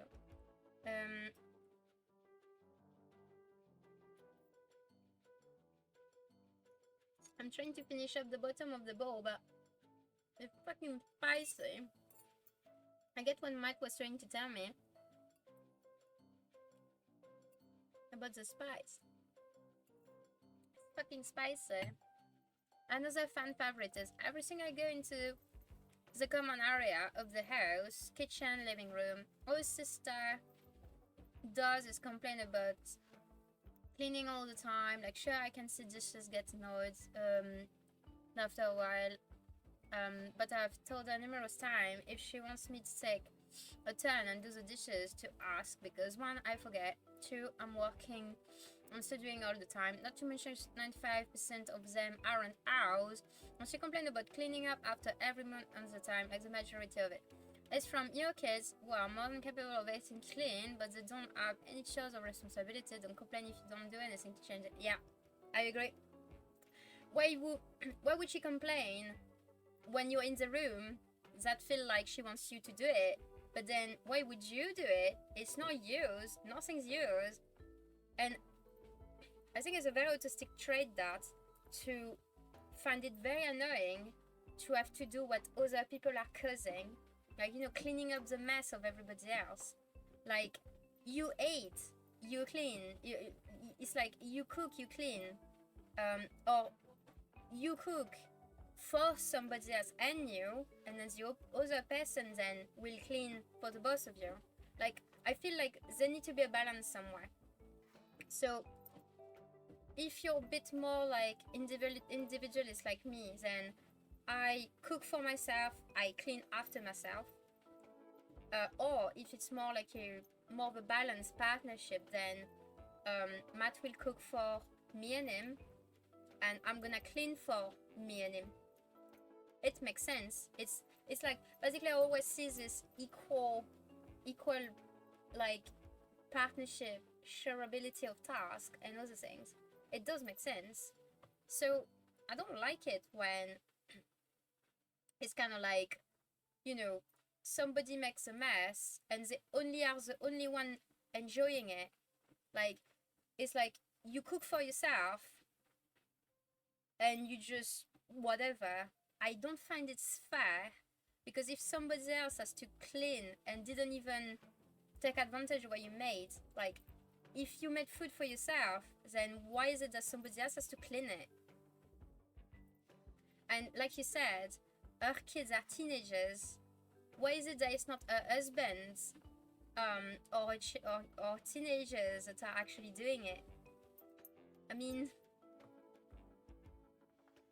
it is annoying, but I do my own bit of chores while I'm cleaning up after your kids. Also, she does too much. She doesn't need to be deep cleaning all day, every day. She just doesn't know how to relax when things are actually fine. I'm gonna be starting the laundry situation. I'm getting myself started on it. Oh my god.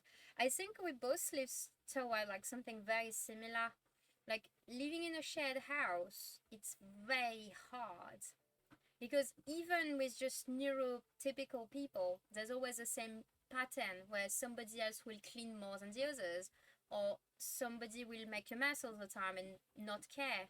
And the thing is, what's annoying is it's the same situation as the stereotypical heterosexual couple, when most of the time the woman will make all the tasks, like chore tasks, and then the guy will not see that there is a mess, not care that there is a mess, and kind of like produce mess and not care and do his bit and not care that there is consequences on somebody else, which I find a bit disrespectful on my end, because if you're gonna cook, produce dishes, and then you don't care about cleaning them, that means that you don't see or not care that somebody will have to clean after you.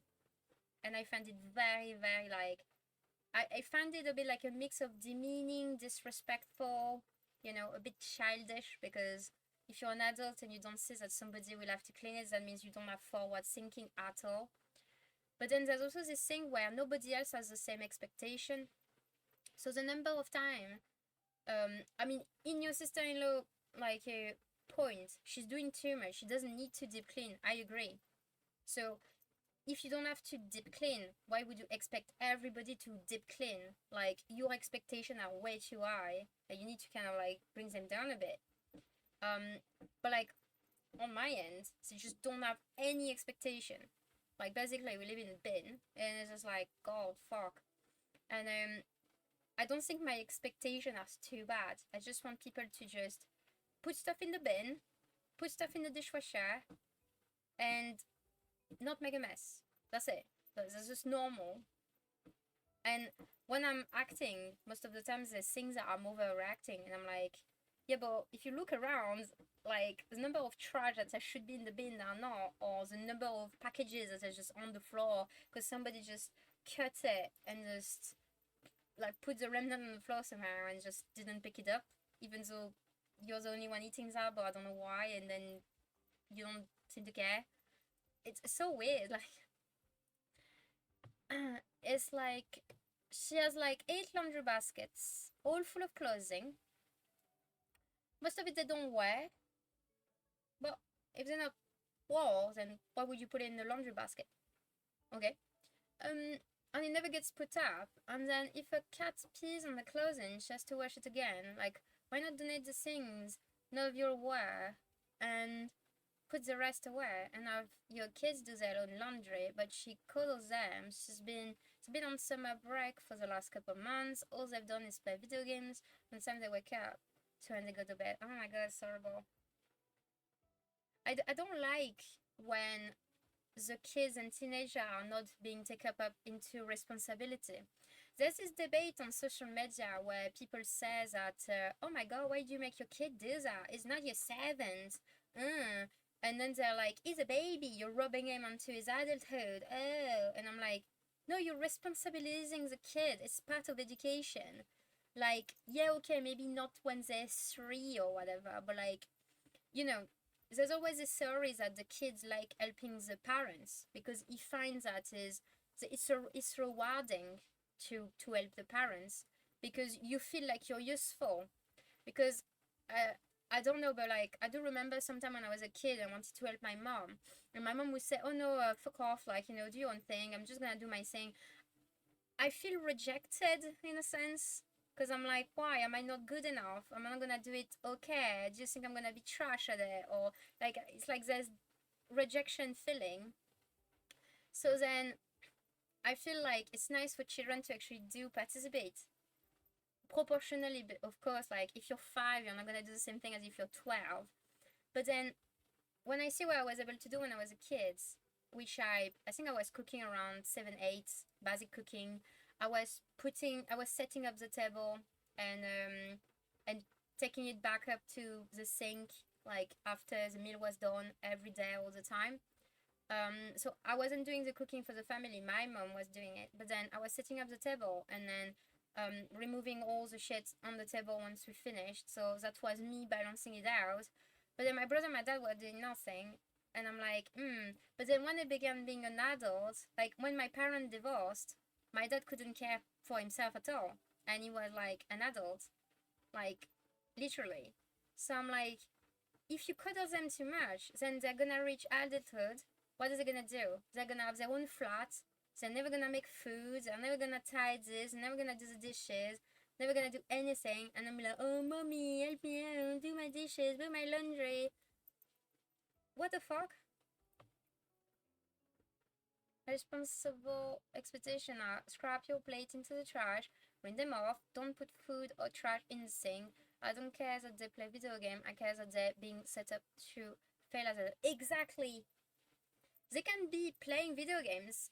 If they did the laundry that's been pissed on by the cats, in your case, for example, or if they did put the stuff in the dishwasher, like, you know, scrap the plate, clean, put in the dishwasher, launch the dishwasher, then after that they can do the fucking video games.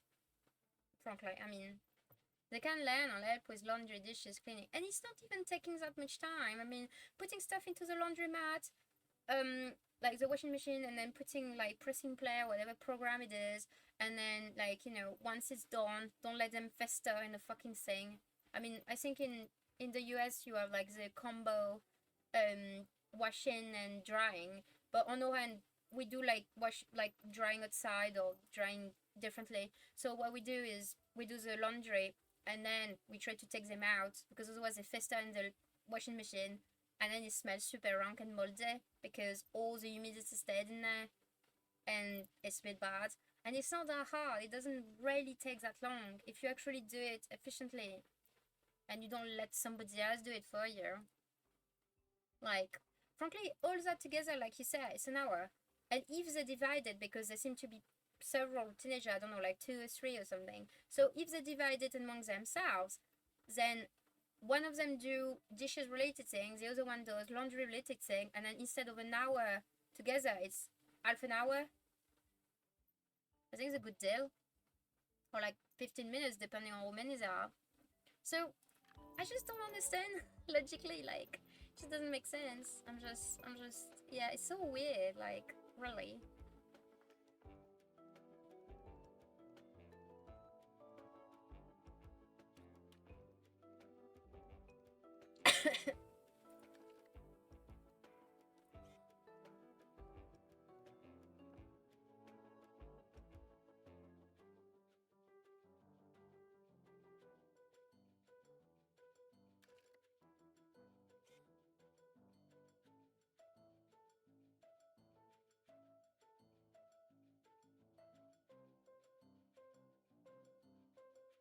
Um.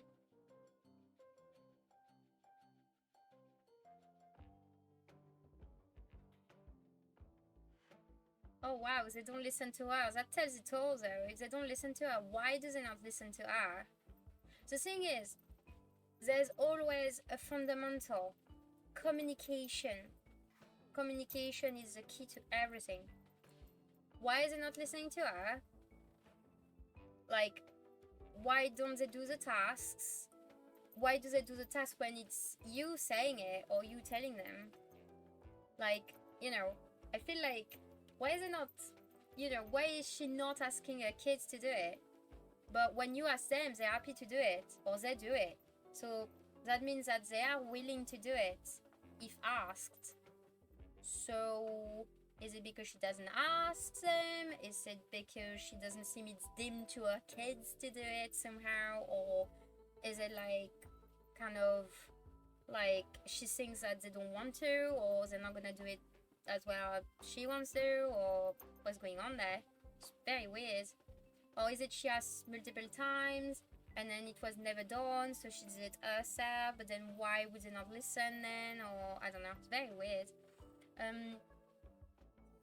But each kid their own laundry basket. They can each do their own. There's 2 cat boxes. They can each do one, and they can help unload the dishwasher together and put their own stuff in there after it's dirty. I don't know, it's so hard for them. Yeah, I know.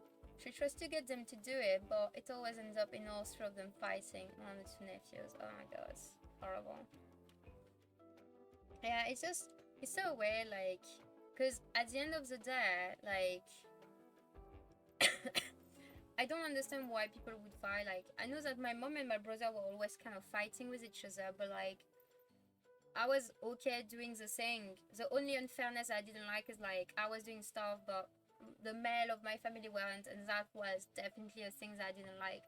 But apart from that, I did understand from a young age that I didn't needed to deal after what I was doing. It felt normal. Yeah, so weird.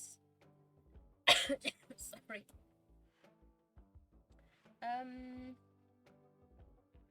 no, I have an advert coming on as well. So if I do go up, turn, go up, turn like this, and go up, up, up, turn, up, up, up. So can I do? Oh no, I have 0. I have 0 left. Can I do?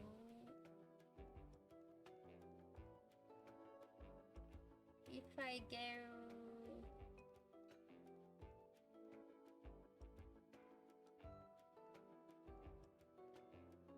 I mean, if I do. If I begin with. Yeah, it's been like this for 6 years, so that's why I just stay in my room all the time. Wow, look at you doing exactly the same as me. It took me a while to do that, but this is what I do as well. And the thing is, it's no life. Like, Matt sometimes is like, oh, mom didn't see you for a while, blah, blah, blah. And I'm like, yeah, but I don't want to go downstairs. That's not my house. And the thing is, as well, it's not my house as well. It's Matt's family house. So it's his house and his brother's house because they're paying for it. And then I happen to live in it. So whatever I want to have, I don't feel like I can have, which is annoying. And then the thing is, because I don't want conflict and people don't seem to want to change anyway, they don't care, then I just don't spend time with them. They're nice and all, but like, it's hard. And because my needs aren't met, I need to defend myself somehow. So the way I do it is just to avoid it, live my own thing, try to just go to my own environment, and then just deal with that, and that's it. That's kind of my survival mode in a sense. Yeah, I understand that you would want to do that for your partner, but like, not for the whole fucking family. Especially when they can do it. That feels very shit. Yeah, no, it's just, yeah, that's just not doing it.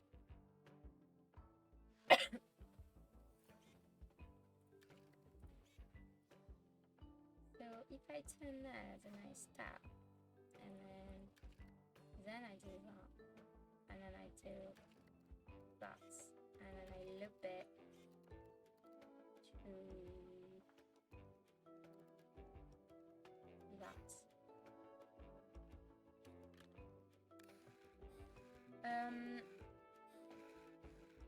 Oh, it was so easy. I didn't think of it. So dumb. My brain works and then doesn't.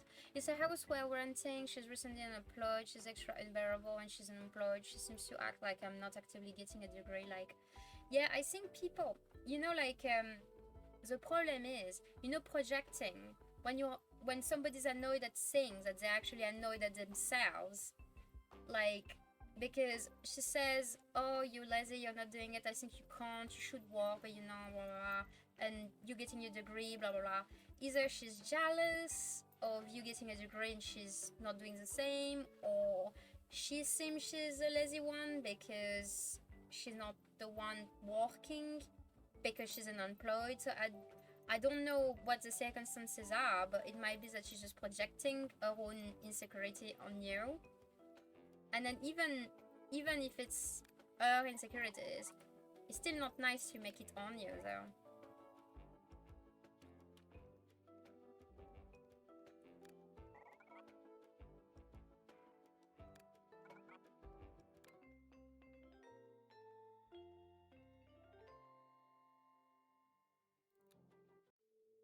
But yeah, so it's just annoying, like, frankly. I kind of get that. It's a difficult situation though, because you don't want to, like, the thing is, it kind of gets onto a person's nerve. Like, if you're already dealing with your own things, you don't want to have to like, you're dealing with your degree, you're also doing this bookkeeping work, you're trying hard to keep the house decent after yourself and your husband, your partner, I mean, sorry, and like, you're already doing a lot, and you're already dealing with ADHD and autism as well, which is not easy. And you may have also, like, other, like, conditions as well that could make it work as well. So if you're already doing all of that and you have nothing to feel like you're being inconsiderate, or you feel like you're doing already lots more than enough, then, like, it's annoying to have to be staying cooped up into your room just because you don't feel like you can get into the other rooms, which is a bit annoying. She's admitted she's jealous. I'm like, what? I'm constantly stressed out with my own thing. She's going on 40 in a few years or so. I never got higher education. Yeah, I'm not surprised. You know, because the way you were describing it, I was like, that makes me think of somebody that is jealous and envious and probably projecting that all the things she does is cleaning after everybody else, and maybe somebody is telling that she's not doing enough.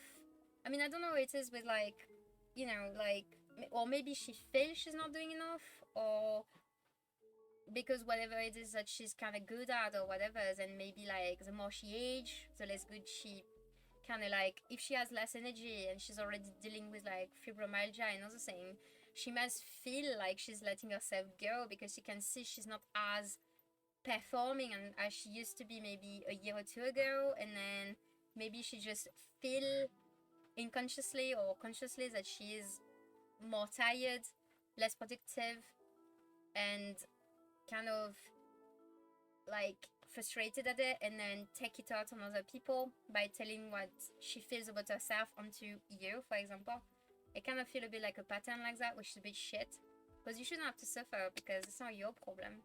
At the end of the day, you can be compassionate, but you can be compassionate and not also being taken like a piece of crap as well, being, like, shat on, like, in a sense. I mean, I'm a bit, like, raw with my words, but, like, it's kind of like if somebody kind of, like, criticize you or, like, demean you or whatever, like, it's a bit annoying after a while. Like, like, you could be like, oh yeah, but she's doing that because of this, but at the same time, it's like you're still suffering from it, so fucking annoying.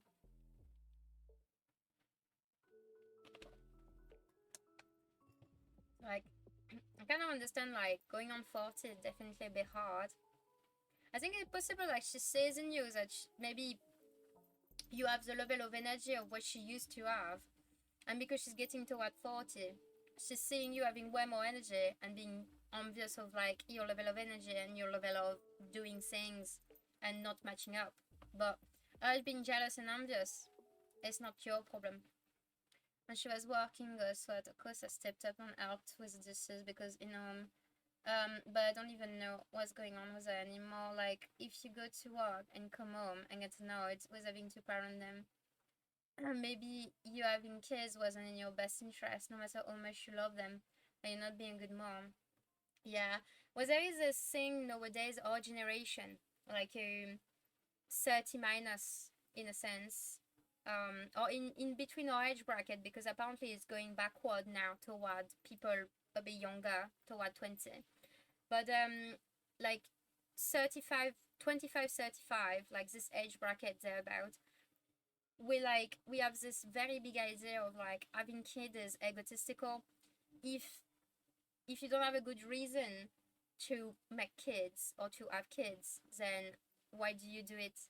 So it's kind of like this thing where um if they're getting on your nerve, or if you didn't really want them, or if you feel annoyed at having them or whatever, and if you just got them because it's kind of like everybody else has them, so I'm gonna have them because it's life or whatever, or you know, because at the end of the day, if you're annoyed, then just ask your kid to fucking help out. Like, just say, sorry, but I'm really bad. I'm really having difficulty. I feel like nobody's helping me. So please, you guys, can you pick up a bit? And then, like, try to reinforce it. But sometimes I feel it's too late. Like when kids are like 15, 16, never helped in their entire life. You can't expect them to then know all of a sudden helping. Because they never used to.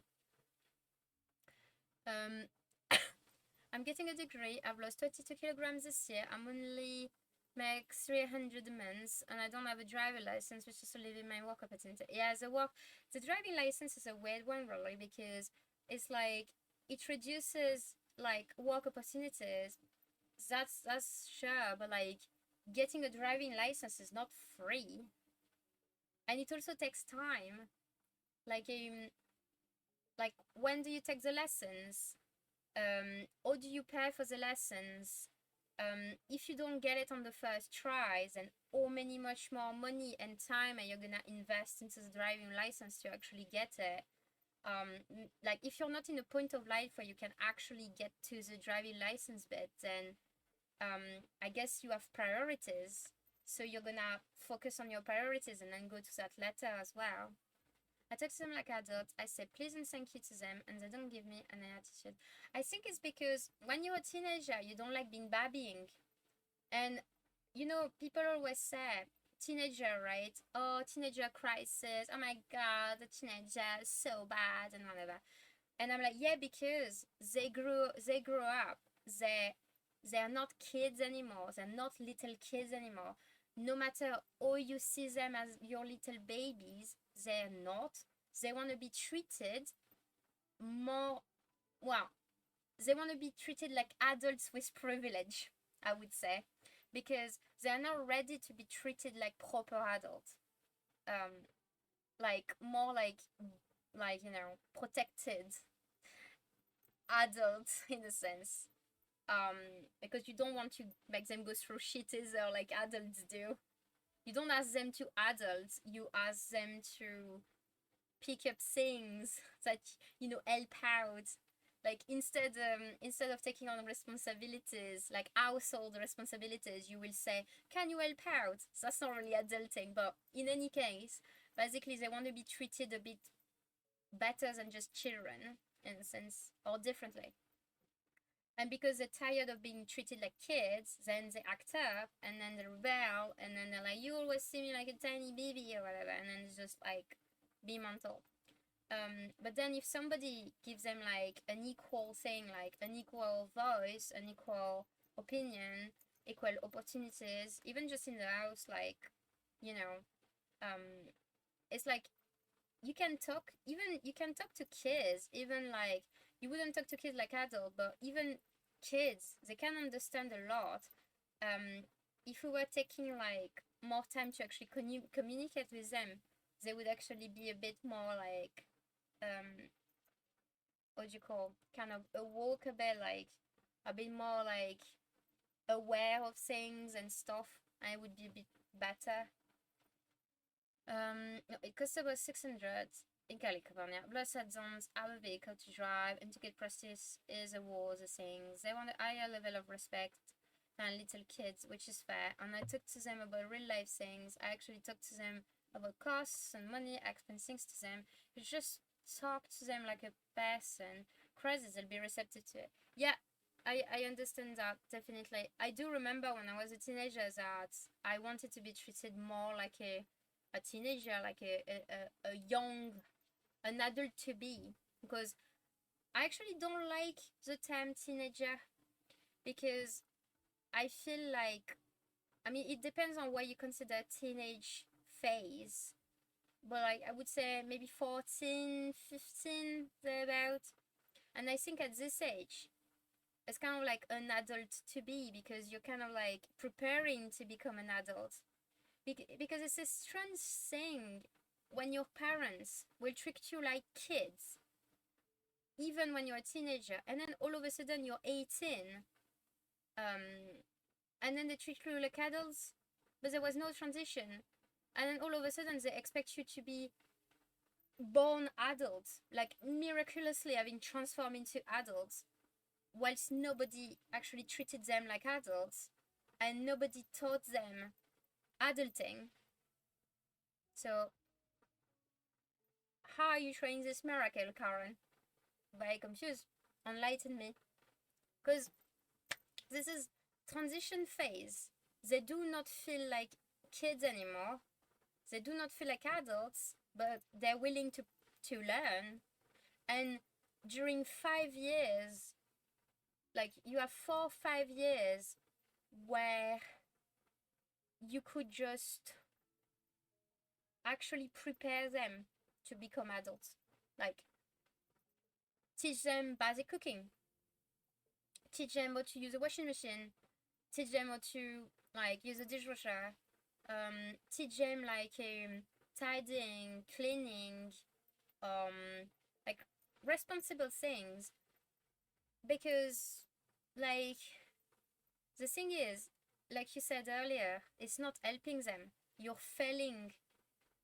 You're gonna basically make them be failed adults, because they're gonna be reaching adulthood, not knowing how to cook, not understanding how to care for themselves, not understanding money, costs, taxes, not understanding like basic chore households, not understanding like things that they should basically.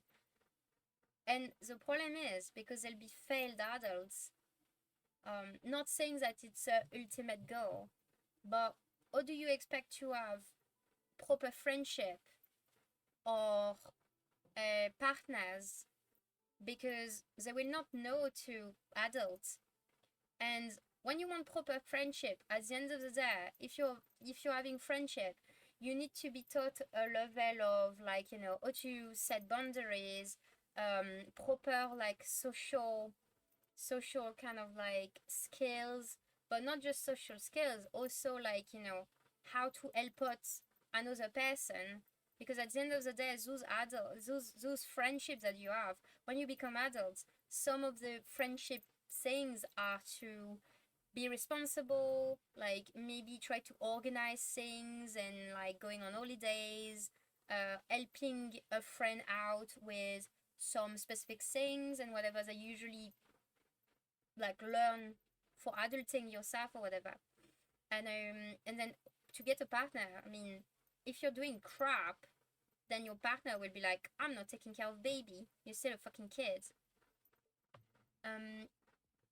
It's just crazy how oldest is 4 years away and it still throws tantrum like an LD old. Oh my god, what the fuck? I always understood more about the importance of not eating so much processed stuff. Yeah, well, that's part of the education. Like reading the packaging, trying to understand what it is that you're eating, cooking, because if you know to cook, then you don't need to eat processed things, because in theory you can make easy meals, and there is processed stuff that's gonna eat that you could easily do super quickly as well, and maybe sometimes less expensive if you are actually doing it yourself.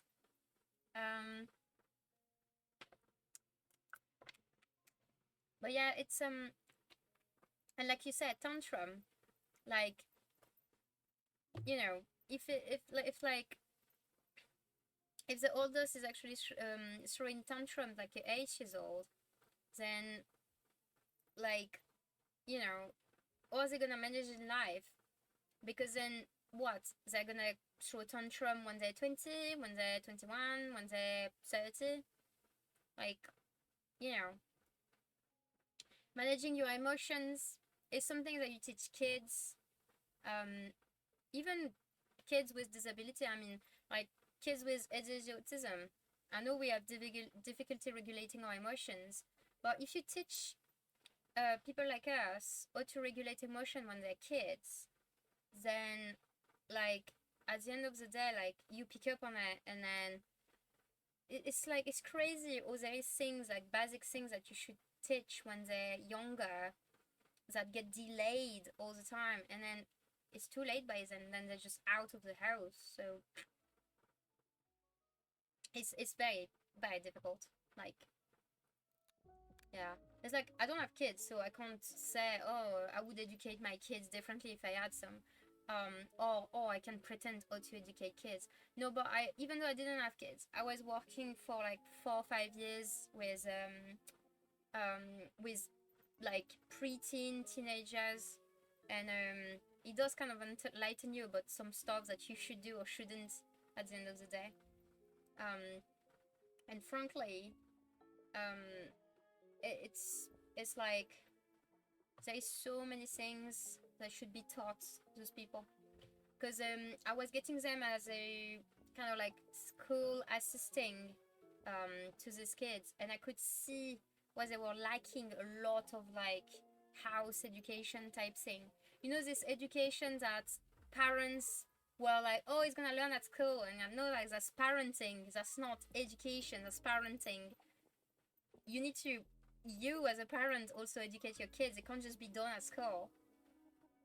And it was so bad what we were having to teach these kids that they should have been taught by their parents.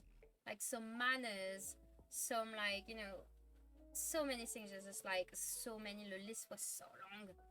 The reason it's obsessed me so much is like, I want to be a mom, and even if I was divorced from their dad, like she is, which is for the best, I would be so sad to see my kid out like this and not be ready to be an adult. Parenting is just preparing your kids to be an adult.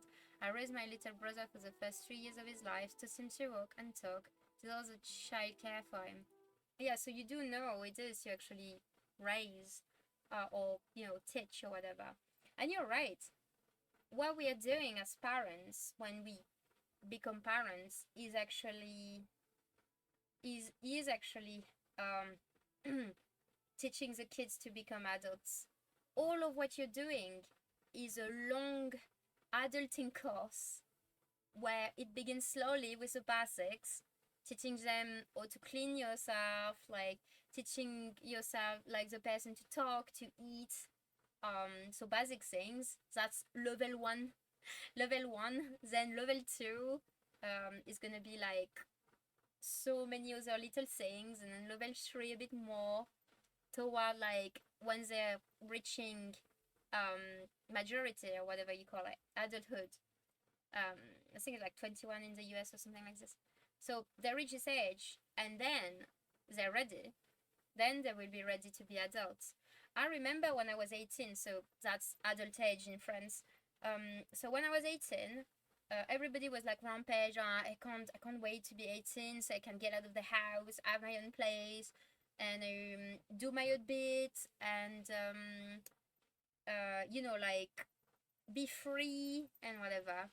And then so many people, me, I was having a tiny bit, but not as much, because I kind of was a bit ready for adulting. But most of my friends, they fell from so high, because it wasn't just freedom, it wasn't just getting out of the house, doing your own thing, it wasn't just like getting rid of your parents and live your own life.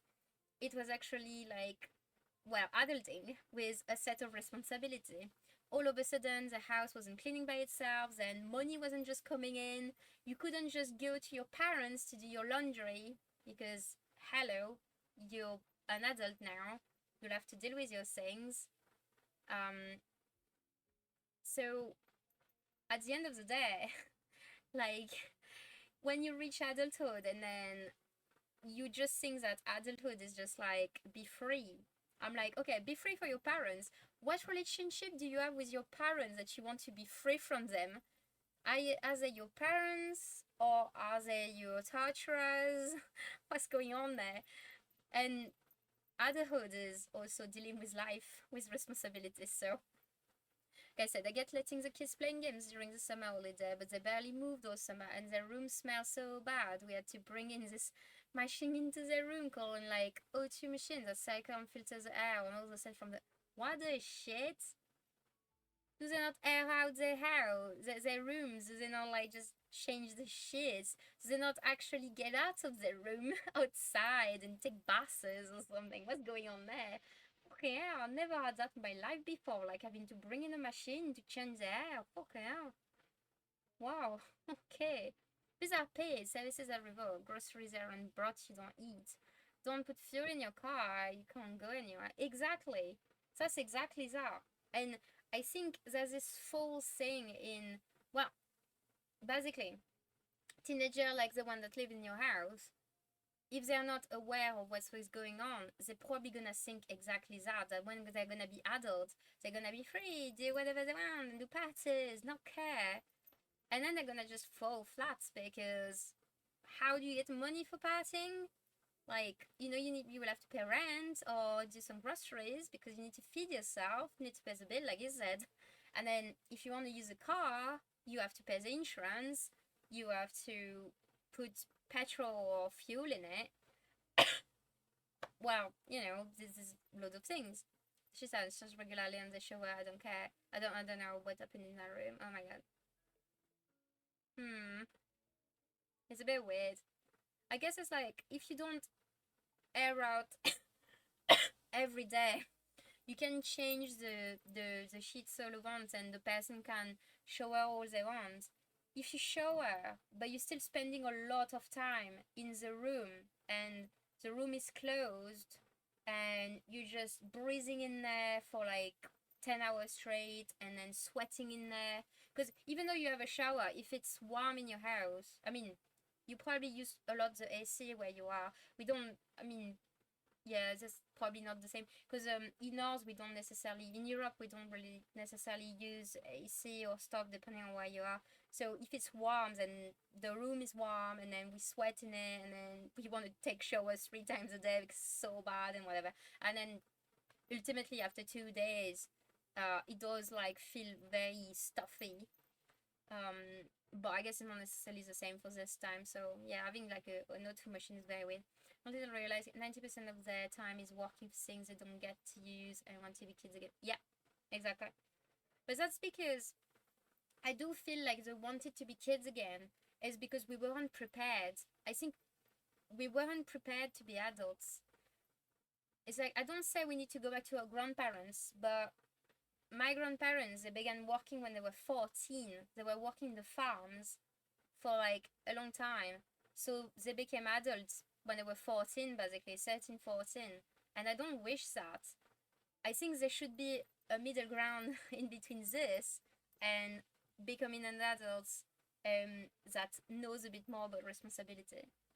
Right now we have to use AC. It's been 65 degrees for the last few months. Yeah, it's the same here. It's like we do have an AC unit, but because it's so expensive, we use it only like maybe half an hour during off peak in the afternoon, and then half an hour during the evening, so that before we get to sleep, the room is a bit more cooled down.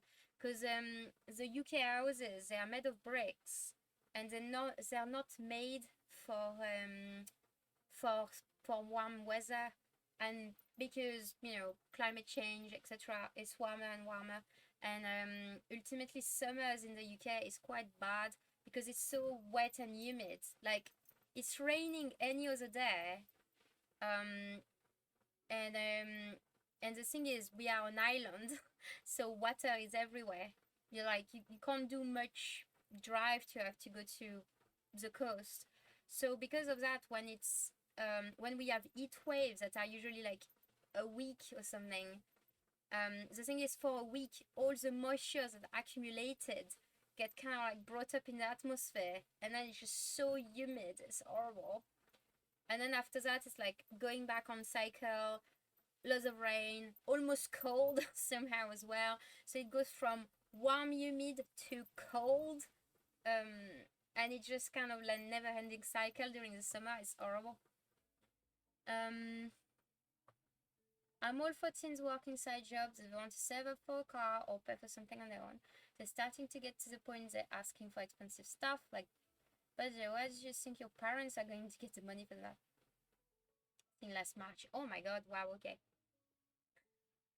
Ooh, it's quite rare. Like, most of the time, where I used to live in France, it was raining. It was raining once every 2-3 weeks when it was in the summer. And in the UK, it's quite rare that it doesn't rain once in rotation of weeks or something. It's quite rare we don't see rain for 2 weeks in a row, for example. That would be very rare. And most of the time, it's actually raining during the evening if it's not raining much. So I think our weather is so odd in the UK that you can have a very warm weather and very sunny for like 2 weeks straight. But then during the evening, it's gonna rain almost every night, and it's good because at least it's raining. But yeah, it's a very weird thing, really. Rain is definitely part of the UK culture. It's like so much rain. But yeah, anyway, it's 9 p.m. So what I'm gonna do is I'm gonna finish there. I don't know yet if I'm gonna stream tomorrow. I have a phone call appointment, which I don't remember when it is, so I need to try to see if I have the time. But that was super cool to catch up with her, and I do. Frankly, I so understand your situation, and you're probably not alone. There's probably so many people living something like this, but I do understand why you would get a bit frustrated at times and actually be a bit fed up as well. Like, because you can do whatever you want and deal. But like at the end of the day, there's probably time where you want to just chill out, not having to deal with the situation and just kind of be like, breathe a bit, like. So yeah. So good luck on with your clients. Good luck with your what do you call, with your I'm gonna manage to do my sentence. With your situation, your degree as well. That's degree. I didn't remember the word for degree. That's fucking short. Like, I don't even remember this. I can't realize as well. I actually kept the translation module, even though I was mostly speaking in English. But yeah, we did kind of like got annoyed together, I guess. Like at the end of the day, I think a rant, like being on a rant and just kind of venting, is part of. I think it's healthy. Not going on a loop on it, but at least voice it and then be like, I voiced it. Now I can kind of like reset the cycle, being a bit more tolerant until the next time when I'm just fed up and just. I feel like that's quite healthy to do. I think it's a very woman thing as well to rant and vent, like, because we're so used to dealing with situation where we're just like frustrated because stuff are not made and we have to pick up the trash, or slack or whatever, then we just end up kind of feeding on that, and then it's an endless loop. Plus, people verbally process much more. Yeah, exactly. That's the thing. I think sometimes we don't realize what annoys us unless we voice it. And when we begin ranting or venting, then all of a sudden we're like, oh, wait a minute, actually, I realize what I'm being annoyed at, and then you just like, oh, I didn't realize, and then you process it, and then you process it more, and then more, and then you're like, oh shit, actually, you think you're doing fine, and then you like somebody triggers you about talking about something, and then all of a sudden you're like, whoa, actually I'm not fine, something going on there that I need to deal with, or like you feel validated as well. I think talking to another person, sometimes you're like, yeah, okay, I feel validated. Uh, what I'm annoyed at actually are like, you know, a normal thing to be annoyed at, and then you can just go on. Yeah, exactly. Sometimes, like, I think this is kind of like it's a bit sexist, like the. I know that it's definitely a woman thing because I try when I do that with Matt. Sometimes he's a bit annoyed and he wants the venting and stuff to stop. But I do know that if I do that with a female friend, then it just makes sense to do it. And it's so cool to actually complain about something together.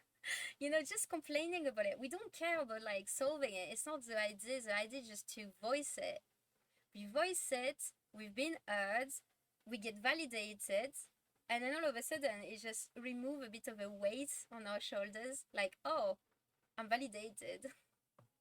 They listen but they don't hear. Yeah, exactly. They most of the time they turn a blind ear. Like, I mean, this is like turn a blind eye or whatever, but it's more like, they just like, uh-huh, yeah, I'm listening. What did I say? Oh, I don't know, I was just kind of tuning it out. I'm like, oh great.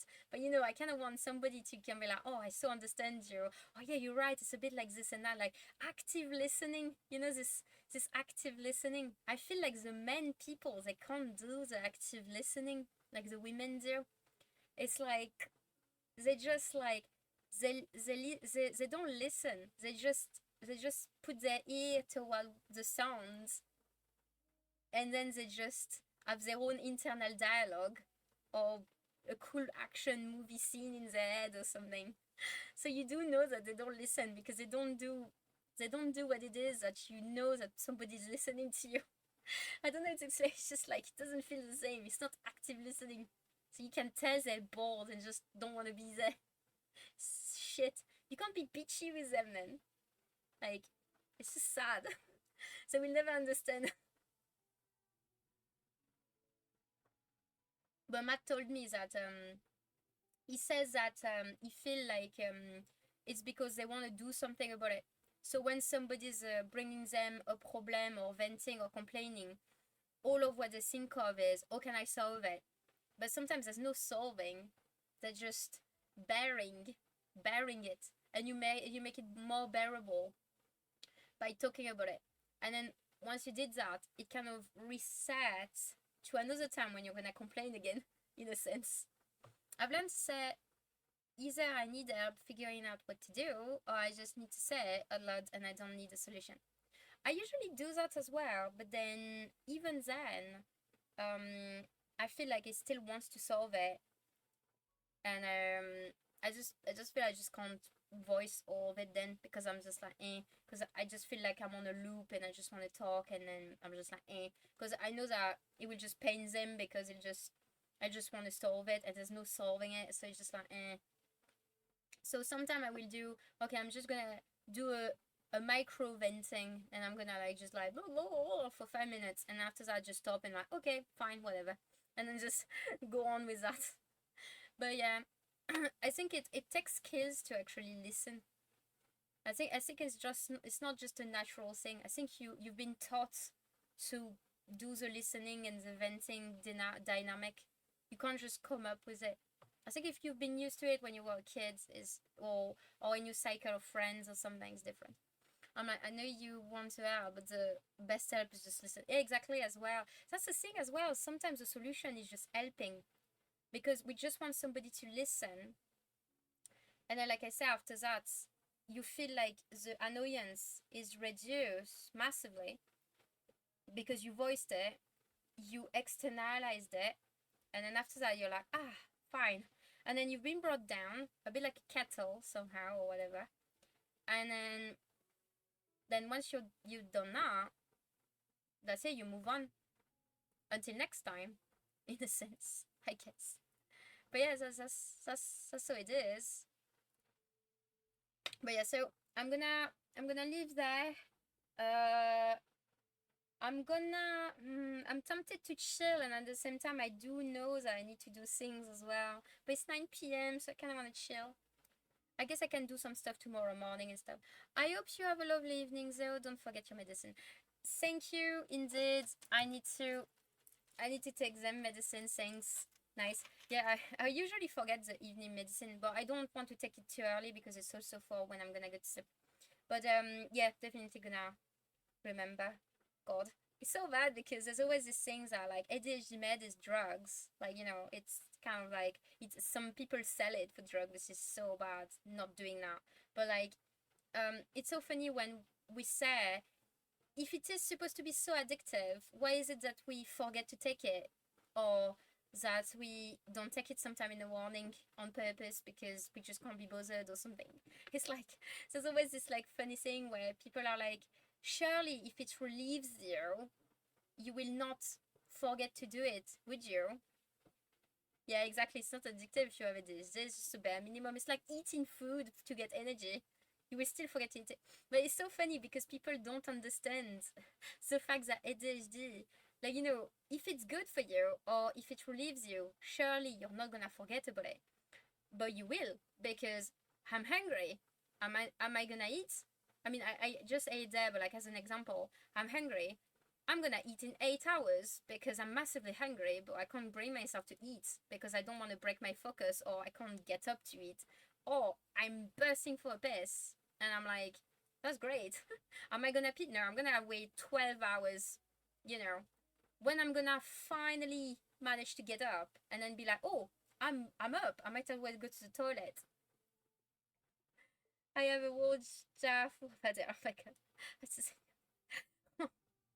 The number of time Matt was forgetting about his med, and then at the end of the day, what he does is he put it into it is like he gets a new prescription because he gets it every 28 days, the new part, and then he's like, God, I need to ask for my next prescription, but I have a pot full.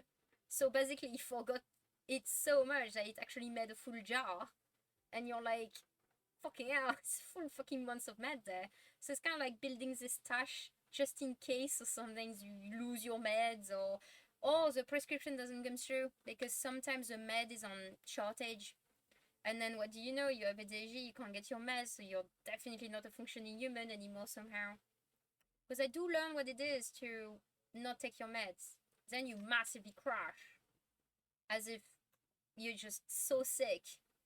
But it's just because you didn't get your meds somehow. So. But yeah, so I have to count how many I have in 6 months worth. Oh my god. Yeah, I did this month I've been doing good. I think I didn't take it twice, which is not bad. Granted that the 2 times I actually didn't take it, I was dead. Like I just couldn't stop myself to sleep.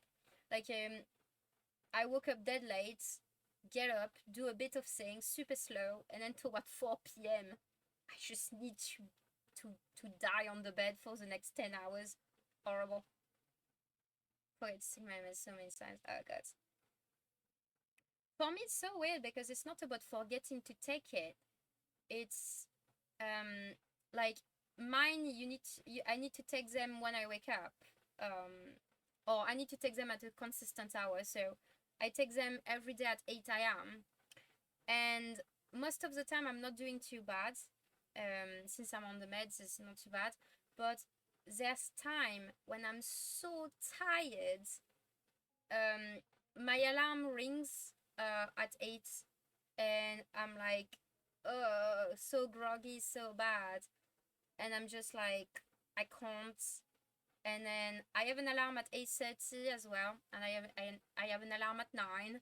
I have loads of alarms, and then those days when I couldn't take it, I actually realized I woke up a bit better at 11, which is quite late.